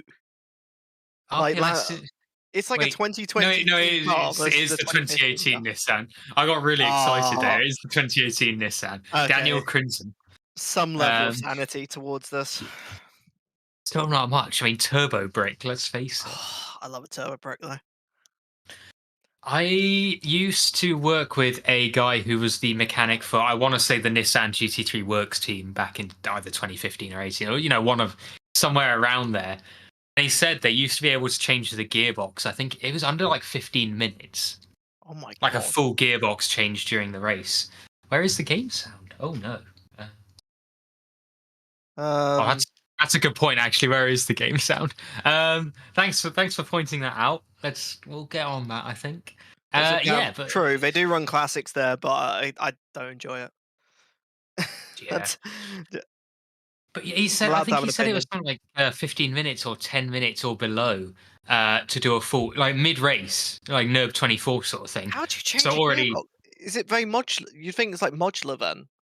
Well, so the way it was explained to me is the car comes into the pits with your brakes sitting about 500-ish degrees, which is about where they sit. A bit lower, a bit higher, but it comes in. Your brakes are at 500 degrees, your gearbox oil's somewhere over 100, most likely. But the gearbox on the Nissan, I think, from memory, is at the rear. So you just punch the drive shaft a little bit, punch the half shafts going out to the wheels. Give him a kick. Don't touch the brakes. Don't spill the oil. But I think the oil was a closed loop, or it had QDs on it, as this Nissan goes for an overtake. God. Wow. Okay. The Nissan is going into turn 8. Will it turbo stick? brick?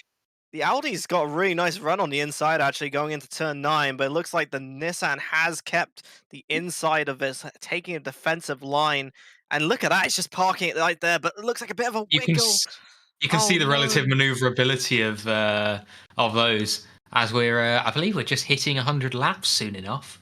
Yeah, and it looks like... Thank you for giving me a poke on that. You can see the Audi is really going for the switchback maneuvers, trying to use that better maneuverability. Definitely a lot more, agile in terms of going around these corners, you can see. But it looks like the Nissan is really trying to park it on the corners, really trying to slow down the Audi or doing anything. As we also see another brick on the side with the Chevy Camaro. The naturally aspirated brick. Just breathing in all of that oxygen because it needs it, honestly. And it looks like the move has been made, but it looks like the Audi is going to try his best to try and close up. Sector 1 will be the best place for the Audi to do so before they go on to the Mistral Straight, and it will mean that this can finally start breaking it a little bit. This is... I find it interesting that a car that's, 5 years difference in terms of age can still try and race with each other through the power of balance of performance, but... even so, I think that's part of the beauty of it, isn't it? That if you get the balance of performance right, and I think Paul Rick is one of the tracks where it is pretty good, that these two fundamentally different cars. Look at that car go! But if ever there was going to be a track where the Nissan had a chance, as he goes to break the toe, it's going to be the straight on Paul Rick. You don't need to break the toe, man. Look at it go! I mean, good effort. You got to respect that, but he's going to lose so much time as he goes through the next the next sequence of not straight. I want to see the sector times. So that's number 14. He just rocketed off into the distance. They're still currently in sector 2. They were literally on pace. It's 3,000. Like the Nismo was 3,000 slower, but in Sector 2, only about 200ths of a second. So they are keeping relatively good pace. But my goodness, the speed difference is insane. I'm actually having No, a I look mean at. that's Do you want to know the difference as well? 4 kilometers an hour difference. It may not sound a lot, but combine that with the acceleration curve differences. Look at it. It just pulls away.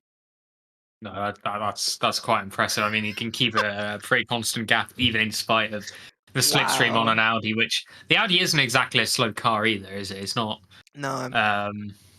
It's yeah, it can hold its own in most cases with the modern field, but yeah, I guess the vintage machinery, the antique in front of it's holding its own quite a bit better. I am Uh, Speed, the destroyer of straights. That's quality. That's genuinely quality. Right. What else? I was just thinking back. I also recall I have actually seen the video of it that you can do a full like 4-corner brake and disc change in 45 seconds or so on GT3. God, look I at think it. that's because the whole wheel But hub comes off as one assembly. I just want to also put perspective. This car had a bad exit. It's Oh still yeah, going. yeah. No, I, that I, was not. I am impressed though with the endurance brakes because they literally can. They're like latch based, aren't they? So you just turn off, isolate the brake fluid, and then you can just take the whole thing off. Oh yeah, yeah, and not have to rebleed it because there's enough of a. Yeah, it's. Did they have? Oh, well, this is rather put a Oh spanner in the works for the gravy no! Oh no! seals. That's not what you want. Oh dear.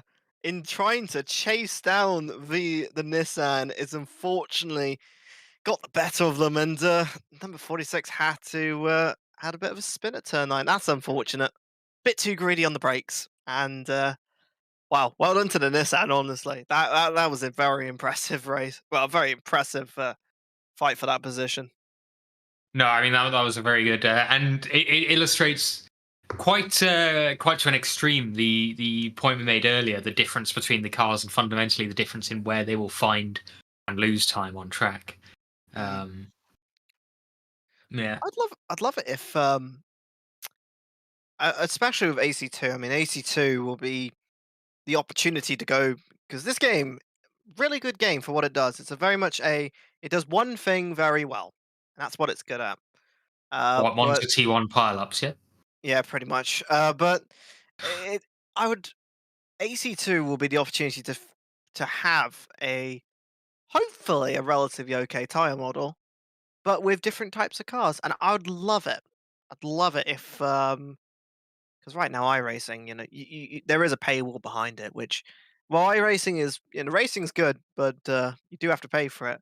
it is Um, it's a fairly significant financial barrier to entry, which I think makes the take up of it quite difficult, doesn't it? Let's face it. yeah, It's hard to. I mean, I'm finding it hard to justify getting started on that. I probably still will. So I don't want to. You need disposable income and a relatively okay disposable income to kind of say, yeah, I'm willing to spend how many X amount a month to play racing games when honestly I could go on oh AC or oh ACC. Oh my goodness me. oh oh Uh oh. oh. Could that be? That could be a controls disconnect. Maybe Oh my goodness. that's fairly damaging. I hope their wheel was not connected because that would have hurt. Yeah, that looked like it was a controls disconnect. Look, those wheels are locked full. Well, they were locked Not full left. full left. Yeah, and just didn't move. That is Wow, very unfortunate. And wow. yellows will be thrown out. The rare yellow flags you see on ACC will be thrown out into Sector 2. So I think very they've just unfortunate. RPG'd, but yeah, that could be a race ender for the number 12 McLaren, which is well. I guess we'll Yeah, find out what the repair time on that is, but that's yeah. pretty damaging. I was currently fifth, and one of the higher end runners only a lap, only 2 laps down from the lead, and 1 lap really away from the front runners. Due to the fact Angus has run away so much that he's pretty much a lap ahead of everyone, which Just the way it goes. Anyway, I'm not going to complain too much, but Race yeah, control unfortunately, should give him a drive-through for balance reasons. yeah, Or stop go 30. balance of success. You've heard of balance of performance, now you have balance of success. Well, it is basically success balance. That is a thing. So I don't think it's too wild. As the mighty Nissan goes up against the formidable McLaren. McLaren does not have a chance, as they are in totally different racing classes. And both very fast in their categories as well. That 570, those McLaren 570s are really, really fast down the straights. Just for a perspective, so the McLaren does a 275. The Alpine, which is currently leading at the moment, 19th and first in category, is a 272. And the rest, the usual, is about 270. So it's a very, very fast car in a straight line, the McLaren. Indeed is. I don't Has know. I Prav don't know got what another would be driving inherently penalty? good. Is that a question? Oh, no. Is the Pope Oh. Catholic? Prav. Come on, Prav, you can do it. Just keep it going. Prav. Just keep it Prav. going. You leave Prav alone. I mean, he can do it. I'm sure he can do it. Should we drive over there? He's only about 10 minutes down the road. I'm going to motivate him. Prav, do you want me to come and motivate you? Flash your lights. Give you a massage just to try and work those shoulders. Keep it going. Keep the car going in relatively on the track. Give us a little steering wiggle if you want me to drop by. God, the mid-corner steering wiggle. That's a worry, isn't it? Ah, well. So for those of you at home who want to follow along and go and visit Pratton, his address is... No.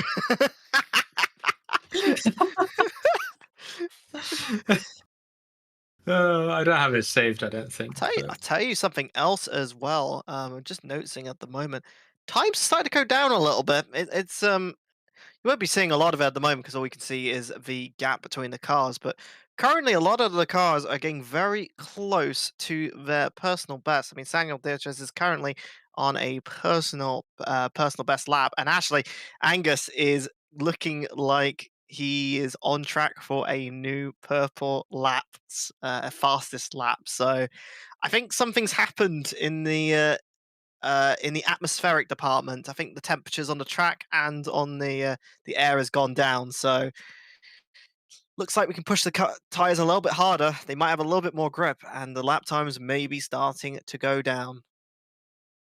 It is all looking quite favourable now, it must be said, yeah. I think... It's a hard one to talk about. I'm sorry about that. Yeah. Track temperature's my favourite topic. Yeah, I mean, it's just the nature of how tracks interact with tires. As the temperature goes down, it will be putting less heat into those tires, and it means that you have more wiggle room to push the tires a little bit more. But if you're already on tires now, track and air temperature isn't plummeting too hard, so it isn't a risk for people to having to actually pit because their tires are not in the optimal running window. But it means that the drivers will be experiencing a little bit more grip, which will be helpful in their lap times, and we will be keeping an eye. In the end, it's just how people adapt to these changes. And you can see Angus coming behind a GT4 and just getting it through nice and cleanly. He's having a bit of a comfortable joyride at the moment. 73 seconds ahead of Nizar in Nizar. Is it Nizar? Hang on, what car is it? The number 13 Ferrari. Number 13. Haddad. I think I'd just say Haddad. In the number 13296. I'm There we go. scrolling through the entry list. Hang on, I got this. Nizar, yeah. Nizar. Oh yeah. Okay. I went to my graduation, and yeah, they butchered a lot of the. Not mine, weirdly, but they did not butcher it, but it wasn't totally correct. So I can somewhat empathise with yeah. with the number 13. Let's just leave it there.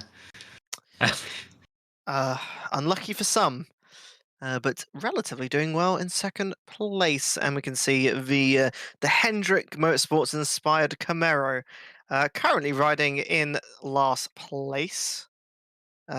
Just the way it goes, honestly. It's been currently 2 laps down. They had a rough start to the race, but you got to admire. But whenever these things happen, I always have the most respect, I think, for the teams that don't. I don't want to say don't have a chance, but to be honest, I feel I know these guys well enough to say, oh, there's a track there. There you go. You can say I feel I know the drivers on this team well enough to say they know that their position is fairly set unless everyone in front has a really quite major accident. But I have the utmost respect for the perseverance to actually you've committed to this race, you've entered this race, gonna finish it. And also that's they just that team only decided to drive 5 o'clock in the afternoon yesterday. So, just for a little bit of an update, Dimitri, who had that really nasty crash in that McLaren, has finally come out the pits 395 seconds. That is 6.5 minutes. That's a lot. That's sim racing time. That's a number of minutes. That is one of the numbers. Well, at least they fixed the problem, but unfortunately they are now 5 laps behind the leader and now 4 laps behind where they were. So, 3 laps behind where they were. So, unfortunate for them, they're going to have to try and claw it back up, but they are fast drivers, so hopefully they can get somewhere roundabout. It's about 2 hours, 25 minutes remaining, so they still have a chance to get back up the field, but it will be a little bit of a, a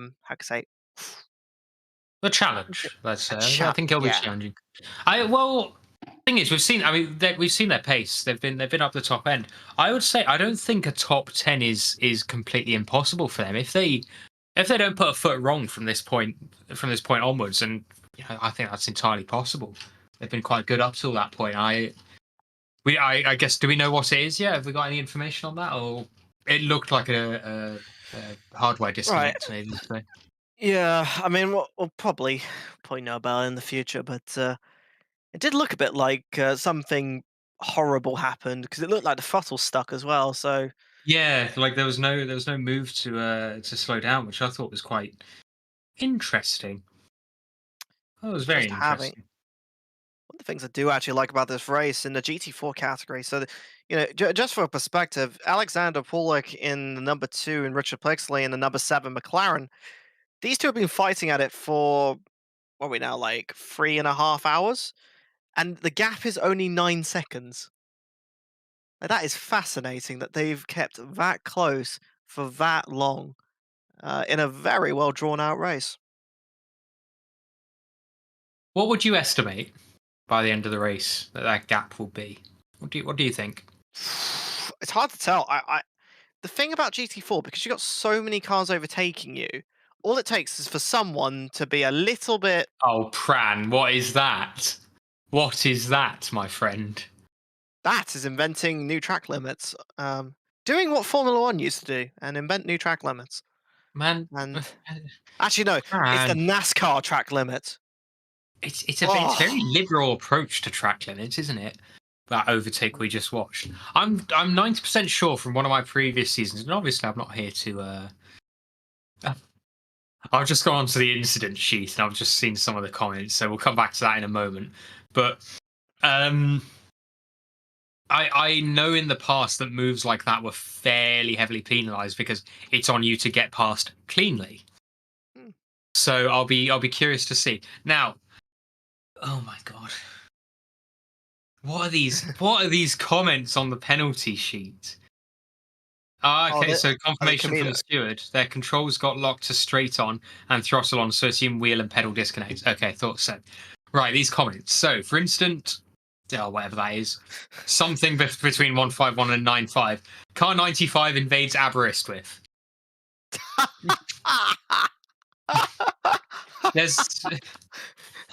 Don't worry, guys. There is some seriousness to this, but Yeah, but there's also car 202, Spears, car 99 earns themselves a longer P break at the next stop. These are gold. And, it must be said, because everyone's obviously volunteering for this, particularly the stewards, who we're going to go who are doing a great job. And, it's been a fairly clean race. So they haven't had to do too much keeping up. But these just make it a little bit more fun. It's like we don't have to take it too seriously. The stewards note to car 123 that BWP are not Pokemon and you should not catch them all.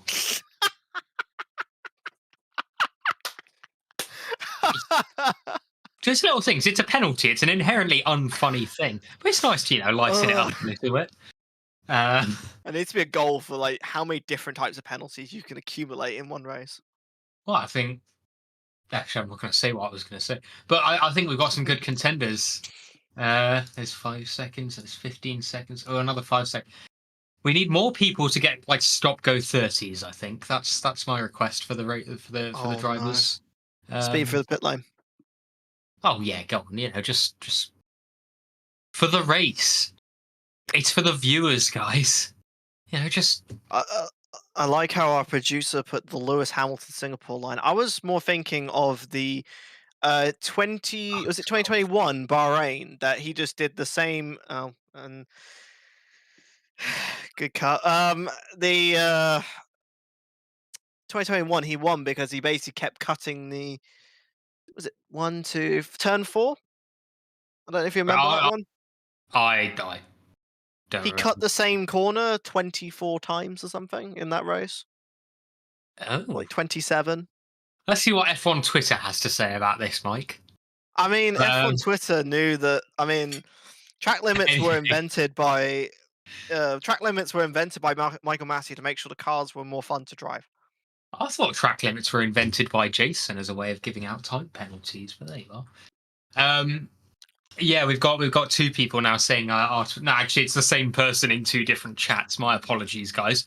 R12. Car 531 sailed onto this is Yellow Submarine Squad. I think that context is needed. Car 531 sailed onto the sun till they found a sea of light blue and white. Unfortunately, they also hit it, but waited for them to take the position back. So it should be noted that obviously we don't approve of hitting people while you're racing, or just generally in a car. Don't hit people.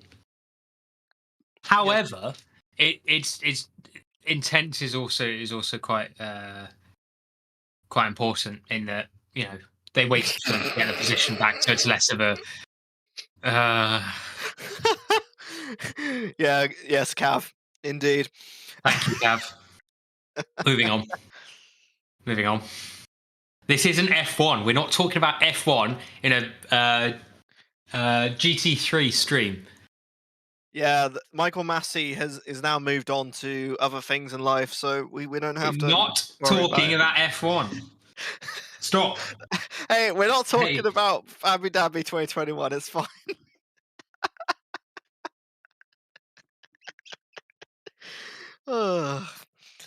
This is how we get through 2.5 hours. We are not talking about F1. We've discussed this.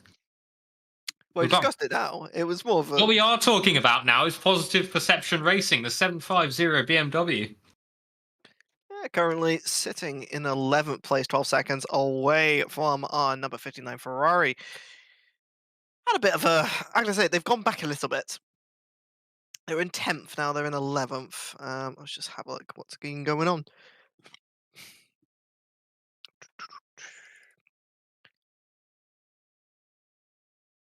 What is going on?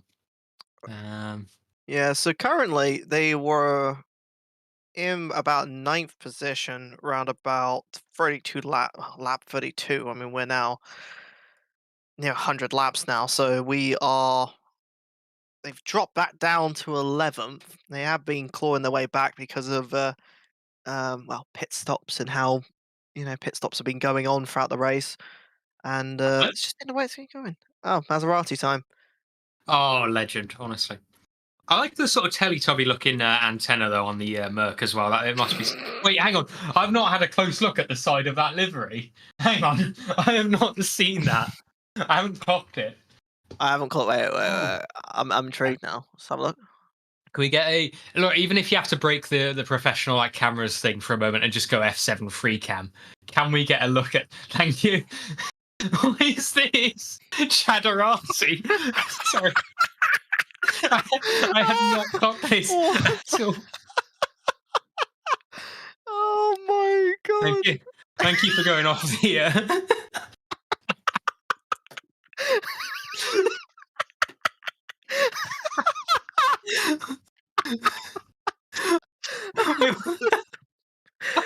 I'm not. No I'm not. entry.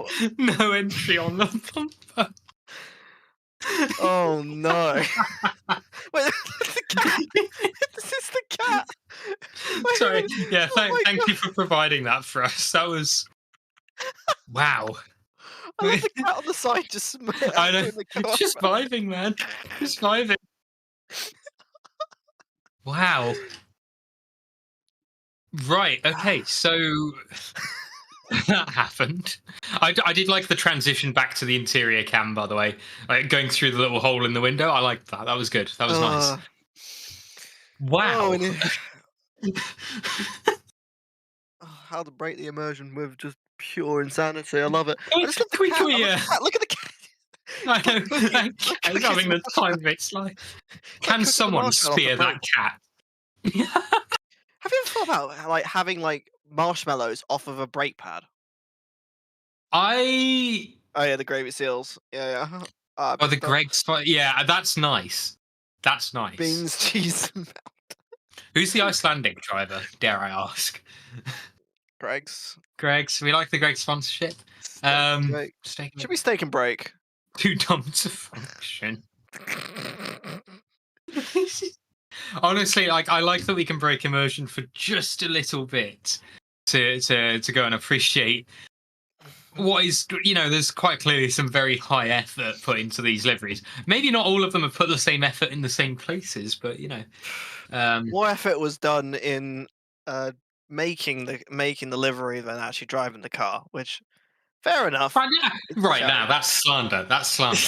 We have no evidence to back this up. This is the bread and cheese one. So, for reference, this driver Frederick is soloing this one. Jeez, to me, I forgot. Yeah, that was on the side as well. Angus showed me this. Angus did show me this before. It's just one of the liveries of all time. Oh no.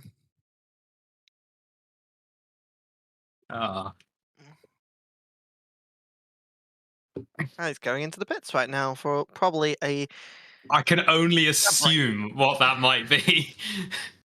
Good effort, lad. Good run. Good run. Right. Oh dear. This tells you how much. See the Dion going into the pits again with the.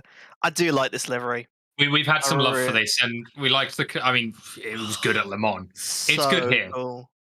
This is less good, but yeah. Rev Sport always nice. likes to come up with the memes. They are the memers. Good luck. Right, we are in the passenger seat with Dion for his drive-through penalty. This is possibly the most interesting part of the track here. But he's also a scary exit as well. It's a really millimeter perfect on that drive-through. He did not put a wheel wrong. Yeah, if you're doing endurance racing here at Paul Ricard, it is scary coming out of the that exit because people want to go onto the line where the pit exit is to make the corners. So you got to be really careful as both a driver coming out as well as a driver who is going to be lining up for turn one on the start-finish straight. So it is one of those corners that can be really damn. As we are looking at the Nismo. Number 23 Nissan. Yeah, it's nice. It's nice. Yeah. The camera work is smooth. I like. Normally we wouldn't acknowledge it. It would just sort of be like, oh, that's nice. But credit where it's due for trying to stitch it all together. I respect it, and it's nice that we get to look at the liveries a little bit while the racing picks up again. I think at the moment we're seeing, like I said, the cars have definitely spread themselves out. There are some cars that are relatively close together. At the moment, if you're going down the field.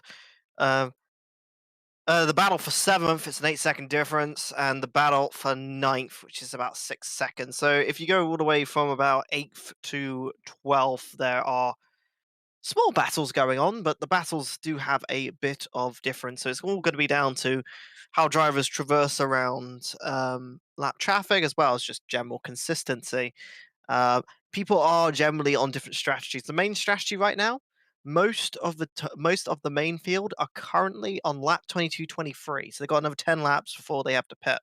So that's when the main cycle of pit stops are. So around about 10, so that'll be just under 2 minutes. So just under about 18 minutes time, we'll start Oh. seeing our next It set looks of like there's been a pits. spin from the 750 Positive Perception BMW. Not entirely sure what's gone on there. Shame to see that, because I think there was some really good momentum, some really good consistency in the pace, and it's just when a spin like that happens, it's totally about just get your head down, put it behind you, and keep putting those lap times in. And I think we're gonna have to see a little bit of that as a little bit of racing happens now. It's no, Yeah. maybe they did it for the viewers, which is very Yeah, I generous. think what I was talking about earlier is looks like car diving on the inside going to look for it, but it looks like it's going to be thinking otherwise. The BMW does have a faster straight line pace, so will probably be trying to set themselves up to go into the Mistral straight. One of the things I have been noticing, been keeping an eye on, is we were talking about atmospheric differences.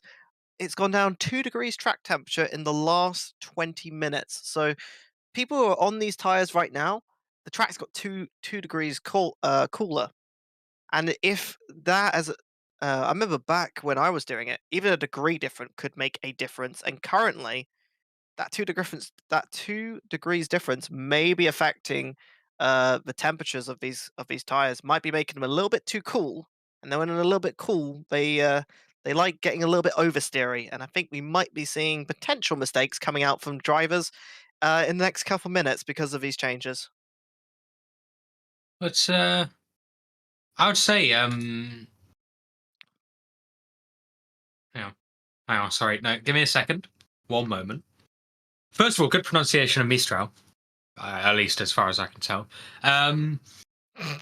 I was going to say the cars who haven't pitted in a moment and are just about ready to enter their pit stop phase, which I assume there's a couple here and there on track who would be about ready to do that. They have the opportunity to set themselves up pretty well for. I mean, do you anticipate the temperature is going to fall a lot Well, more? Sun's going down right now, so it's going to be. I think the way that the settings are right now.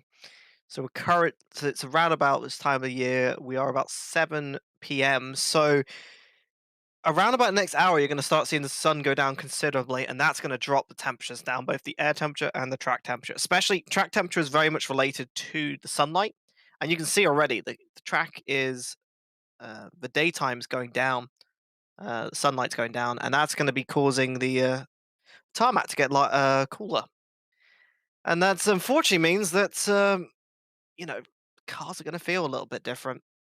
Especially if you're in those Audis and Porsches, those are the ones that have to really be considerate, and the Mercedes as well. So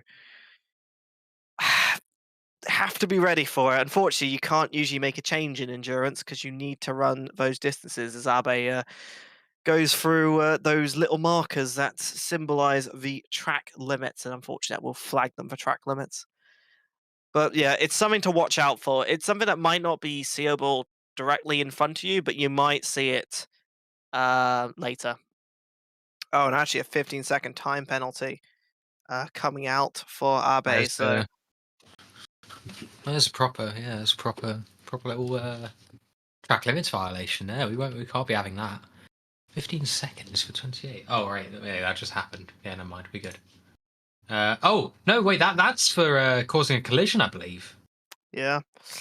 Car 28 sends it from the next department over and hits car 15 into a half spin.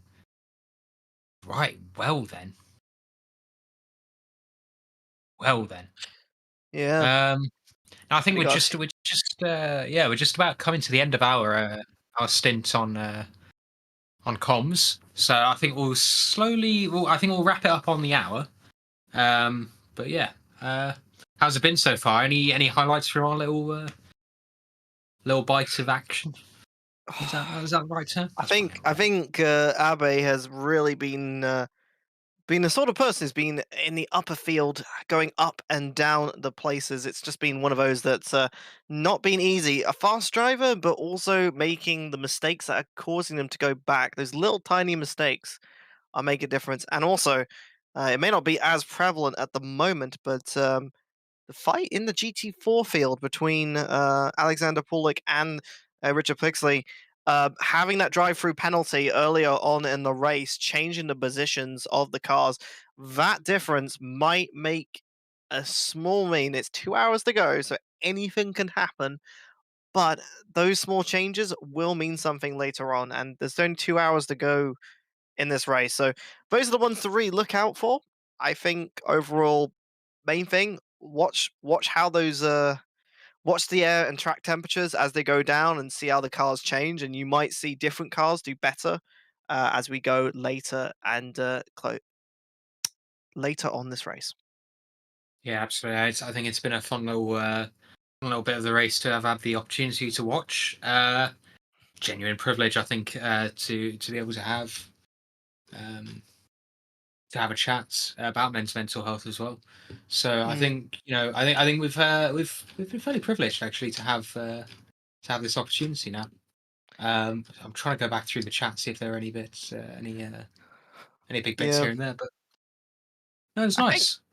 I think in the end, I mean, this is one of those where it's lovely to see events where we get behind something as a community, and I think sim racing is unique in the sense that this community is dedicated. It is a smaller community than some of others in racing, but not in racing, but in gaming in general. But it's a very dedicated community, and when they come together, they can do good things. And this is an example of it, and I hope to see more of this. And it's been lovely to not just get the opportunity to talk to people who are in different parts of life. I mean, having Paul on, but also generally just to do something a bit different. And believe me, I'm doing a dissertation at the moment, and I will be working on it as soon as I finish. So it's been a lovely break to that, and I've actually really enjoyed it.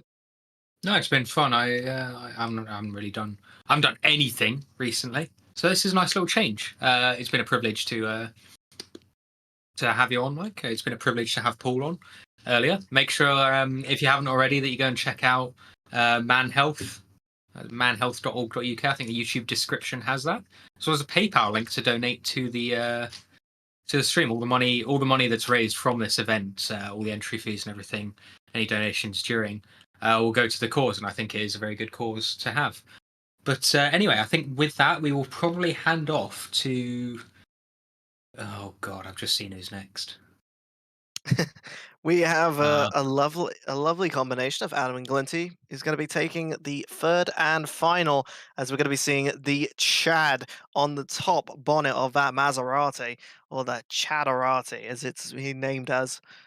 But yeah, it's been lovely. And oh, hang on. Apparently, we're not ready. Hang on. No, let's keep stalling for a bit. Hang on, we got this. Yeah. I mean, I know. I mean, it's Can we appreciate the effort that was put into the font for Chadarati? Yes, Cat. Yes, Cat. No, yeah, okay, yeah, fine, yeah, but the font. So someone's matched up the font and done everything there. Like you gotta respect that. It's a serif, sans serif. Well, yeah. Very nice. It's nice. It's good work. I remember this is me stalling still. I remember on my Aston in my first season at BUSR, I had by the exhaust what was it, caution hot. Over some of the tires, it was like slippery when wet. Learner plates. I like that. I put the learner plates on it. I think that was good. That was a nice touch. Anna, do you think you could just quit the server, go and have a look at my original livery? I think the viewers are probably. Oh, don't know. There you go. Just for posterity's sake, we don't actually need to see this. I want to be very clear. We do not need to see this abomination. But yeah.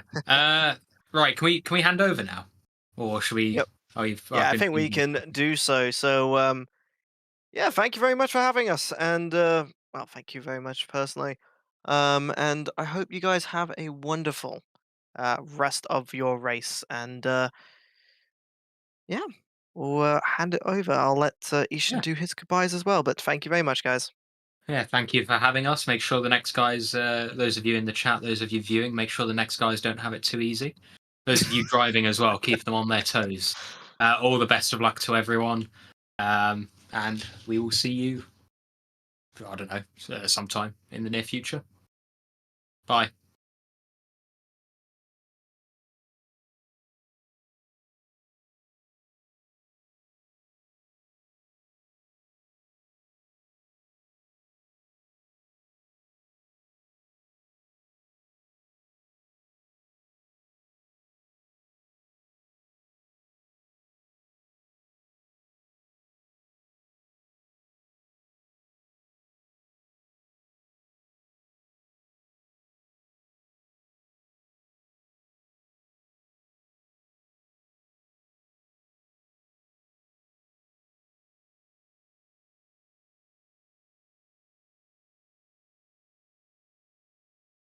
We're back. Our observer Cav, who was with me originally for the first couple hours. You're back with me, Adam, and I'm joined by Alex Smith, aka Glinty.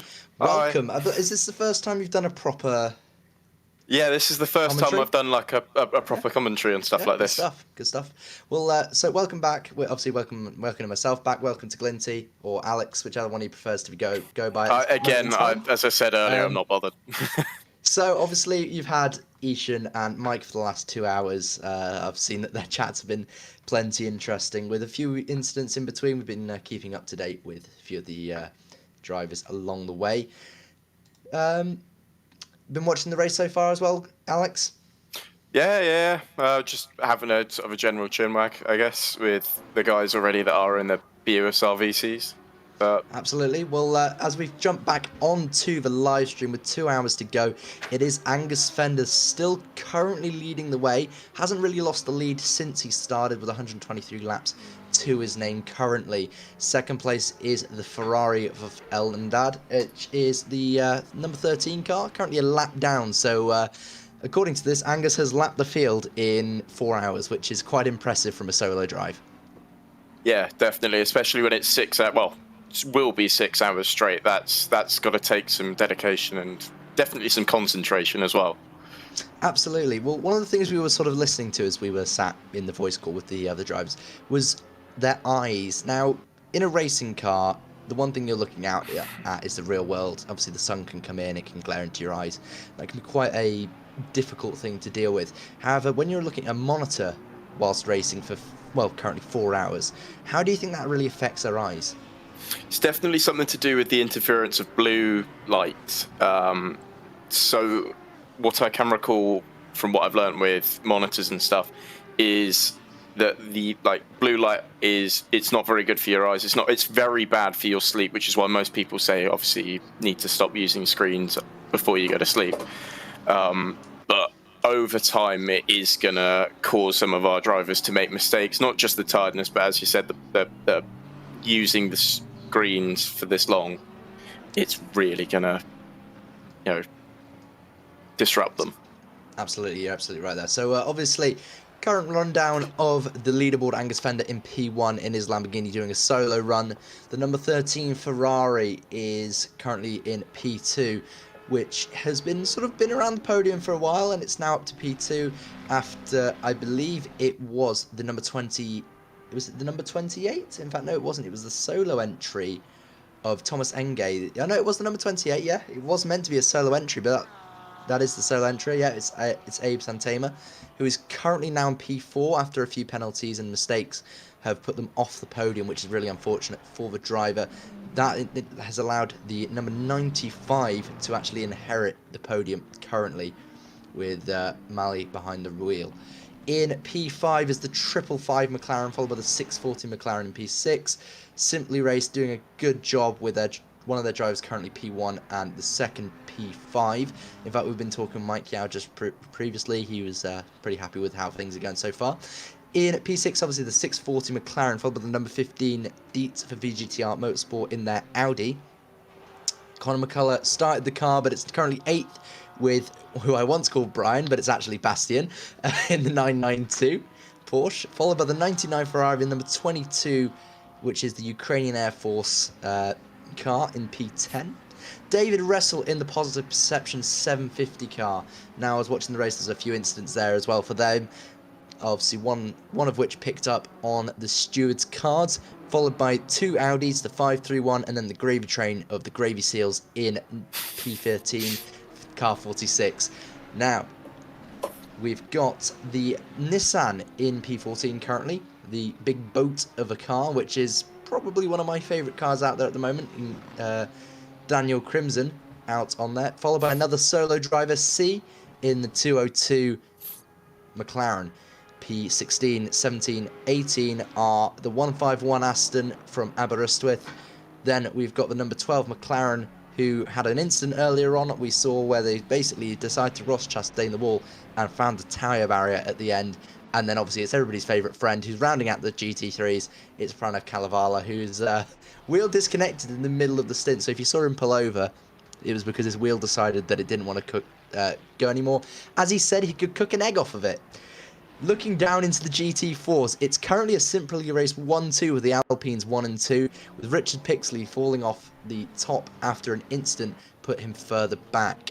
Ackerman in the 999 BMW is currently P4, just sat off the podium a lap down from Pixley, followed by Lichten in the Mercedes, Holder in the Maserati, Omola in the McLaren, and Dion, also known as Coach Dion to us all here at the BUSR, rounding out our 26 current runners. We start with 30. We've lost 4 after 4 hours. That's 1 every hour. That's not too bad. And yeah, it's been quite an interesting race so far, Alex. Yeah, definitely. Obviously, we've seen some people have a few offs and have a couple of knocks. Unfortunately, these are the things with racing. I know from my time, I've unfortunately picked up a bit of a reputation from it.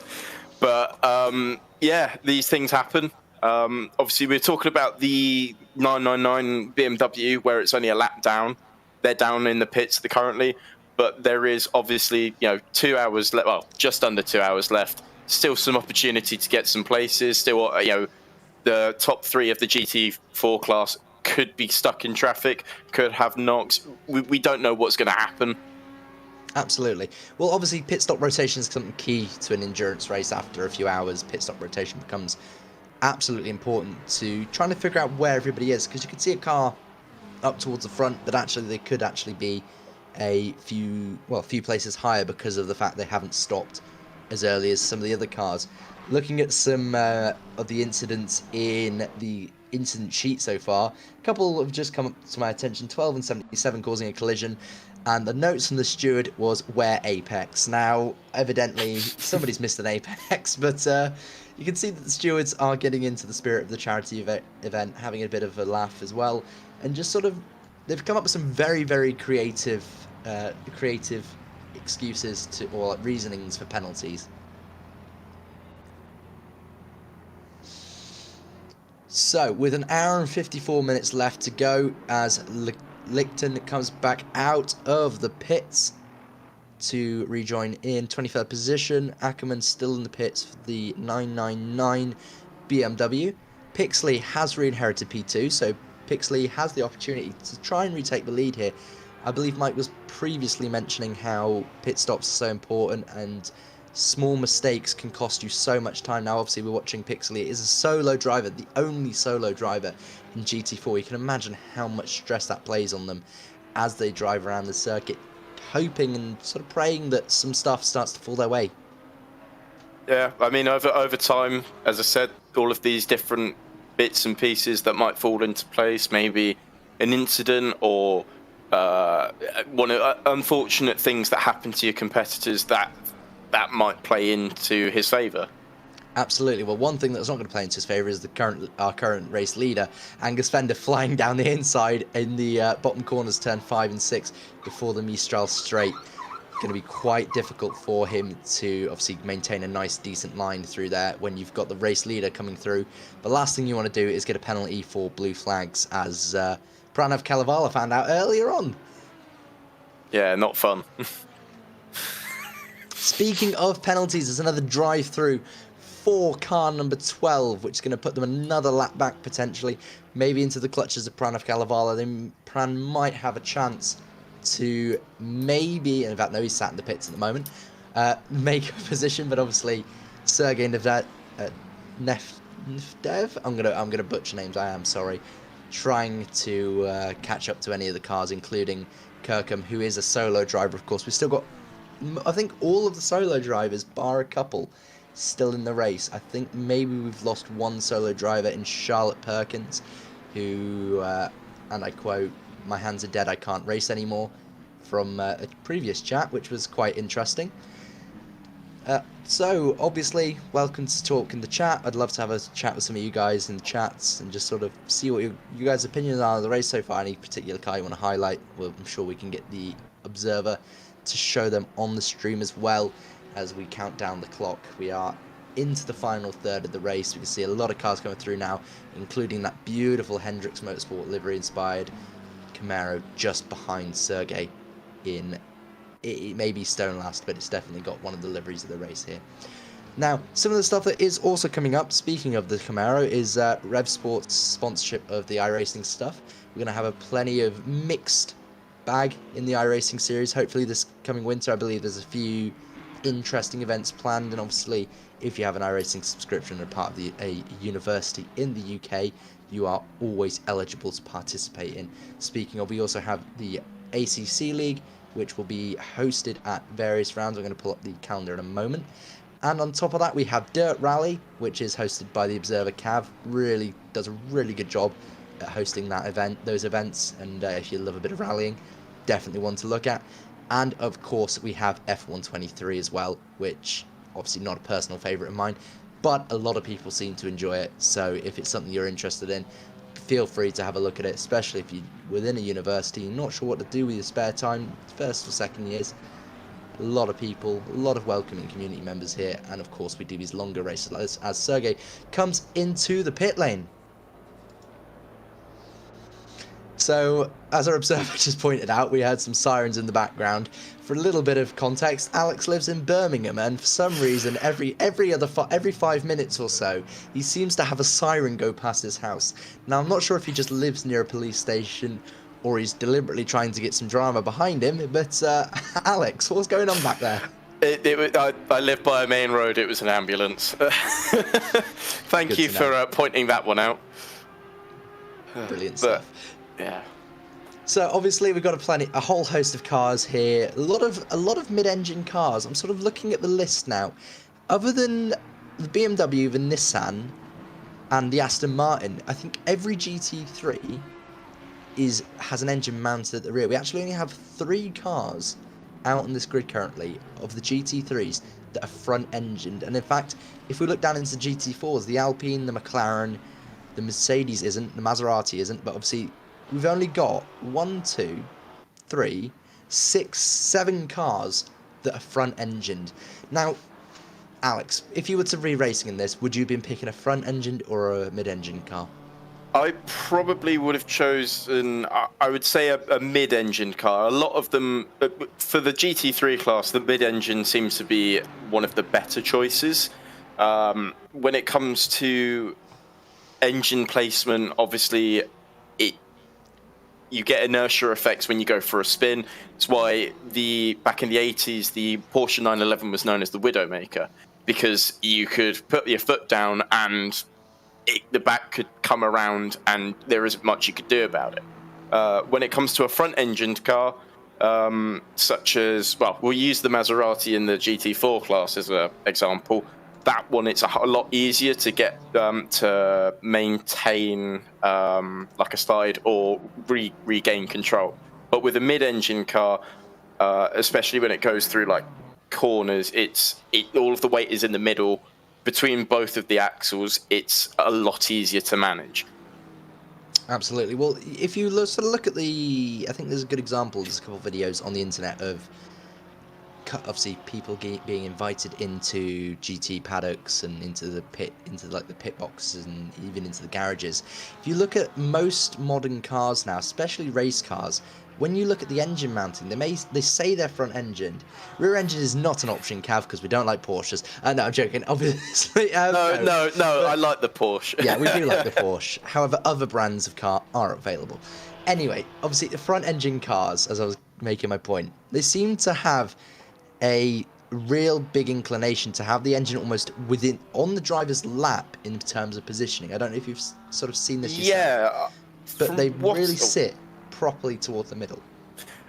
That's because, well, an example that I can think of where it's not a front mid-engine mount is the Audis of the noughties, stuff like the old RS4. They had their engine bolted a bit further than the front axle, and it used to cause a lot of understeer. It's all of these things with engine placement that, where it comes to the middle, like point of gravity, almost center point of gravity, that the more central it is, the easier it is to control a car. And when you've got something so big and heavy on the front wheels, right in front, it's quite hard to engineer away from that. It absolutely is. Well, obviously, we've seen that plenty of different cars have raced in various championships over the years. Obviously, the Nissan no longer raced in Europe. The Honda actually was brought back this year. But Aston Martin as well. Obviously, we've seen Aston Martin drop off. They're having an Evo kit upgrade for next year, which hopefully will see them reintroduced. But probably the most notable team, especially in the UK, was ABBA Racing when they were running, especially up till, I think it was round 3 or 4 this year, British GT, where they were running a front-engine Mercedes, but they were running the original spec Evo, if I'm not mistaken, or the original, like, GT3. Now, they were offered Evo kits when everybody else was, I believe, at the same time as Ram Racing, 2Cs, the lot. They were all offered the Evo kit at the same time. In fact, yeah, it was the original GT3, thank you, Cav. And it took them till round 4 to update to the Evo kit. And in fact, for some reason, they was on the speed traps, they were quicker. And now, obviously, I'm sure that was due to BOP issues. They tried to BOP, the aero wasn't good enough to keep it up to date. But if you were given the opportunity to race an older car with which was faster, would you run the older car which was faster, or would you go up to the Evo kit? Whichever one would be easier. Yeah, because that was one thing. I think that was one thing we sort of noticed, especially at round 1, where the Nearies managed to find both Nearies, I believe, managed to find the gravel trap at Alton, which was quite interesting. I think part of the reason, they were eventually they started bopping it really severely because of the straight line performance of the ABBA car.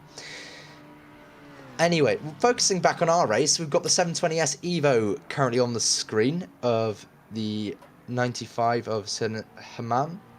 That is the 95 team is. Let's have a quick scroll through, see if we can find them.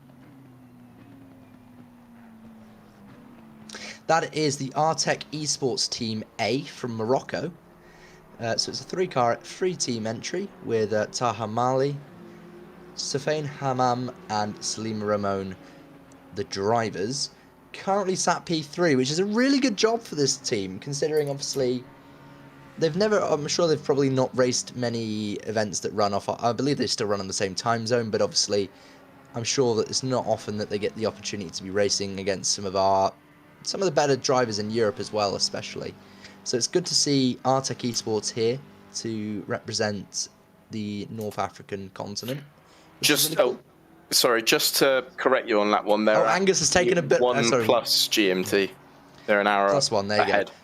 So Angus has decided that nobody's allowed to know when to brake because he has decided to take the pit board. Now, I'm hoping the stewards don't take that too lightly, but Angus, if you could deposit the pit board back to where it should be, that would be lovely. It's extra aero, apparently. Extra aero? Yeah. Actually, he has a good point, although that is covering his air duct, so I believe this might be a Not toilet fully. stop for Angus. Have a quick look at the stream, shall we? Yep, it was a toilet stop. Gone. And away he goes again. So that was a toilet stop for Mr. Fender.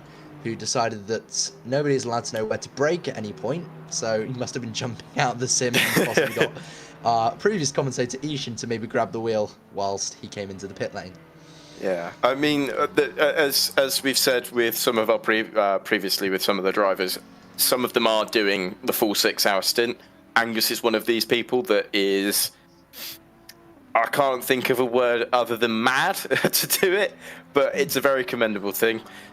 But again, you're going to have little moments like these where it tests the endurance on your own body. Like, you know, in regular GT3 racing, you're only allowed to do, I believe it's 3 hours a maximum in an endurance stint. And there are some people here doing 6, and that's crazy. Absolutely. So there's 2 double stints, or 2 triple stints, should I say, which is absolutely insane.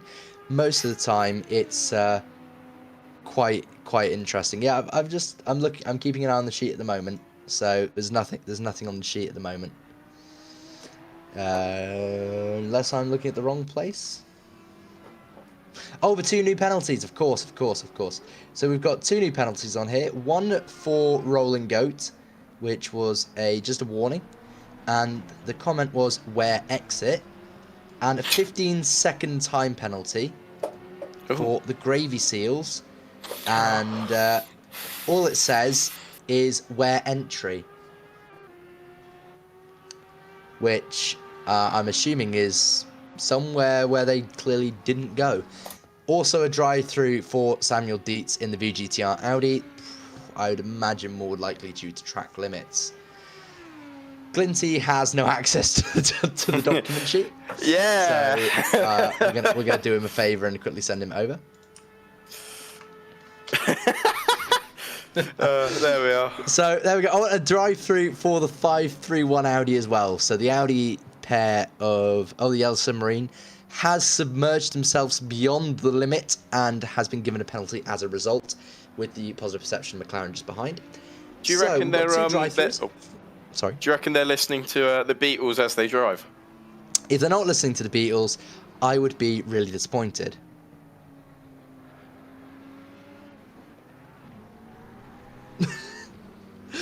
I mean, topical, but fair enough. David Russell coming into the pits as well, so this is actually going to help him massively. The 2 drivers that he's fighting for position in the top 10 have both got drive-throughs, which will allow him to pit quite nicely and come back out. So he's going to basically do his quick stop. I believe, is he stopped, or is he still looking for his pit box? Nope, he's still looking for his pit box. And wow, he's right at the end of the pit lane. So the submarine car is going to come right through, I believe, and past. But this will save him masses of time in comparison to Dietz and Verby behind him. So, as we count down the clock to the eventual race end, which should be in 1 hour and 40 minutes or 10 PM in the UK, we can see that a lot of the drivers are starting to let fatigue set in. The track limit penalties are starting to creep in, and it's going to cause a few issues as time progresses, as that looked like a Ferrari flying by of, I believe that might have been the number 13 Ferrari. Was that Pram? No, that's 1, 2, 3, my bad. I think it might have been it would have been 1, 2, 3 if it was Pram. I don't think it was. So, looking through some of the entry list, we're going to have a quick look. We're going to sort of highlight a team for a second. I think Ishin has been over Gravy Seals enough, and we're going to. In fact, there we go. Cav has decided we're going to be looking at Rev Sports Cheving My Wife Tonight car. That is currently running Dion in the car, with Cam Gold and Jonan Turner also being drivers for these cars. Now, Jonan Turner is a rapid driver, absolutely rapid. He was really quick last season in BUSR and the season before. Brilliant, really, really talented driver from London. I believe he was raised in London, but currently lives in Portsmouth, studies in Portsmouth. Dion has got a drive-through, so Dion's a little less... Coach Dion is living up to what he needs to do and showing and leading by example of what not to do out on the race circuit, and we would commend him for that. Absolutely commend him. Meanwhile, as he comes through to complete this lap and probably come into the pit lane to do his commit to the drive-through. We're sort of looking at this Hendricks car, and I think that this is a beautiful livery. It was quite an interesting sort of announcement when they announced they were going to race a Camaro NASCAR at Le Mans. They did an incredible job. They ran 22.5 hours, I believe it was, without fault, before the gearbox eventually gave way. Angus knows all about that was American halfway gearboxes through. giving way. No, it was actually quite near the end. Oh. Speaking of American gearboxes giving way, Angus knows a thing or two about that. I'm sure he'd love to tell us later. Speaking of Angus, he's now on stream. Oh, speaking of Angus, there he is. I do love obviously, perfect timing. for those that don't know, Angus is a former GT3 driver and GT4, should I say. He raced in British GT for a number of years, most recently with Century Motorsport in their BMW.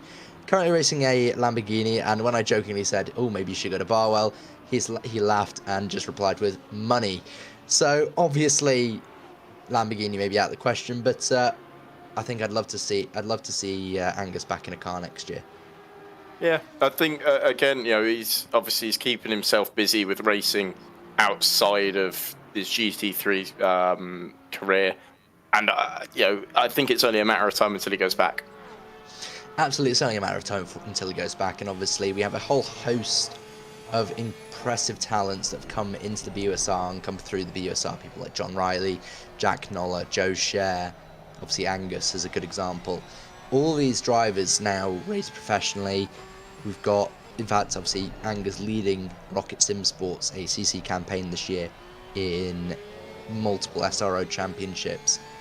Obviously not the results they wanted this year, but nonetheless, obviously still really impressive achievement. We also have Alexa Gates as part of our community, who is Brabham team principal for ACC. Again, another SRO team that would have loved some better results this year, but obviously it's only a year. You can always try again next year and push forward beyond that point. Yeah, 100%. I was going to say, currently on at the moment we have a battle with Conor McCullough.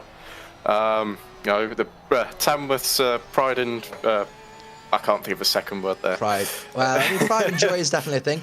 As we can see, Alexa's AMG 35 Designs logo on the back of Connor's car. Connor back in the car now after, I believe, took a few hours out just to go do whatever Conor McCullough does. I believe probably some lesson planning. He is a teacher after all.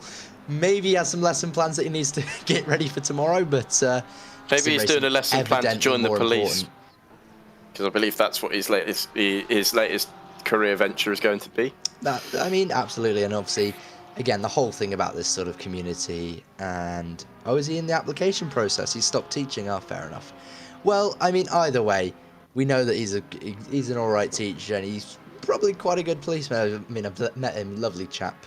We went to Donington and watched the Masters together, which Angus should have been racing at. Also, Angus, not only an impressive GT3 talent, owns a very, very cool, very, very, very cool Dodge Viper.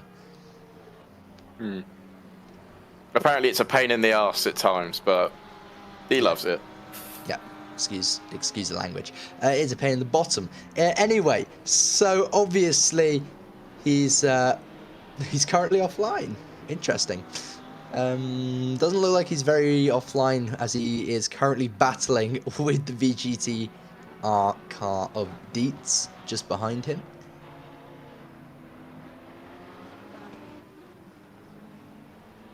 Well, I think that Audi's having a bit of a sniff, trying to see if he can get past.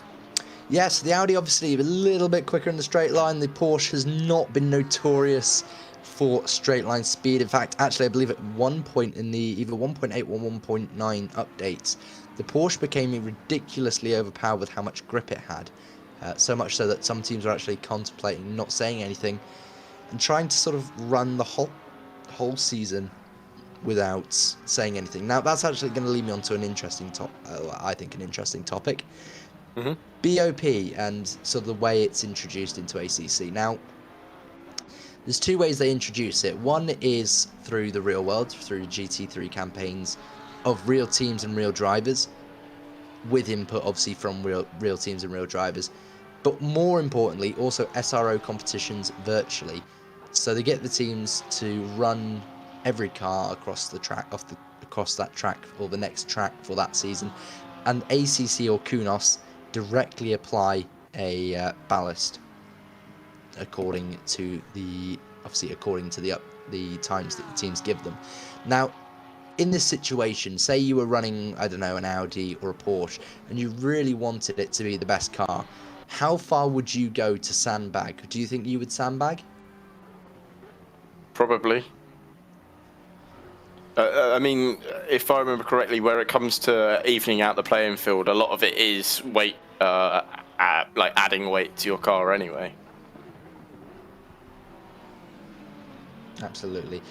So, as Cav has just reminded me, yeah, the 992 was actually the best car at launch, with obviously it having the best straight line. And I think infamously the Ferrari 296 for some reason had no straight line speed. I think that's been slightly rectified now.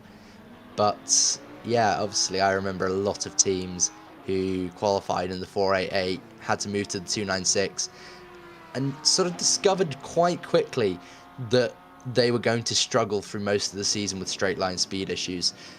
Who I believe Rocket, Brabham, and I believe a Visceral team all went for the 296 and all struggled to push the car higher up the grid. I think the most shocking was it was the Hondas, wasn't it? People who tried to qualify in the Honda for sprint and also endurance qualified in the Honda and watched the team just plummet because of the speed difference that it sort of lost in the 1.9 update.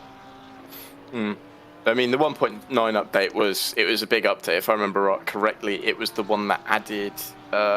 It was the track that is a motorcycle one. I cannot remember the name off the top of my head, because I remember Jonan saying about the motorcycle GP going there a lot. But Absolutely. it was a really good track to actually cut your teeth on when it comes to learning stuff. Like I only got ACC about a year ago, and again, sort of within the BUSR, I know that a lot of the little coaching and stuff. Oh yeah, well, Valencia. We haven't missed the battle. We're just waiting for it to heat up a little bit more, as Connor has now got the Audi right on his rear wing. He's going to have to defend a little bit harder each lap now, trying to sort of back off the Audi into the Ukrainian Air Force Ferrari. I'm sure that's sort of the plan. If they overtook each other multiple times, we weren't paying attention. I do apologise for that, viewers. However, we can see that Connor is still in front of the Audi. It still looks the same to us when we sort of were distracted mildly.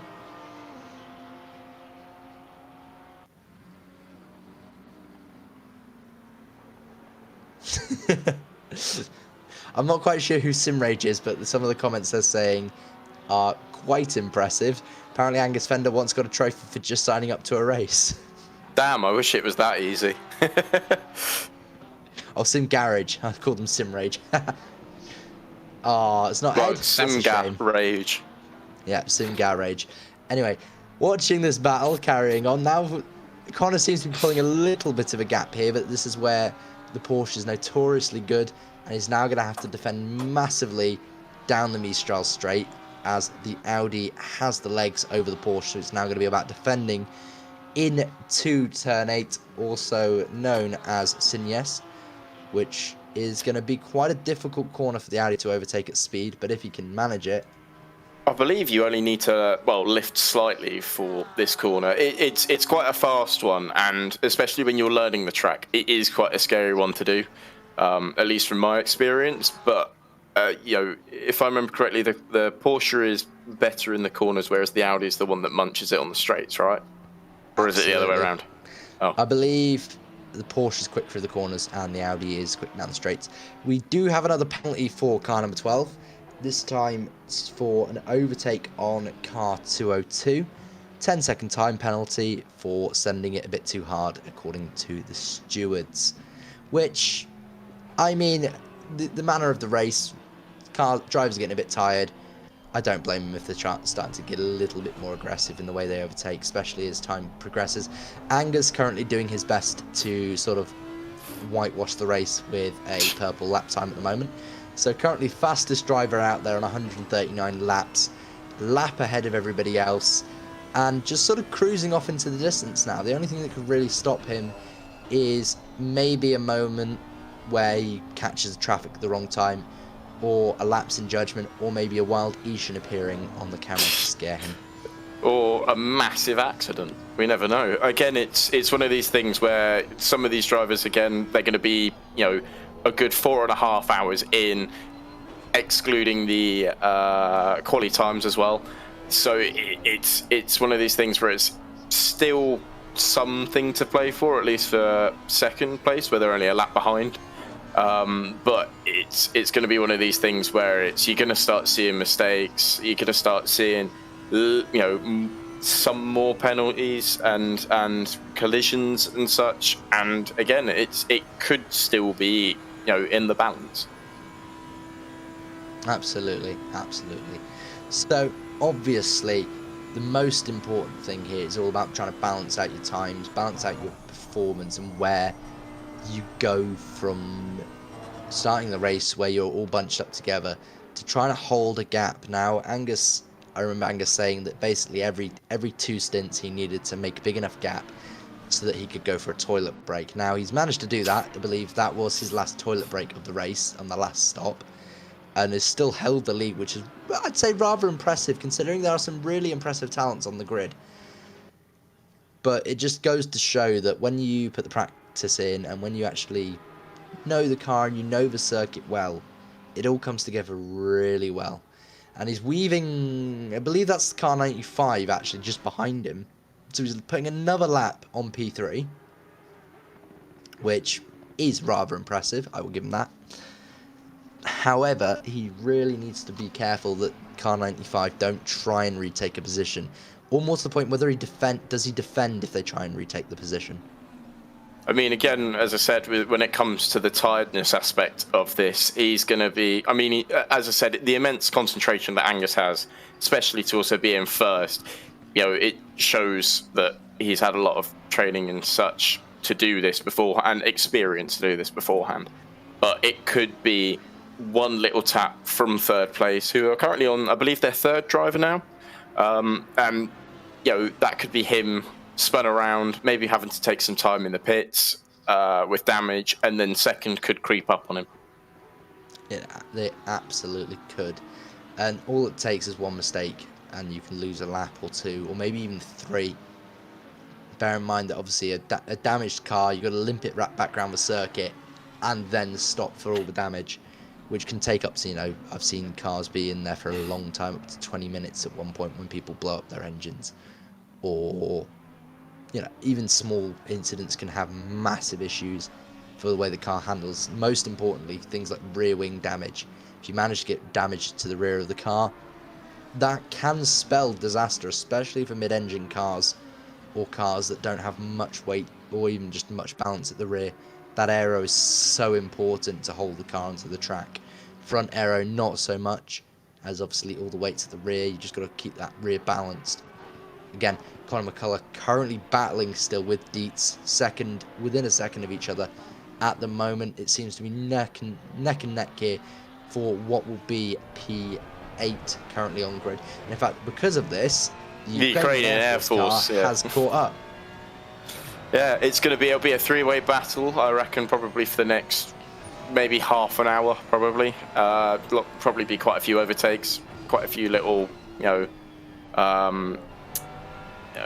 little sort of sniffs to see if they can pass up, maybe some heavy braking zones. They're all actually catching up to P7 as well. So it's going to get quite, close. Absolutely. Now, we've got a few more penalties since we last had a look. Sergei Neftev has got another one. It is now a 15-second penalty, I believe. Let's have a look. Yep, 15-second penalty for number 12 for... Hang on, let's have a quick read of it. ACC race control app was having an app, decided not to pick up this car contact. Car 12 does fact and send it into car 750, so that's a 15-second penalty. And Pranav Kalevala once again showing that he is possibly colorblind. 5-second time penalty for car number 123. Stewart advised a color blindness test for car 123. So we suspect he may be blue-green colorblind. We just missed a murder. Oh, blimey. Oh, there's a murder. Absolutely, yeah, we just missed a murder. That looked to me like Sergey has committed another murder on his way to serve some penalties. So making sure that he gets the most out of his car, killing the gravy car. Oh no, was it Pran? Oh, we got a replay of that. Pran, oh. I'd love to see a replay of Pran committing murder. Can we clip that? We cannot clip that. Oh, shame. Oh no, it was the 12. Thank you. I thought so. I don't. Let's not throw accusations at Pran right away. Poor Pran. So, no further action as well for an incident between car 15 and 992. With car 15 turns in a bit early and car 992 turns in a bit late. So, comme ci, comme ça. It is what it is. Yeah.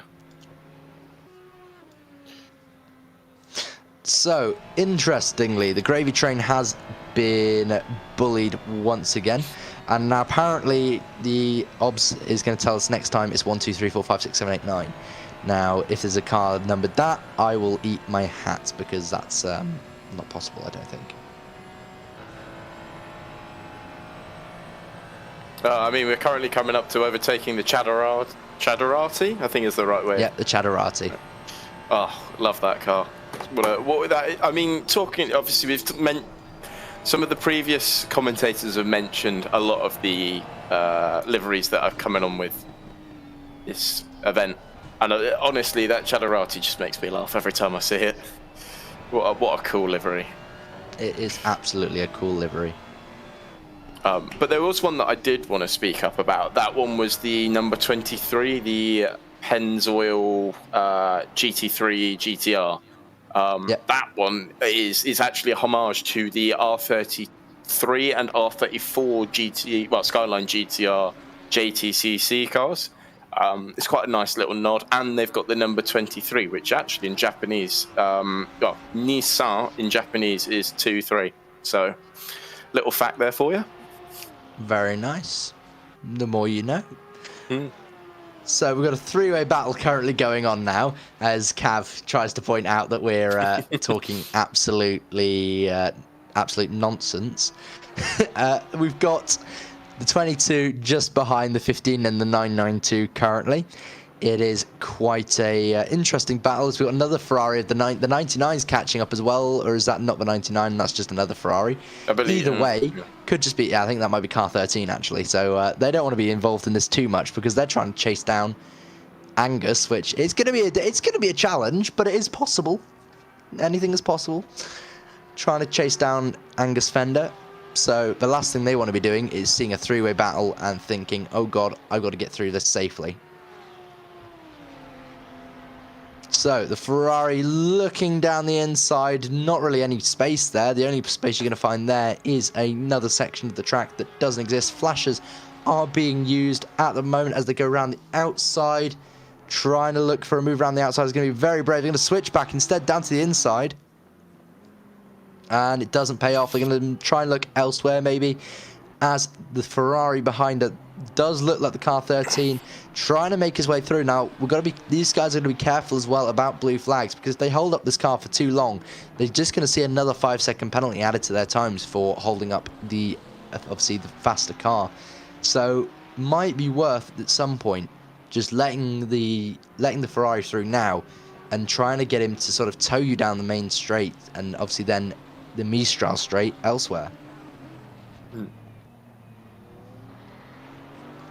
What I find, I mean, talking about the cars back again, what I found interesting with the 296 is obviously the road car is a hybrid. I believe it's nearly 900 horsepower sports car, whereas with the V6, the normal one, the GT3 V6, that one, the motorsport regulations don't allow for the hybrid motor. So obviously this is like a race prepped, obviously with a restrictor V6 that's needed for this. So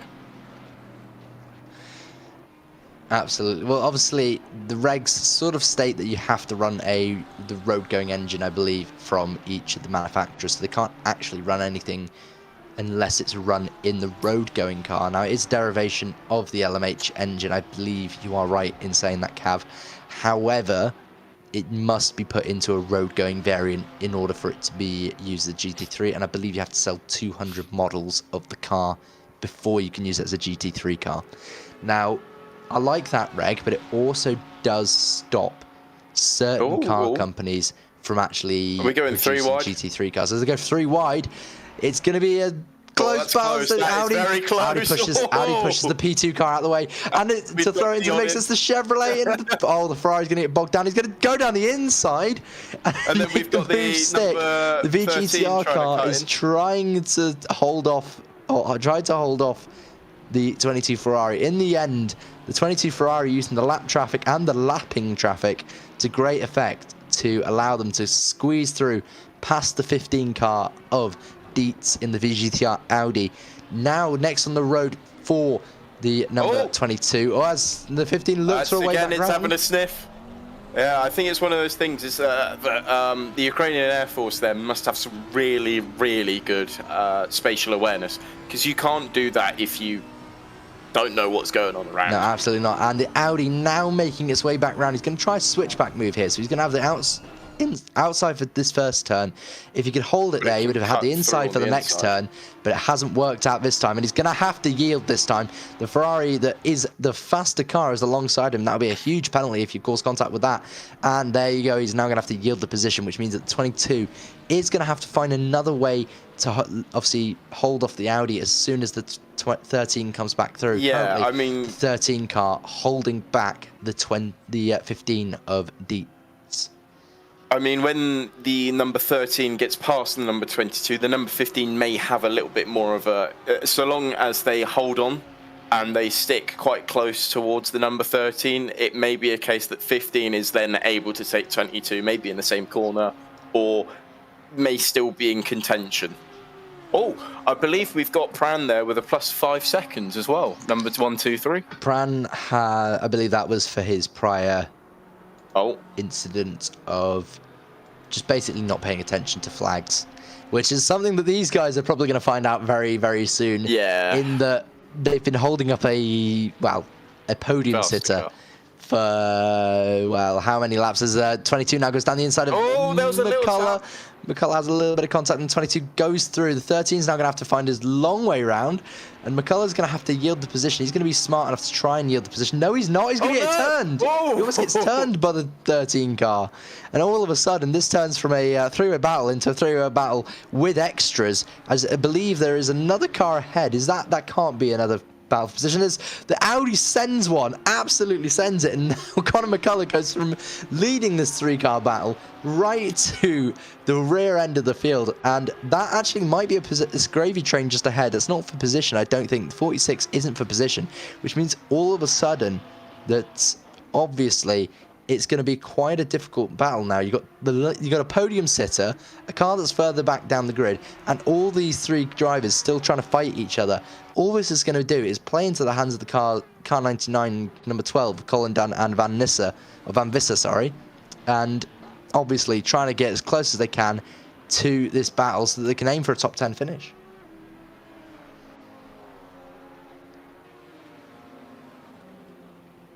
Oh, we've got 2 wide as well. That's another 2 wide situation, but that's for the gravy train, so that's not for position, as the Audi throws it through the corner completely sideways. Probably pick up the track limit warning. There's going to be a few track limit penalties in this battle, and the gravy train's now going to be slipstreaming the Audi. The slingshot going on there, absolute slingshot. Shiv the Turtle, skill issue from Pran, absolutely correct there. Looking at the incident report sheets, we haven't had anything recently. The most recent one was what a gorgeous camera angle. NFA from the 992. A gorgeous camera angle, absolutely. As we count our clock down. We're almost an hour left now, Glinty, Yeah, I was going to say, talking back to that camera angle, it reminded me of the follow-through of the Top Gear test track. Absolutely. You know, Audi's gone off. Audi's gone off. Oh! Number 15 has run wide. Now, will we see it rejoin? There it is. So he's run wide. Now, all that hard work he's just done, Connor just sort of held him off for so long. He gets past Connor, and then he throws it all away just by running slightly wide on the corner and really sort of damaging the car, maybe. The tyres are starting to possibly go away from them. But what this does mean is that it's currently the number 22, followed by the 992 and the 15 for the top 10 battle. Top 10 obviously seems to be pretty cemented at the moment. 10 seconds now, the gap between Dietz and Van Visser in the 99 Ferrari. Colin Dunn seems to be sort of finished with his attempt to get into the top 10. It looks quite unlikely that they could actually make it in. Crimson is a little bit further back in the 23, which is not ideal for him, but I'm sure he will be relying on some incidents further up the road to push him up further. Yeah, again, keep mentioning it. We're now nearly 5 hours into a race. There are some people that are just doing it on by themselves. Some people may be 2 hours in as opposed to 5. Some people might only be 1 hour in. You're gonna see the tiredness, start to take its effect. Absolutely, not just that, but also you got to think about this. Some of these guys have been sat in a chair now for close to 5 hours. Imagine what that does to your body. Now, this is a good sort of segue into what I'm going to say as we still watch this battle raging on between Connor. Connor's lost the position again to the Audi, so we'll wait and see if the Audi runs wide again and loses the position. Do you reckon Connor hasn't quite conserved his tyres either? It could well be. The Porsche isn't, I don't think, notoriously good on rear tyres, so it could be that it's sort of fallen away. But the number 15 has also picked up a 5-second penalty. There's a 5-second penalty for the number 15. That would more than likely be for ignoring blue flags. Here we go. We've got a official steward reasoning is that car 15 does not make the apex, instead makes a front right fender of car 992. So, yeah, contact with Conor McCullough, causing them to have a 5-second penalty. Also, Glinty, did you do a little drum roll then? No, I didn't. It's just my headset. Oh dear. I think we're all slowly losing our minds. But speaking of minds, obviously, as we still watch this battle rage on, we're going to have I'm going to sort of segue into a little bit of a talk about, obviously, ManHealth and ManHealth as a whole, sort of the charity that we're helping us today. And obviously mental health as a whole. Now, this sort of entertainment keeps your head nice and light and proper enjoyable sort of situation. But I'm sure some of the drivers here right now are probably going through a fair bit of stress. And that sort of stress, in this case, isn't too bad. But imagine if you were doing this solo, on your own, no voice call to talk to. I know that Angus Fender is live streaming, a few of the others are in voice calls together. But imagine doing this for 6 hours on your own without talking to anybody and stressing the whole time, having, a bad time as a whole and just stressing the whole way through. Now, that's sort of what some people go through on a daily basis and not really a fun thing to have, which is why, ManHealth and all these great charities sort of help to provide a safe space for people to talk about their feelings and talk about maybe something like this, that's really stressing them out and making their life just that little bit harder. Yeah, it's definitely when it comes to issues within your life, it's good to talk about it with someone, just get it off your chest, because I believe it was I can't remember his name, but he was the traffic officer, one of the traffic officers off of, I believe it's the TV show, was it Road Wars, or Traffic Wars or whatever, and he was discussing his PTSD, because obviously traffic officers have to deal with sometimes some quite nasty things, and it's really not pleasant. But the analogy that he said about his PTSD was almost as if he was putting it in a bag, and when it got too much, it was almost like, when you have a really heavy rucksack and you can't carry it, and it really drags on. So, I guess it's good to get, when they say get it off your chest, you know, if you take the bag analogy, hang it on your chest, it's good to, you know, let that out, have a good, like, and also have a good release from it as well, you know. I know from my personal experience, I know that fitness has been something that maybe as a kid wasn't really big into, but when it came to sort of some of the worst parts during, you know, my life, the gym has actually really helped me. Absolutely. And obviously there's many things that people do to cope with their stress. Obviously, you, like yourself, gym. For some of us it's racing like this. For some people it's even just, you know, a nice chilled evening with a Chinese and watching a film. But there's so many ways to, you know, get rid of that stress through comedy, through any fight, you know, through like physical sports, through just I don't know, talking. I've broken two of my fingers doing it. Including, or comedy, and like I said, comedy, including apparently we deserve a stop and go for slandering gravy seals. Apparently it's uncalled for. Well, if you stopped thickening the plot, then maybe we could stop slandering you as much. But or you can send me a nice subscription to Bisto or Bovril. A Greg's like 15 quid gift card. Absolutely. Other bakeries are available. We are an unbiased community here. We don't have a bias towards any particular brands. So I mean, when in Birmingham, there are other brands available. I was going to say, when in Birmingham, go to the Primark that has a Greg's in it. Anyway, slightly off topic there. We're watching Conor McCullough as he's trying to fight his way back towards Samuel Dietz in the VGTR Audi. Passing now the McLaren of Positive Perception. Not quite sure who's in the car currently. We're watching as the sun starts to set. 8:03 p.m. currently in game time, as we're an hour and 6 minutes away from the flag.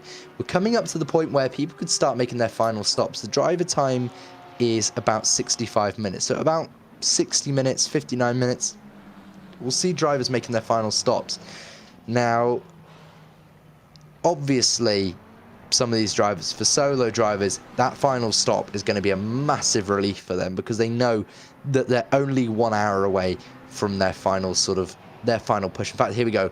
Here is one of the drivers in now for their final stop. It is the Welsh car, the Aberystwyth Community of Gamers car, currently in the pit lane with Jay Kirkham behind the wheel. He's going to try and make his final stop and come out just with enough time. Now, I would be stopping a bit later. I think that's a really tight sort of guesstimation. The max a very tight window, yeah. It's a very tight window. The max driver stint, obviously, yeah, if you're going to be plus one lap, you're not going to make it for time. And he's missed his pit box. So he's pulled it. And not the only one, I believe. There's another car on drive-through for Frederick C. And Pran still has 5 seconds. I don't know if that's a new one. Close. Or just Pran being Pran and not serving it just yet. Again, he's on a 6 hour. This is where the endurance side of things really, takes its toll. It really does. It's 5 hours in. Tired, gonna need a wee. Especially, unless you're Angus and you've given yourself enough time to go and nip for a wee. But again, it's one of these things where it's like it's a long time to be going, and in all honesty, there's a reason why there's regulations against it. Absolutely, it's such a difficult thing to do.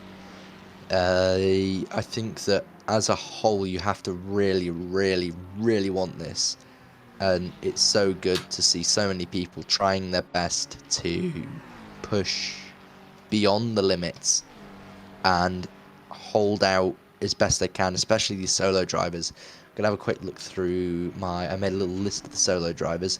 So we've still got Pran, we've still got Angus, we've got Crimson, we've lost Charlotte, we've still got Kirkham, we've still got Frederick C.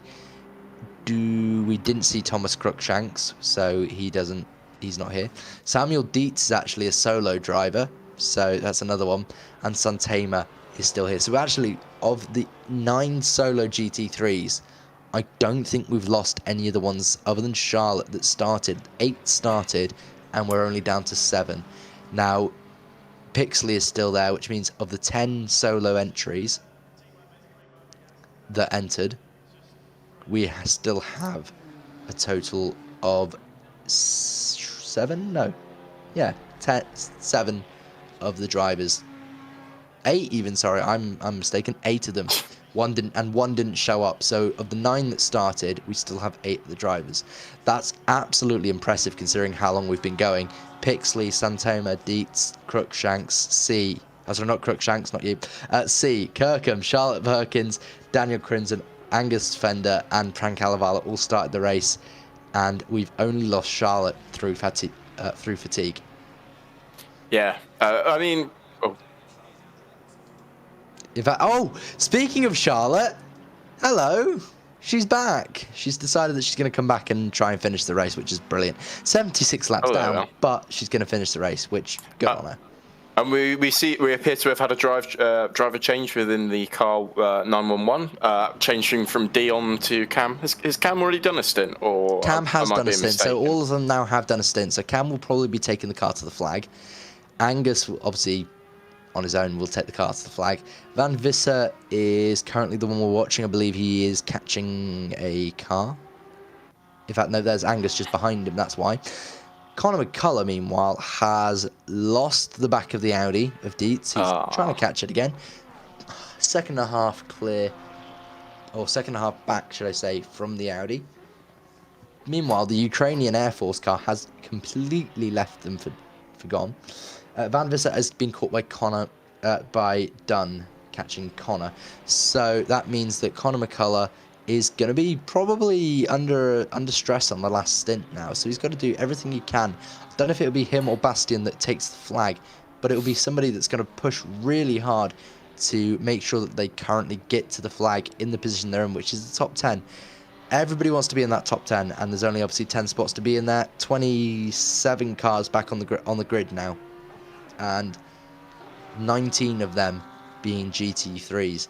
Now, obviously, Charlotte Perkins has no chance of getting there, but technically any of the 18 drivers that are currently ahead of the GT4s have the chance. As the Yellow Submarine car misses its pits box, and there we go, he's found it now. So it's becoming, again, when it comes to the tiredness aspect of this, it's becoming a recurring problem, missing the pit box. It will, and you've got to bear in mind that as fatigue sets in, small mistakes like that will make a big difference in the long run. A couple seconds maybe difference between a position. And we're currently focused on Angus Fender at the moment, current race leader. Probably is just going to be the race leader for the rest of the race. Well, we don't count our chickens till they've hatched. Don't put all your eggs in one basket yet, yeah. But we obviously have seen Angus take pole position, lead from the lights out. He's been leading now with an hour left to go, so we have ticked into the final hour of the race. That was the mark that everybody was looking for. Every car that's still here has completed 5 hours of racing, which, is an absolutely monumental task. It's equivalent of almost 3 Grand Prix distances at this point. You've got to remember that an average Grand Prix lasts no more than an hour and a half. So by the time they've done this, it's 4 Grand Prix distances. Yeah, it's mental. I mean, as long as Charlotte doesn't follow her idol and end up in a wall, it's all good. I mean, that was part of the reason that she had retired initially. She did find the wall, but obviously, someone's saying hi in the chat. Who is that? That's my sister. Oh, it's your sister. Hello, Glinty's sister. How are you doing?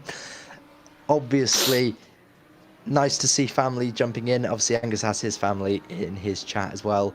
Apparently, his dad wanted to race with him, but he said no. So I'm really disappointed in you. It's a shame. You should be letting your dad drive.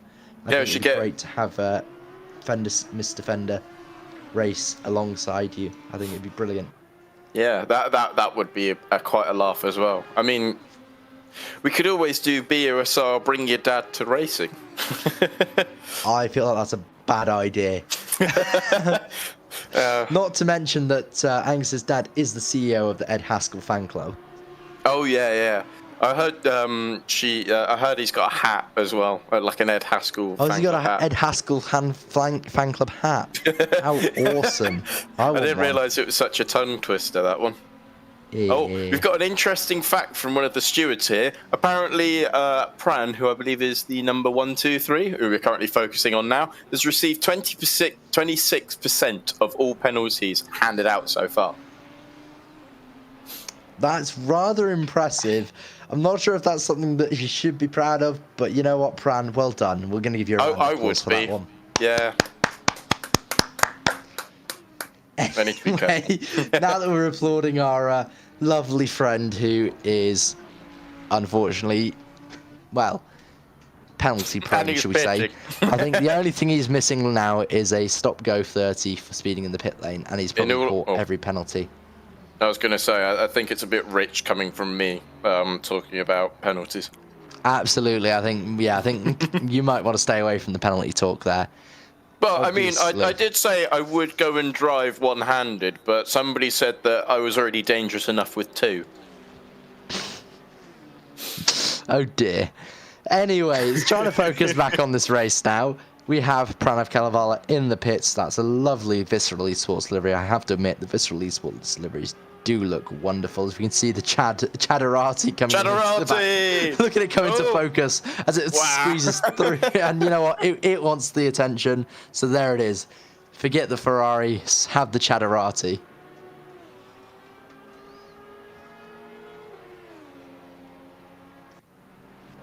And we're back out onto the circuit with Daniel Crinzen in his beautiful retro-inspired Pennzoil liveried Nissan GTI. He's trying to move that all the way to the flags now. He's not far away from the race finish here. 56 minutes to go.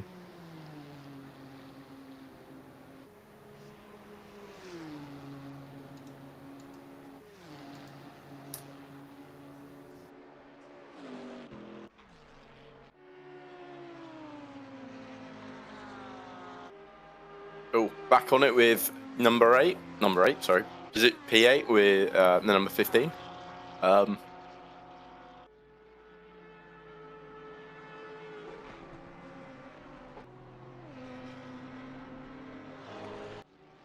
we can just see behind where with P9, Conor McCullough, just currently trying to overtake, I believe, is that a GT4 car? Yep, looks like yes, it is into low back. The annoying part of this track, especially when learning it, I believe it's corner number. I believe it's corner 9. That one, it is such a pain to do because you have to essentially hit 2 apexes. You have to go out wide, hit the apex on the entry, and then sort of come back in. It's very hard to master, especially as a new driver. Sorry, I'm substituting for Adam at the moment, Alex. So that's fine. That's why you're hearing me pop back up. Hello again, stream. Been an interesting rest of the race so far, hasn't it? It's really unfolding. I'm surprised that Angus has managed to have the gap that he's had, but this battle, well, it's just epic and flowing, isn't it? Yeah, I mean, the Diets, they've still got the same +5 seconds as they've had for quite a while, haven't they? So, I mean, yeah. with Connor only being a second and a half off, if he sticks to him like glue, he's going to end up having the position anyway. But I mean, Visser as well. If Van Visser can also come up and try and get back into the swing of things, he might also make the same position if number 15 is still, with the penalties. Definitely, but the person who's going to be really happy about it will be the 22, if it's Clemenco staying in or if he's trying to get back over for the final stint. I mean, only they managed to open the gap up for 6 seconds, though, right? Yeah, and again, with 53 minutes left, and obviously the final lap, so it'll be a bit of give and take. It's. I'm not going to say it's in the bag. We don't know what's going on. I mean, position 6 is also pitted as well, so that might make it a bit more interesting. But the driver changed to Do as well. Yeah. I do quite like what they've done with the little flaps down there as well. The little design almost looks like shots. Almost. They're on the car as default. Oh, okay. Yeah, it's Haven't just that noticed they that. haven't painted it because I think the base paint job doesn't have it, or the headlights painted. It has it on its own textures. Mm. See, Chartier is bets. Wonder if that's going Probably to be getting a fresh driver set of swap. tyres for the last however long. Definitely, you can make the tyres last about 90 minutes, but we wouldn't really want to do that. Yeah, I mean, Angus is probably at the moment, conserving some of his tyres. I mean, he didn't pit too long, but I would assume the last few laps he's probably going to push a little bit more just to make sure that he doesn't have anyone on his tail. Absolutely. Sorry, well, I just had to quickly go do something, as adults do. Oh, imagine being a full adult. We've had to do a lot of things today, yeah. But obviously, it's been quite an entertaining race so far. Thank you, Cav, for stepping in for a few minutes. Unfortunately, I couldn't get what I needed to do done because it's been currently being used, so I'm going to have to wait like another hour, which is going to be painful. Anyway, focusing on the race here, we can see Angus Fender still racing along, trying to make his way all the way to the flag without basically losing the lead. I don't think he's lost the lead once here, as he's currently racing in third-person view. I'm looking at his stream really quickly. Third-person view with Ishan, our previous commentator, lying down on his sofa. But obviously, these guys, those two live together. It's nice to have friends about. And again, that's what a lot of this is about. Sometimes having a friend there with you just stops you from being so stressed, and it gives you the opportunity to talk and, work things out sometimes, even if you're not 100% sure on your own. Sometimes a friendly ear is exactly what you need to help you figure out what you need to do. I mean, again, sort of talking about mental health, one of the things that I mentioned, I usually do like a talk at the start of uni for autistic, freshers who are also on the autistic spectrum, similar to how I am.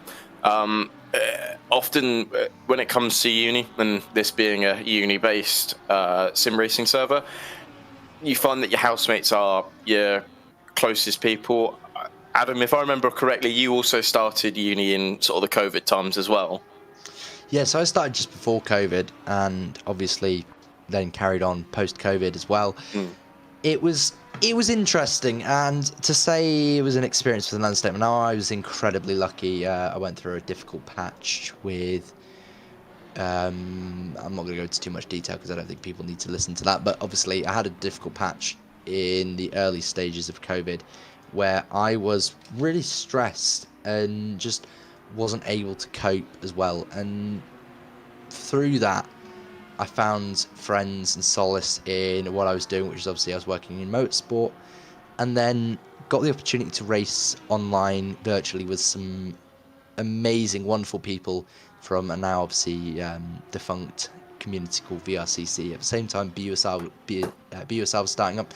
VRCC was obviously opening up their sort of doors to professional or semi-pro racers who were sort of looking for a place to go.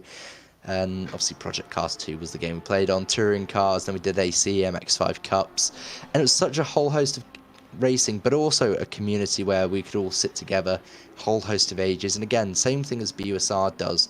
It provides a safe space for anybody that's sort of looking for something to do, maybe that has a bit more time on their hands and not sure what to do with it, doesn't really want to be isolated and on their own, and it gives you this great opportunity just to sit and have a chat with somebody. And obviously none more so than like when Angus, myself, Alex, Cav, Alexa, Jason, Thomas, some of our stewards today, Ishan or Mike, the previous commentators, or anybody in this community ever has an issue, 9 times out of 10, anybody that's sat in the call is always welcome. Is always a welcome ear, and we'll always do our best. I mean, an example is that as I said, I've previously mentioned, broke 2 fingers this week. Well, fractured them, and things were getting worse. And I just put a message into staff chat just saying, "Hey, look, anyone here for a chinwag? Just having a bit of a bad week." And our producer Cav literally like 2 minutes later just started Discord calling me and just was checking up. I mean, there's been a couple of different times where stuff's gone a bit Pete Tong, and people have just been here to listen. And it's one of these things, even when it's even if let's say we have some new people in the chat and they want to come and join along and have a chat, we're here. Well, I mean, Absolutely. It's one of those things where obviously it'll be when we can, but these things happen, and sometimes you've got to talk to your mates. Absolutely. So obviously, you know, a good thing is to talk to your mates, but if you do ever need a professional, charities like ManHealth are always going to be there for you if you need them. Mind any charity that does good work with mental health is always worth it to reach out and just talk. Again, obviously, a friend is a good ear. If you need a professional, though, always don't be afraid to ask for professional help. At the end of the day, universities especially will always have someone there to lend an ear. On a positive note, Owen has finally returned and he has finally given the wheel back. Unfortunately, it's a bit too late for me to jump into the race. Thankfully, we got the wheel back, but unfortunately, yeah, a bit too late. So, Owen, next time, don't take the wheel with you and still being a Thrustmaster fanboy. I mean, anyway. well, I was also going to just jump on the back of what you were just saying as well. You know, professional help is there where you need it. If it means that you have to be on, as my family would call it, happy pills, you know, antidepressants and stuff, that's something that, you know, it's not. I know there's always a little bit of a taboo with regards to that topic, but at the end of the day, you saying that, hey, look, things are going wrong, I need a bit of help here, that takes some courage to do. And, you know, obviously, especially sort of men, it's something where you are viewed as weak. It's not weak. That's you going, hey, look, I need to make a change here, and I'm willing to do the work and get the effort in to fix these. Absolutely. Well, meanwhile, Angus seems to be committing some heinous crimes to the rear end of the 488. Not quite sure what's going on there, but it seems to be that there's some bump drafting going on here for the race leader. I didn't realise this was NASCAR. This is the front end and the tail end of the field, currently trying to see how fast they can go whilst pushing a Ferrari 488 down the Mistral straight. Now, the question is, who breaks first? Because if Charlotte breaks first and bails out, Angus is about to lose his race lead. Luckily, they've managed to make it through okay and relatively unscathed. I'm sure there was a few screams going on in the chat. Yeah, I was going to say they're probably communicating within one of the and as if like channels. magic, Charlotte ran wide anyway, so moment over. There's a yellow flag just further behind for, I'm not sure who that is. If Cav could cut to the yellow flag car, I can tell you who it is. I believe it might be the 123. Is it Pran? Has Pran had another? Oh no, it's not. It's the 750. David Russell has had a moment. He's pulled over. He's sat on the outside towards Escargot. Is he going to restart the car? He has restarted the car. It might have been a wheel issue. Looks like it might well be a wheel issue. That didn't look like he'd hit anything. Hmm.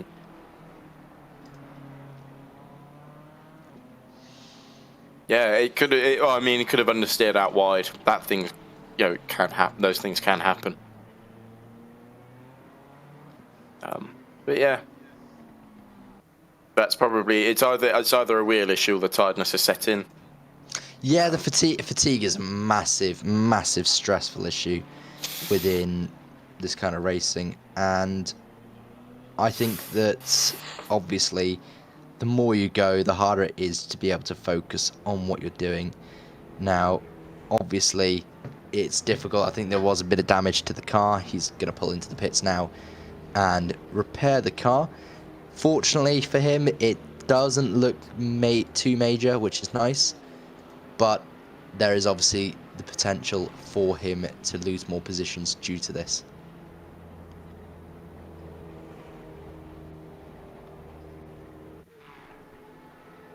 Oh, we're changing. Are we back onto Angus Fender or are we onto somebody else? No, we're back onto Angus. It appears that they're no longer, himself and Charlotte are no longer playing little games along the Mistral again. Or maybe playing little games, doing some experimentation. Yeah, I think there's a few experiments going on. BUSR experimentation is nothing new. Obviously, this is all consensual and we all approve of it when we perform these. Unless, well, all I'm gonna say is Kyle Lamy and hands. So, Hey, Hey, it's not my fault if Angus deafens himself, and I sit there shouting hands, hands, hands. I did what I needed to. We're not going to go over the incident. Don't worry. I'm just winding you up. No, I'm doing it. It's fine. Again, obviously, the whole point is that we want to have a bit of a laugh with each other. We're all good friends at the end of the day. And also knowing when enough is enough. Now, I'm a bad habit for this. I have a little bit of running commentary and jokes with a few of my friends, including the person we're watching now, Charlotte Perkins, who's a little bit slow, but yeah. Oh, that's because she's from Chelmsley Wood. She's got a Brummy accent. Anyway, obviously we have running jokes in our communities, as does every community. We all have moments that we like to sort of share as a community. We can see that the BMW is back out on the circuit, circulating once again, this time with Colin Dunn behind the wheel. So I believe that David has decided he's had enough and that he's going to hand over to Colin for the end of this race. Either that or David's wheel has just decided that it's had enough and that the handover's happened. Dietz is in for his final pit stop now. So all these pit stops, except for the drive-through that's about to happen for Herman, because he's managed to get a drive-through, will be their final stops for the race, which is so important because they've made it, basically. In my opinion, that's the point where you sort of look at it and go, I've made it. And well done. 30 seconds later, their PC crashes and then they haven't. Well, we don't commentate and curse people like that. It's not very nice. But watching Samuel Dietz as he comes through, it's currently P8. So Conor McCullough has changed over to Bastian, which means that one less stress for Conor, which is nice. But also it means that we're looking at other opportunities for other drivers to try and make some more positions. And that's number 12 just in front. There's Cam. The Chev there just in front of the number 12 and McCullough. Or sorry, not McCullough, sorry, Bastian. Or as I like to call him, Brian for some reason. You're anglicising his name, that's what you did. Possibly.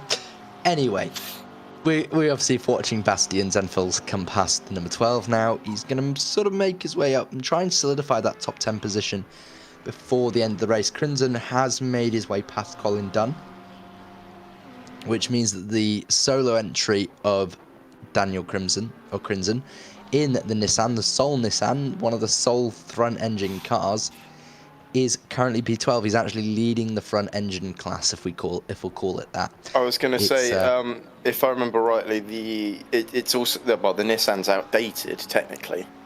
I wouldn't say necessarily outdated. It is still raced in Japan. I mean, we've got to remember that there's also a Callaway Corvette C7 still raced in America, which actually is, I think, is one of the nicest looking GT3 cars. Because I remember it was in the promo stuff for, was it Forza Motorsport 6 or Forza Motorsport 7? I have a feeling. I'm not sure. 7.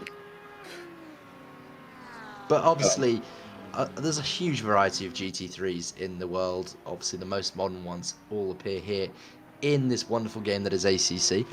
We're really... David's wheel crashed. Oh dear. Didn't even get to commentate, Kirsten. That's painful.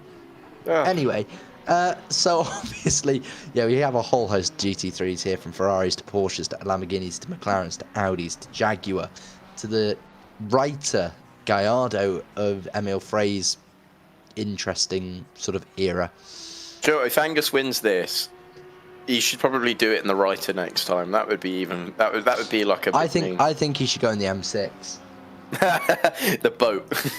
I do. Speaking of Angus, he's in the pits. Into the pits. So is he going for a wee break? Stop? Or is that a toilet break? Oh no, I know it's a scheduled stop. So that is his last. This will be his last scheduled stop. Crack open a beer, celebrate the win. It's not done yet. We've got 39 minutes to go. Nothing is written in just yet, as Ryan Woodrow comes down the main straight into turn 1. Currently P4 for the Simply Race driver. Simply Race doing a great job so far, keeping themselves in contention of a podium.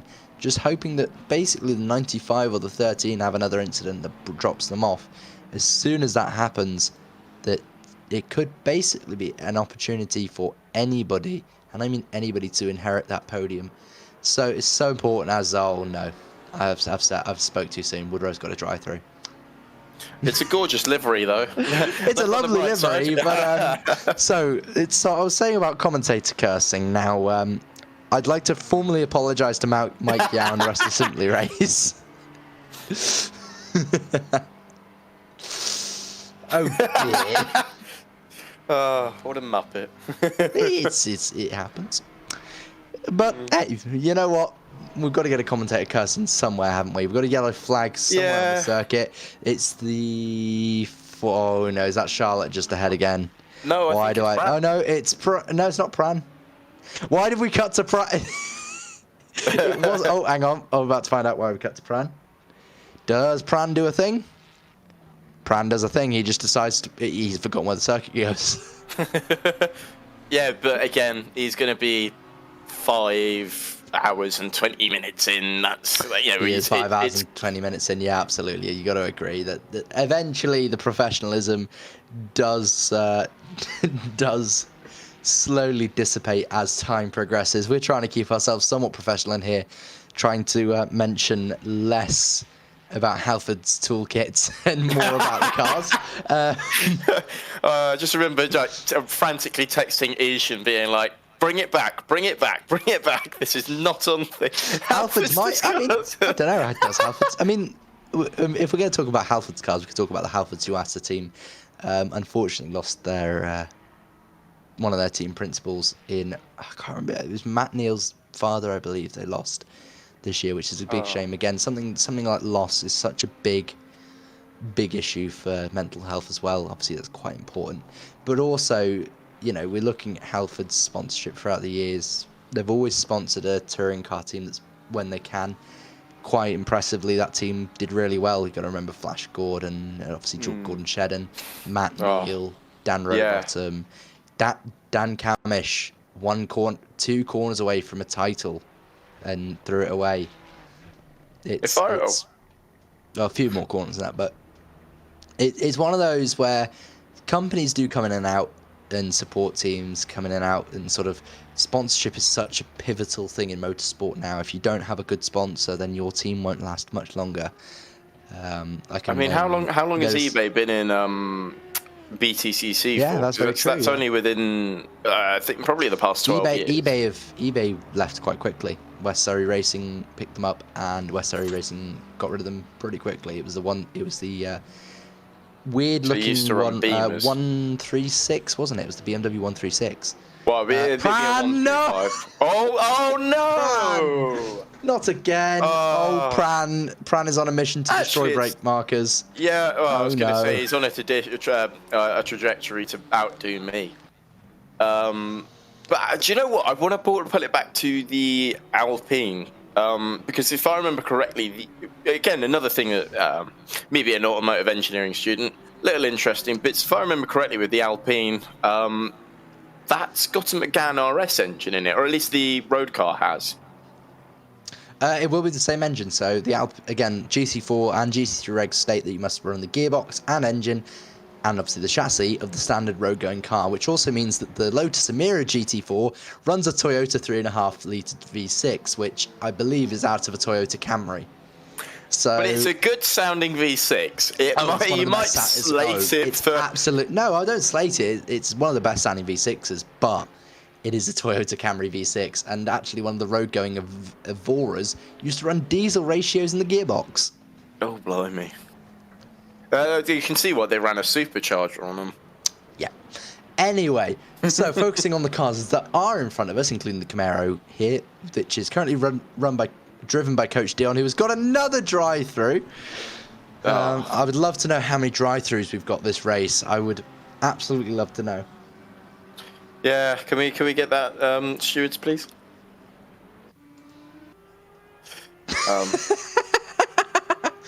Oh dear. Right, so I have a new update on the entry list, on the penalty list here. It's a 15-second time penalty for car 123 on car 202. And the notes say Pran Watt how you made rear-to-rear contact in turn 1. Oh, we love you, Pran's Pran. tiredness levels just turns into me. Oh, Pran, we love you. Yeah. Lovely So, bloke. currently watching the gravy train come through. Not sponsored by Young complete- Gravy, unfortunately. Oh, we don't talk about that. I've just seen it in his chat. I'm gonna have to have a look at that in a moment. But obviously Samuel Dietz on his own as well. The gravy train not on their own yet, somehow sort of seem to be mixing it up a bit, which isn't ideal. You know, not pouring on any celebrations right away. Yes, I'm going to make terrible gravy puns for the rest of the race.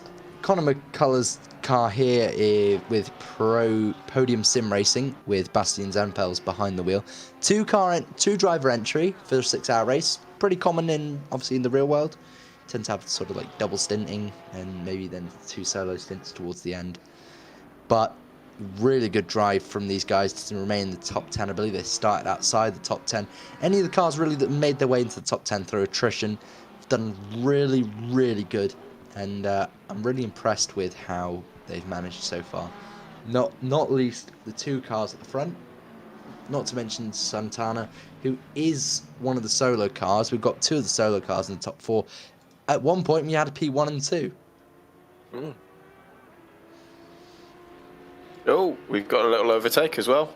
So we've got an overtake on circuit. That was McCullough just overtaking a GT4, getting it out of the way. GT4 is currently run by the Alpine number 2, Richard Pixley in P2 in number 7, and Sebastian P3 in number 3, as Calavala drops back down to the bottom with his time penalty. So Dietz just ahead of McCullough. Once again, McCullough closing the gap now onto Zenfels. And Zenfels has, I believe, lost the place. So Zenfels is now trying to close down the gap to Dietz, which will be 4 position. That will be 4 P8. Sign in the 531, which is the yellow submarine Audi, just sat behind Zenfels by 3.5 seconds. Now, as time ticks down, in fact, I think we just saw a glimpse of it there in the background. As time ticks down, this could become another 3-way fight between the 2 Audis and the Porsche. But that also then brings in some of the other cars, people like Crimson, the 99, I can't read that last name. Is it Otten? Ottes? Or something like that? Let me check on the thing. Yeah, we'll have a look at the Ottens. There you go, thank you. Ottens there in the 99 Ferrari. Quite an interesting livery, that. The blue, white and gold. Sky blue instead of, I believe, obviously seems to be from the Netherlands, so it's not what we call a typical shade of Dutch blue. But we'll, I quite like the livery. New Pran penalty. Oh, is there a new Pran penalty? Oh, It's no. a 10-second one. Let's have a look at the link. I'm not sure if we can show that on stream, but it's the Mike Wazowski face swapped with Sully, the really disappointed one. Actually beautiful. I might not be the BWP champion after today. Is there any? I don't see why we couldn't possibly bring Pran in here for a quick chat. Any objection, Cav? Cool. I'm gonna go steal him. So we're just looking for broadcast. Hi, Pran. You there? There he is. Welcome to the commentary booth. You can't drive whilst you're talking. Yeah, no, I just had a screen freeze because of change in voice calls. I'm on a laptop, you see. So yeah. Oh dear. So welcome to the commentary booth. Now, when you set out in this race today, was the intention to find every possible penalty and collect it? I mean, bear in mind, I've not driven any longer than about an hour and a half. I wanted to try and challenge myself, and obviously you're going to be in stressful situations. and driving for 6 hours is particularly draining. Oh no, So- it absolutely is. We're so- not gonna knock that, and you've done an incredible job to So get this far. I mean, I'm trying my best, but yeah, I have been caught in a fair few incidents, and Absolutely. I mean, I Would you apologise like to to know an everyone that's been interesting affected by stat? it. Would you like to know an interesting stat? Sure, why not? You are over a quarter of all incidents recorded today. Thank you for Cracking sharing work, that. mate. Cracking work. You've done a really impressive job, mate. And I'm not on about the penalties. I mean, genuinely, you've done an impressive job keeping the car on the road and doing the best you can to drive all the way to the end. Absolutely stellar job, mate. And I just thought we'd bring you in and just see how you were feeling at the moment. Yeah, especially with the. Obviously not great for No, I that can stat, but you know. Yeah. Hey, you know what, mate? What else You're can doing a you great do? job. You're doing a great job, and I think, keep your head up. You've done absolutely impressive. You're a solo driver in a 6-hour race. That is something to be proud of, that you've made it this far already. Well, I appreciate that. No worries, man. Like, Right, we'll let you go back to your friends. Yes. Well, I just want to say a massive thank you to everyone for that involved, bring this event together, and also I hope that ManHealth see benefit from this. Absolutely, I'm sure they will. And again, seeing people like yourself who are working so hard to get themselves all the way to the end is absolutely stellar. And well done, mate. We'll send you back up to the top now. See you later, See you boys. later. Right, I hope I sent him to the right one. Otherwise, Yeah, you're we going to have did. a freeze Sent and him then to be the like, right one. oh. Now, obviously, Angus Fender currently leading the race with 26 minutes to go. We're getting into the evening time. Now, look at that sunset. It's absolutely beautiful. Oh, yeah. Looking at the gaps, Zenfels actually is closing the gap still on Dietz with the 531 still not really catching Zenfels. So Zenfels will be focused on trying to get that P8 away from the Audi, making it the highest placed German car. Actually, that's the battle for highest placed German car currently. Highest placed Italian car obviously goes to Angus Fender at the moment, who's currently leading over a lap ahead. In fact, he's coming up to what looks to be the number 12 and the number 23 just ahead of him. So he's going to try and overtake them nice and cleanly, get past them without any incident, and obviously focus on the last fraction of this race. Yeah, it's got to get past the turbo brake, though. He absolutely has. Now, according to our OBS, apparently we've got a couple battles going on. So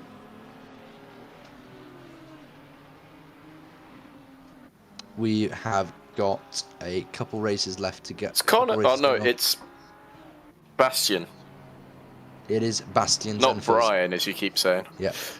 It's Brian in my eyes.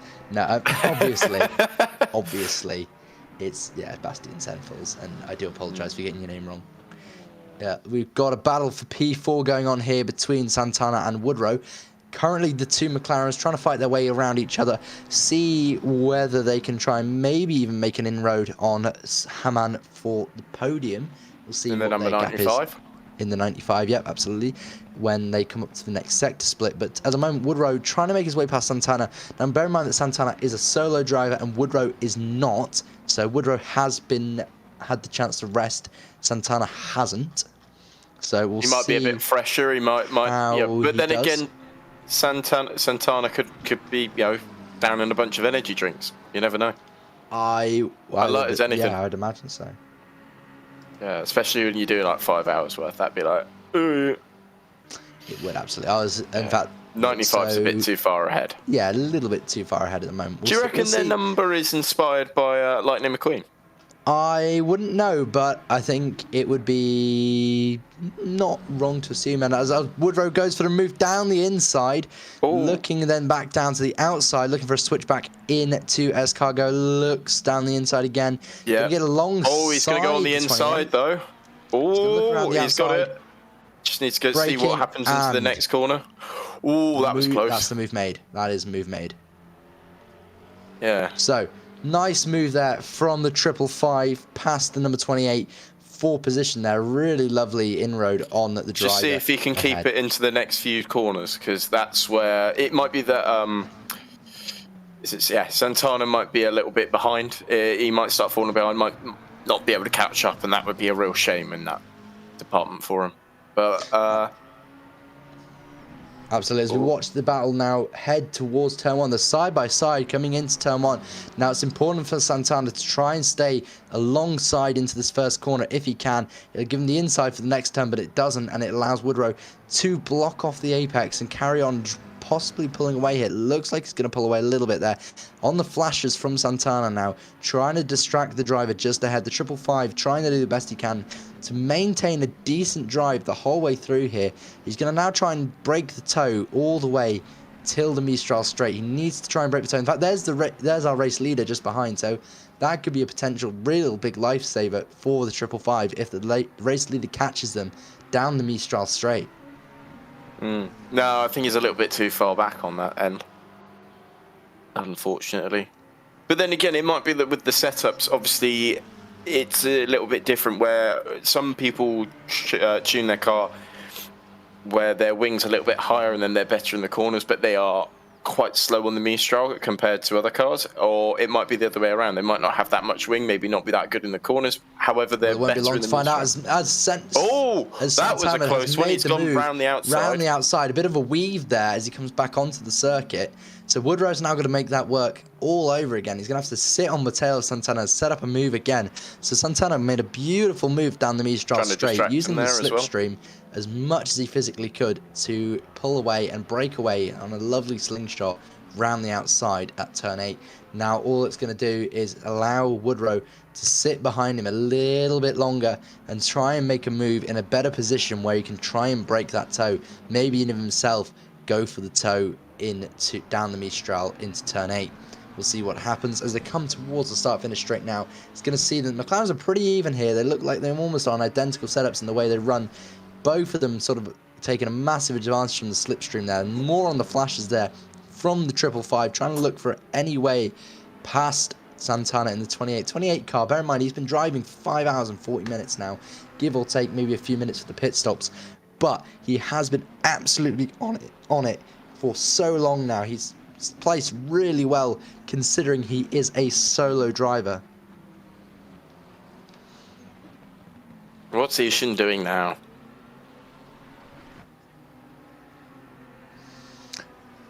Watching as these two battle their way into the Mistral straight now, looking for positions to gain there. Woodrow runs a little bit wide. That's going to be a track limit warning for sure. Nice and smooth, trying to move all the way up to the back of Santana, as apparently Angus was at the 1974 French Grand Prix, watching as the Chevrolet is behind. Now, obviously, they've overtaken the Chevrolet, but I thought the Chevrolet just caught up on speed. Dehan on the Chev. That. So Woodrow now sitting on the rear wing as much as he physically can, flames spitting out the back in the evening sun here. As 20 minutes to go, we've pretty much covered the entire race distance now. I mean, when it comes to the Chev, it wouldn't be too dissimilar to what the livery is based off of, though. So if I remember correctly, that the Camaro that was taken to Le Mans was actually mincing a lot of the GT3s on the straights. It just had the an aero package on this bog standard NASCAR stock car shell, so then it could actually corner. Absolutely, it was a NASCAR chassis with an uprated engine, uprated gearbox, and obviously uprated brakes. A few bits. I thought it was the engine just was de-restricted. It was also slightly uprated. Anyway, let's focus on this battle here at the moment, because we've still got a battle really intensely going on here.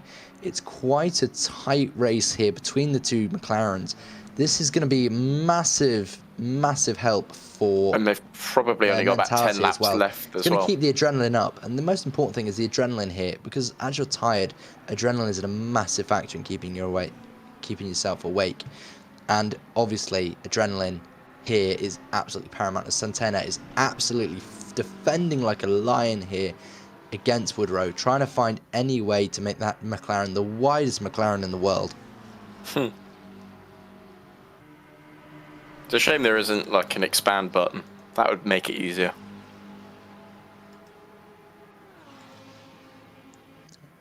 Well, unfortunately, that doesn't quite work in racing. It's not wacky races. Obviously, no, it's not wacky races. But we can see that Woodrow has absolutely clung to the back of that other McLaren. They're still nose to tail. You can see that Angus Fender is slowly catching this battle now.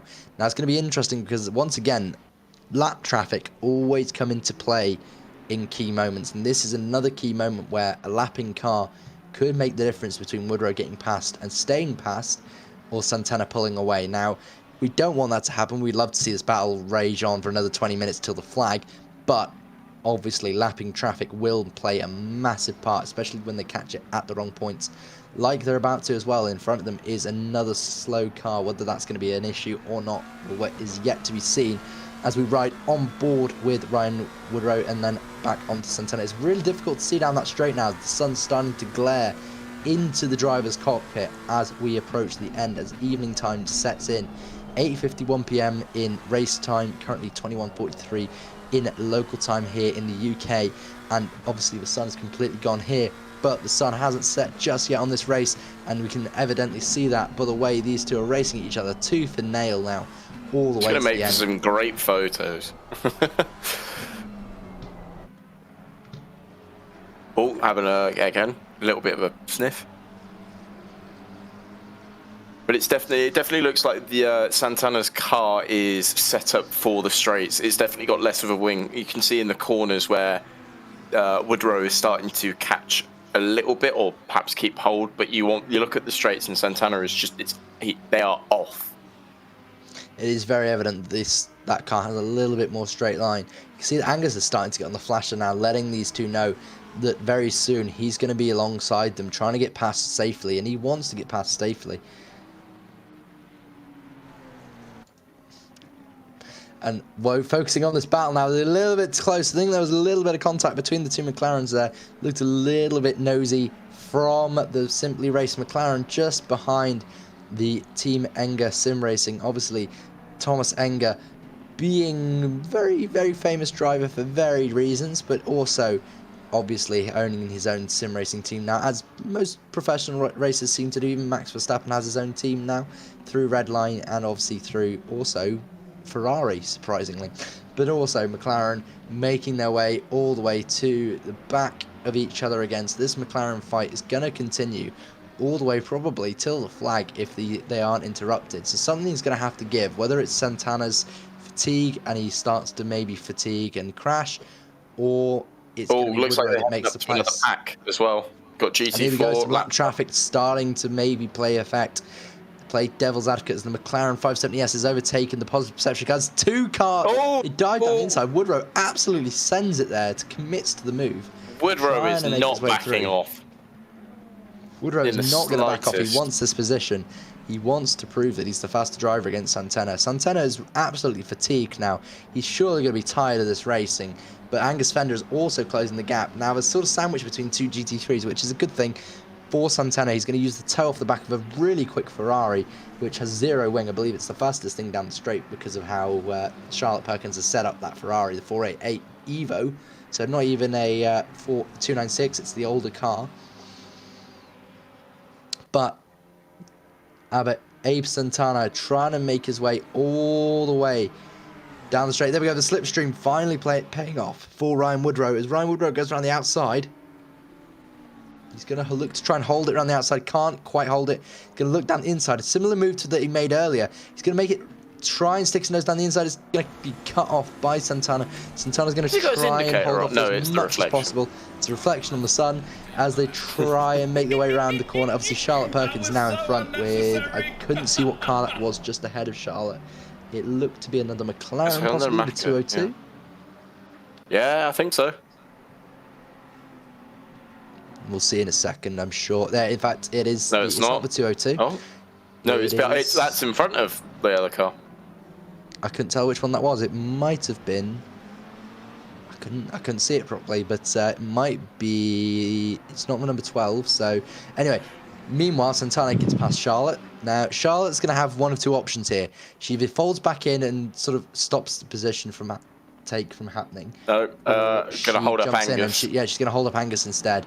Now, that's going to be interesting as the Alpine is the next victim of this battle as he comes through. Is Woodrow going to follow him through? He is. Now, that is another McLaren in front. That is... that's a dive up the inside, yeah. But is that a rejoining car? Is that a new car? 640? No. Or is that the 640, is it? Oh, so that's a lap being put on the 640, which guarantees these two either a P4 or P5 position at this point.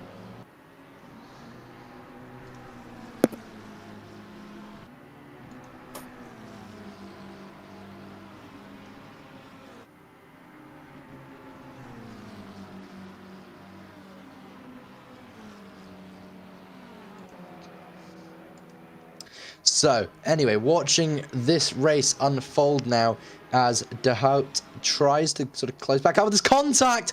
Huge contact between the two McLarens there. Quite a big knock from Santana. Santana's going to run massively wide now. That's going to be a track limit warning for sure. Few drive-throughs being thrown out now down the bottom as Kirkham and Dasworth, or Osworth, I can't really see the name at the moment, have both got drive-throughs. Now, Santana's got to try and sort of maybe draw back on how much aggression they use, especially on that incident there where they've sort of thrown the car into the 555. That is Bosworth, thank you. They both got drive-throughs, they're both serving them, whereas Santana is still trying to hold off the McLaren just behind. The 555 is so desperate to get past at this point. It's quite difficult for them to make it through at the moment.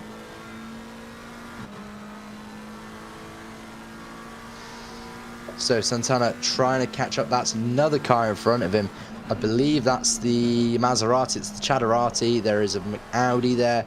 And there's also the Aston Martin. Oh, there's a bit of contact. There's a bit of contact between Santana and the Maserati. The Maserati getting nudged by the McLaren. McLaren really frustrated now, trying to make his way through the traffic as quickly as he can, but is forgetting that the more damage he puts on that car, the easier it's going to be for Woodrow to find his way around. I was going to say, Woodrow is stuck to him like super glue. He does not want to back off.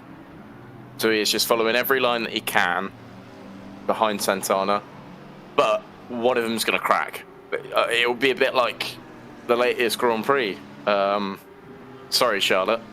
Absolutely. One of them with George Russell it. Most interestingly, it's the two cars in front are the ones that are overtaking now, were the ones with drive-throughs. So, that looks like Woodrow might have a run again. Looks like he's going to try and make it back through. He's going to slip back in. It's going to be quite spicy. His Angus Fender's also just behind them. So this could be quite interesting because these two are fighting tooth and nail. There's been a lot of contact. The last thing Angus wants now is to potentially be hit by one of these two back markers who are fighting for position so hard. They have to retire they may not even 10 notice. minutes. Yeah, retire, and then, he's run wide. He's let Angus through. Woodrow's let Angus through. Oh, and he's got a drive through. His race is done. His race is done. That is effectively game, set, and match in this battle between him and Santana. Unless he's going to try and push Santana all the way. Unless Santana is going to have a big crash and lose like 20 seconds. You've got 3 laps now to serve this drive-through. So whether he tries to make the position first and then serve the drive-through, or whether he serves the drive-through now and tries to catch up to Santana before the end. He's going to dive in the pits now. He's going to do it now. Try and sort of use this drive-through and hope that Santana gets the drive-through or a penalty through the aggression of the way he drove. It's not particularly... Let me just check if Santana has got any... good idea. However, this could be a potential game changer if Santana now gets a drive-through. He's going to be sort of chasing down. Angus. It's going to be a close one because Santana has already got a 15-second time penalty. So, if it's or not, unless that's been served recently, I think it's already been served, Glinty. Oh, okay. That was the... There's not a time next to it, then it's already been served. He's already served this time, I believe. The most recent one was, for the 28? Would have been... The 15 and 28. Most recent one, that would have been lap 116 at corner 13. Yeah, that's already been served then. So don't worry too much about those penalties. Again, we only worry about the penalties that are currently visible on the screen. The only person that's got a penalty now that is visible on screen is Pran Kalevala, who obviously hasn't stopped again for the 25 seconds of penalties that he has accrued. Pran's wiper is on. I'm not quite sure why that's on. It shouldn't be. How broken is his car? I think he's just playing around with his wipers at this point. But also, put your hazards on. Fatigue is just going to set in now, and mistakes are going to happen. This last 10 minutes are going to be all about trying to maintain as much sort of dignity and sanity as you can, whilst as well pursuing some positions. Some of the people here now are still trying to pursue positions. Someone like Zenfels is trying to pursue P8. You've still got a few battles going on between positions in the classes as well. Obviously, it looks a little bit more spread out now. I think that was the last chance really we're going to see for a close battle. So it's a bit unfortunate that it's ended with Woodrow with a drive-through penalty that he sort of could have avoided, but also could have sort of maybe pushed a little bit more. There was a warning for the car 28 for smacking into the 555, but nothing more. So obviously it's important to note that, but again, with so little time left, unless there's a massive penalty now for the 28, the 555 unfortunately will not gain that time back. It's just not possible. Zenfels is doing his best to catch up. We've only got about maybe 3 or 4 more laps left in this race, plus or minus 1 lap, so maybe 5 if we keep running at this rate. But so far, I think quite a good race. Yeah, it's been interesting, to be fair. You know, I mean, we've still got the 3-way... Is it still 3-way battle here? Yeah. I mean, 2 seconds and 5 seconds off. That's really not a lot. It's not a lot, and it is obviously 1 mistake away. However, obviously, this long into the race, it's very unlikely we're going to see a massive sort of situation unless somebody really struggles now. It could be... Brand's on a plus 25 seconds again. 1 moment, guys.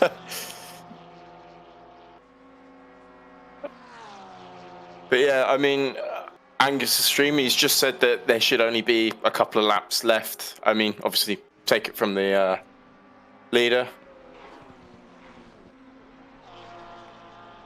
Oh, he hasn't served his plus 25. Shame. Shame. I guess it's one of these things, isn't it? Like, only 5 minutes left. This is where the pressure's going to start hitting, you know. Absolutely. This is where the sort of anxiety sets in now. Anything could happen that could possibly upset the race and change everything. So important. It's where the nerves kick in. The biggest mistakes are made. Like, you can throw it all away at this point. Absolutely. So it's all about keeping it cool, calm, and collected. It absolutely is. It's so important to remain cool, calm, and collected here. You want to be able to push at the right moments and equally defend at the right moments too. And so we've got 640. Only a few seconds back is now the Ferrari as well. So the 22 could make make one more position before the race is out. It's been bearing down on the 640 for a few laps now. It could break this four line of McLarens right at the end here. The Ferrari 22 of Klemenko trying to make his way, and it's according to our times 2 seconds faster, which means that there's a high chance that in the last lap we could have a fight for P6. Yeah, how cool is that? Absolutely. Obviously, you got to remember after 6 hours racing, it's always so close. Especially when how many people within that? 4. I know one of them's the 6 hour. I know. Obviously, Santana is swap drivers. I think 640 is swap drivers, but maybe and Klemenko. So it's only just the one that's 6 hours on its own.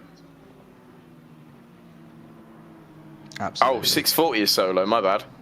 640 is a solo driver. Yeah, Dehat, I believe, is a solo driver. No, hold on. We've had a correction. He's not. 28's a solo driver. 28's a solo driver. I thought so. So Yeah, Santana's Santana. the solo driver. I believe I made a note of that. So. Even the 6 hours is set in, even for our producer here. It's been 7 hours, absolutely, yeah. And well, Cav and I have been here for. Cav's been here for all of it, but I've been here for most of it. And even when I wasn't in here, other than the maybe 20 minutes, 30 minutes I took to go get some food, I've been watching the whole thing and enjoying the whole thing, including the point where I felt like I might have had to step in for our lovely Ishan. But 3.5 minutes left to go in this race now. Really impressive job by everybody here. None more so than Angus Fender, obviously leading from lights to flag. However, before this race is up, I want you, Glinty, and then Cav, to give me your sort of drivers of the day. Drivers of the day. I mean, obviously the Santana Woodrow battle that has been going on, that has been exciting. You know, that's quite a long time that they've been battling for. Definitely interesting one. Gotta give a round of applause to Pran for probably beating my BWP in one race. But yeah, I mean that's what I'd say. I think it's the close battles that are the ones that, you know, they're so high intense, such high intensity. It's and keeping your brain in it, especially when you're doing, or you know, especially when some of them are just doing the 6 hours as a massive stint. It's really commendable. Absolutely. So, Cav, really quickly before we really engage on this battle here that's about to heat up, give us your driver of the day. I don't know. I think these guys. I think anybody who's made it to the end, whether you've shared a car or done it solo, it's just fantastic. People who've been able to show up and take time out of their Sundays to do this, it's been amazing. Especially because some of these people have been up since way early in the morning watching the F1 race, right? Well, you would assume they've had a nap. Yeah, you would. But, I mean, I think the extra special effort has to go out to the people who have been on the track for all 6 hours solo. Whether there's someone who's a seasoned, almost veteran of sports car racing like Angus Fender, whether there's somebody who's part of a esports team outfit like Tomasz Henge Racing, like Containment is, whether it's somebody who does this just for fun, like Pran or like Charlotte, who has come back after having been so worn out from doing it solo, or someone like Pixie, who I see has just picked up a drive-through. Is that about to cost him P2? That could cost him P2, which could give the Alpines a 1-2 finish, which could be interesting. In fact, Pixley's come back out, and where is... Yeah, there's Sergei Sebastian's already through. So Sergei's... Yeah, it's going to be a 1-2 for Alpine. Should we jump back on board with that battle for P6, though? In fact, yeah, P6, here it is. Yeah, there we are. Oh, they're through! This is already... We missed it! Let's see. Oh, we've been Lance Strolled. Let's have a look at this then. So it's going into... Yeah, it's going to be into turn 8. It's going to be into turn 8 in Signé. Oh, and just going up the inside, getting the toe. Down into the inside, and I think there's going to be a lovely textbook move here. I think it might even have the move done before the braking zone here. Yeah. There you go, even before like the braking zone. Looks like the Ferrari's just scooted ahead, and it's made its way on. Better tyres, maybe a bit of better fuel. The Ukrainian Air Force making it up to P6 in the end. I think I'm going to give my driver of the day sort of shout outs to obviously Pran, who's made it 6 hours, Crinzen, who's done really well. Big mention to obviously the Ukrainian Air Force, who at one point were right down the back, and they've sort of worked their way up over time up to P6. Really well done.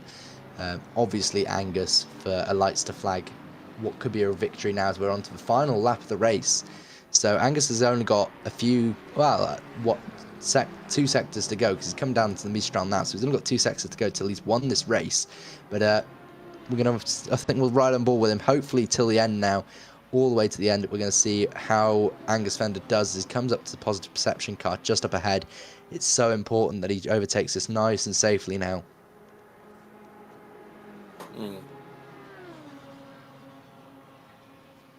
So just keep it moving now, nice and easy, taking your time through the finals, few sequence corners, through the Signé for the last time now, coming up to Escargot, just nice and smooth, carrying it all the speed as much as he can through that corner, going to possibly catch the positive perception car, but he knows that he doesn't need to overtake it. He may just overtake it purely for fun at this point.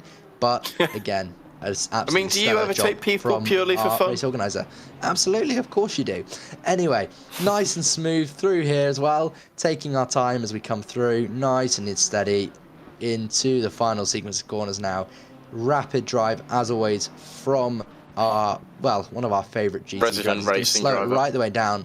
Not sure who he's waiting on, or whether he's just going to sort of slow it down to give himself enough of a room to do some weaving, or maybe even donuts. We'll see as he comes up to the flag. It's going to be a victory for the solo drive of Angus Fender Racing as he comes across the line to take the flag. That is 186 lap completed solo, 6 hours racing, 2 P breaks for him, I believe, and a lot of racing, and I can just see it in his face already, just how much that meant. As Santana also comes through to complete P4, Klemenko in P6, P7 goes to Dehat. Audi number 46, the Gravy Train, has made it. Kirkham has made it through. Nadev has made it through. Kalevala is going to be on his way. And also Alpine have won the GT4 class with Kula. Sebastian's going to be coming up to the line any minute to celebrate a 1-2 for Alpine. The only 1-2 they're going to see this season.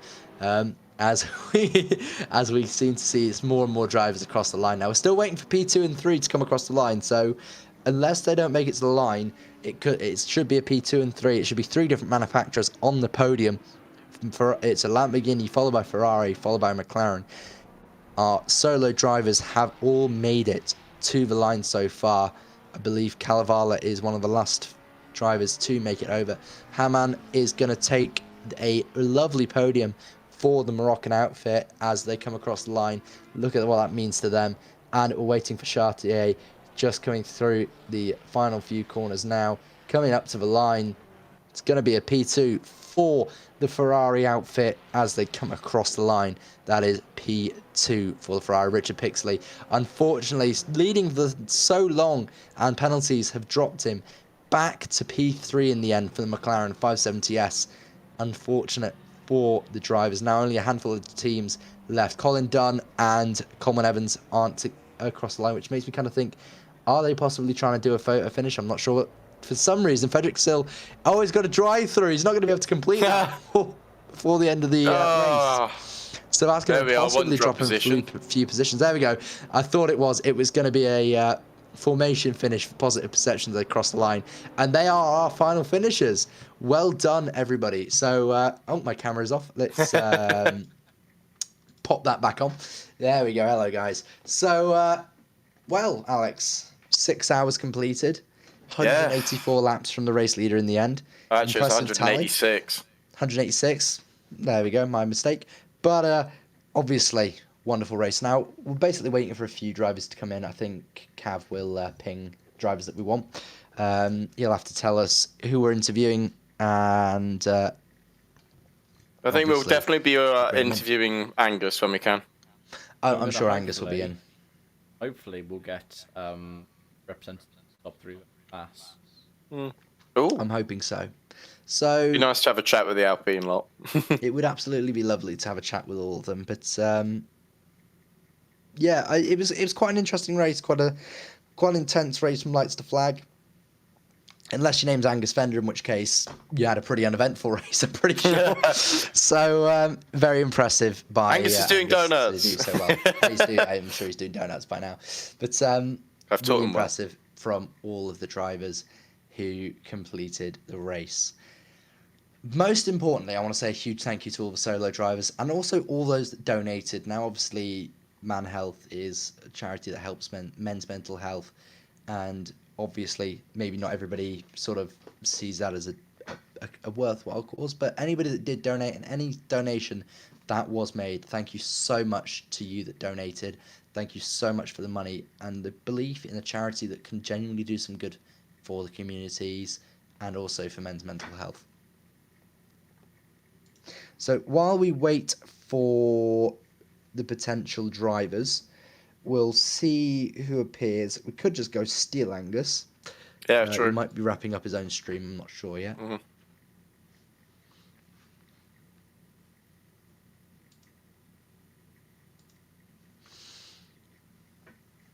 As White has. I was just having a look at Angus's stream. Bless him.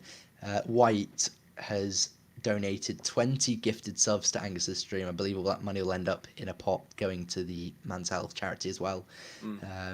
And I'm hoping that Angus, when we do get a chance to speak with Angus, will be able to bring in a overall figure for the charity total as well. I believe we're waiting on a few people now. See if we get anybody. And I think Angus is in the interview waiting room, so we'll bring him in while we wait for some other people to appear. Cav, are you ready? Yes, Angus. Angus Fender. Congratulations. Well done.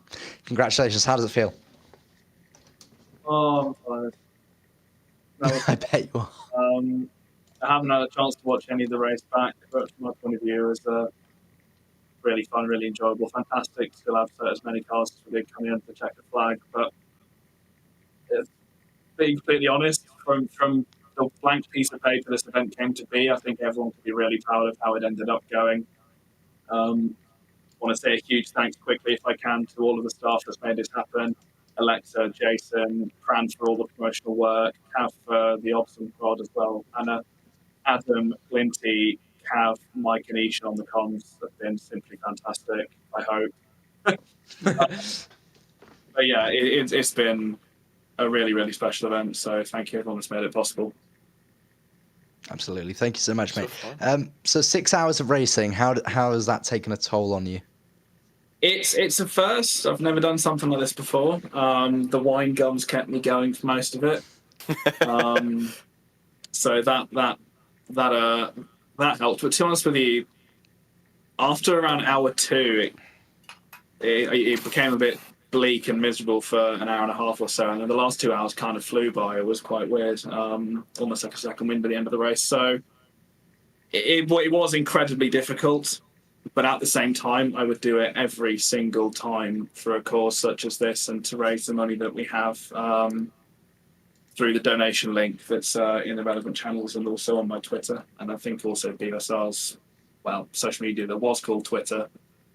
Just log me on now. Through my own stream, we raised over £150, which I'm doubling. And on the PayPal so far, we've got £288. So we're talking 800, around 600, 700 pounds, which is just superb, and the link's still live. So it's just fantastic. I couldn't be happier. Well done so much. And again, thank you so much for organising such a wonderful opportunity. Hopefully next time my teammate leaves the steering wheel so I can come race as well. Looking to you, Owen. Yeah, we're looking at you, Owen. Yeah. But either way, thank you to all you guys. It's been an absolute blast. Hopefully we can do something like this again in the future. I know I'll be down for it. Same. Absolutely. Hopefully when I haven't got spangled fingers. Yeah, so anyway, but thank you to our overall race winner, Angus Fender, and hopefully we'll see you again in another charity race very soon. Yeah, cheers, boys. Looking forward to it. Cheers. Thank you very much. Enjoy your evening. Right, so I can see a few more people jumping into the waiting room. Now, I believe we've got 2 of the drivers from the third placed car, the McLaren 720S of Artec Esports. Now, I'm going to let Cab decide which one he wants to bring in, whether he wants to bring in both. Let's bring both of them in. They can answer one question each. Yeah, absolutely. Sounds good. So we're welcoming in now 2 drivers from the Car 95. Welcome to Salim and Taha. How you doing? Hey, how are you? Good. We're good. So how was that race for you guys? The race was long, first of all, but it was full of action. We had a great fight with the P2, the car. At the beginning, was very, very respectful. He would pass me on the straight, and then next lap I would pass him back. But at some point I didn't have enough pace to follow him, so he just made the gap. But it was really, really cool. We had three cuts very early in the race, so we really had to. Yeah. So thanks to me. So when Taha took the car, he really had to drive his whole stint without doing any mistake, which he did very well. Like he managed to do 2 hours without any cut, and then Sufyan did also the same on the first on his first stint.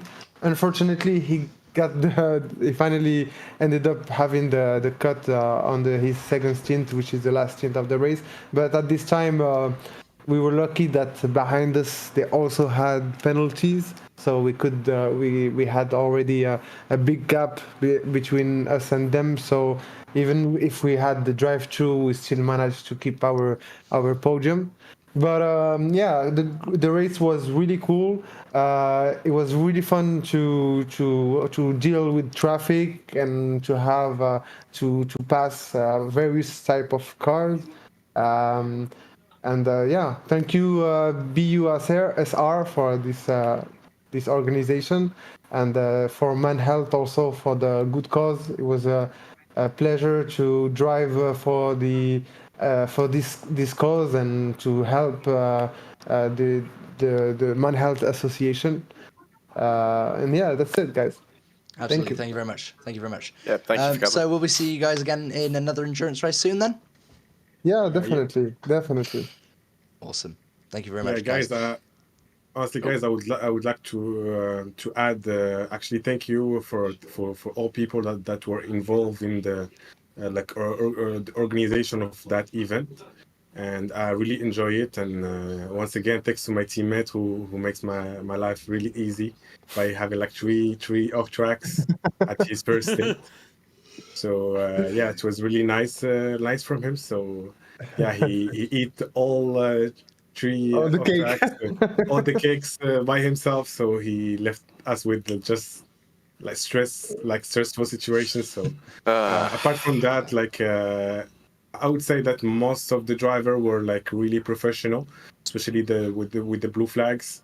There is a few exceptions, I would say, but like apart from that, like overall experience was really nice.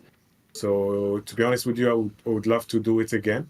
I just want to take this opportunity to to say thank you to all my teammates, and also we are dedicating this result to, because like we are three Moroccan drivers, and we are dedicating this result to all people that they lost their lives. The more almost 3,000 people with the earthquake that happens a few weeks ago in Morocco. So this is for this result is for them. So yeah, so as I said, I would be more than happy to do it again and see you guys really soon. Absolutely. Thank you very much, guys. And again, brilliant sort of shout out. And obviously, yeah, obviously that was a horrible situation in Morocco, and I'm sure that anybody listening, if they are from Morocco and are struggling like that, then more than happy to reach out to us, and we'll see what we can do to help you guys as well. Thank you very much, guys, for your time, and hopefully we'll see you again soon. Definitely. Maybe on the next step, maybe even the top step of the podium. All right, perfect. Thank you, guys. Thank you very much, guys. Have a good evening, guys. Thank you, guys. Right. So I'm going to bring in two people at once. It is going to be P1 and P3 in the GT4s. So welcoming Conrad Kulip from the number 2 Alpine and Richard Pixley in the solo entry McLaren. Now we're going to come to Richard first, because you've just done 6 hours in the only solo GT4 car. How's your hands and face feeling? My hands and my face are feeling fine. That's good. It's my knee, if anything. Oh, yeah. Shame. Yeah, absolutely. So obviously 6 hours is a long time to drive on your own, and in the end, robbed of the victory by 2 drive-through penalties. Now, when you got those drive-throughs, was it sort of a heart-sinking moment, or did you just think, you know what, we'll see what we can make of this race? Honestly, the drive-throughs, I'm not going to say they were all 100% my fault. We know how the game is with penalties, and especially if there's, I'll say, contact with other drivers, and you go off. Yeah. Unfortunately, we can't always argue with the system. The system does as the system does. But again, still an absolute stellar drive. The only only GT4 that was a solo entry. And obviously, you made the whole 6 hours on your own, and were only, again, robbed of the victory by a few late penalties. Will we see you again for another solo 6 hour? Possibly, depending on what you guys do, if you do another one. But yeah, I'll be back. It was good racing. Hopefully, if it's GT4, a few more cars is always appreciated. Absolutely. I mean, like I say, well, you got to bring some of the more of the positive perception lot over. That's all I'm saying. But no, obviously, brilliant job from yourself, mate, to bring yourself into P3 in the end, especially after 6 hours. I don't think I could make that long on my own. So absolutely stellar job, mate. Well done. We're going to move our way on to Conrad now, one of the 2 drivers from the number 2 car. First of all, congratulations on the win. How do you feel? Oh, thank you very much. Yeah, it feels great to just be consistent over the whole 6 hours, not get into many accidents, just to get the win over the line. Feels great. I bet it does. Now, was there any stress at any point? Did you know that Mike was watching at any point from obviously Simply Race? Well, the pressure is always there with Mike, but honestly, it was pretty stressful for the first 2 hours. Richard was just uncatchable in the McLaren ahead of us. I think there was at least a 10 kph difference in the straight every damn time he went by it. But yeah, when he fell back, unfortunately with the accidents, the pressure was lifted and we just cruised to the line pretty much. Absolutely. Well, obviously, again, to finish first you must finish, and you guys finished in first with very little incidents, very little sort of stress in the way of sort of cars ahead, and obviously I'm sure it was a sort of quite a nice sight when you sort of saw that you were P1 and slowly obviously getting that chance to pull the gap just due to the incidents.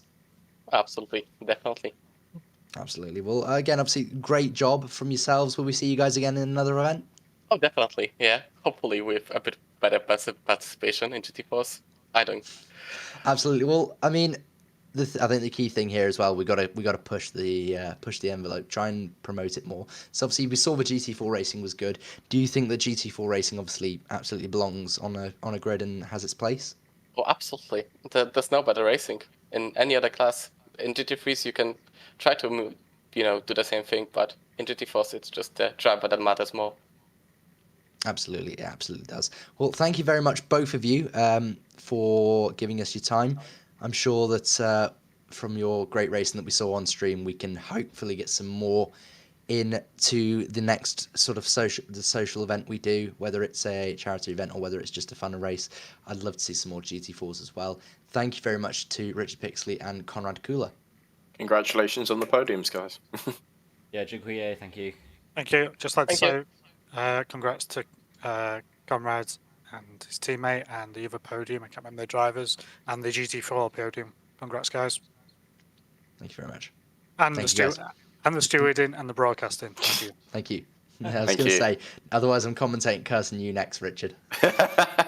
You always do. Anyway, so that is, I believe, we are us finished for interviews. I don't think we've got anybody else to interview. So I think this is the point where we start to wrap up the stream, if I'm not mistaken. Yeah, probably.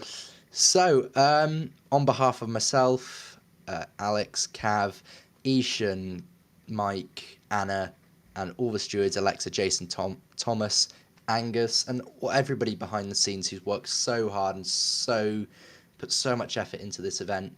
Obviously, a huge thank you to ManHealth for letting us sort of put on this race on in their name, and hopefully it was entertaining enough so that they can show it and say, hey, we did a thing. Thank you very much for all that's watched, donated, and hopefully we'll see you guys again soon for another race. We have so many series starting within the next couple of weeks, so if you are a university student stumbling upon this and thinking, you know what, this looks fun, I'd like to have a go, jump yourselves in. We don't bite, we're a lovely community, and we'd love to see you on board. Glinty, any last remarks before we sign off? I mean, yeah, just watch the socials, watch the space. Also having a look at maybe doing some different stuff in January when it comes to it. But it with new games being released, but we'll see what happens when that comes. So Absolutely. yeah, So keep an eye on us. Yep. Thank you very much for joining me in the box. Thank you very much to Cav, who's been here the whole 7 hours. I'm sure he's very tired and he wants his nap now. This is us signing off for the night. Thank you very much for watching all. Take care, and we shall see you again soon. Good night. See you soon.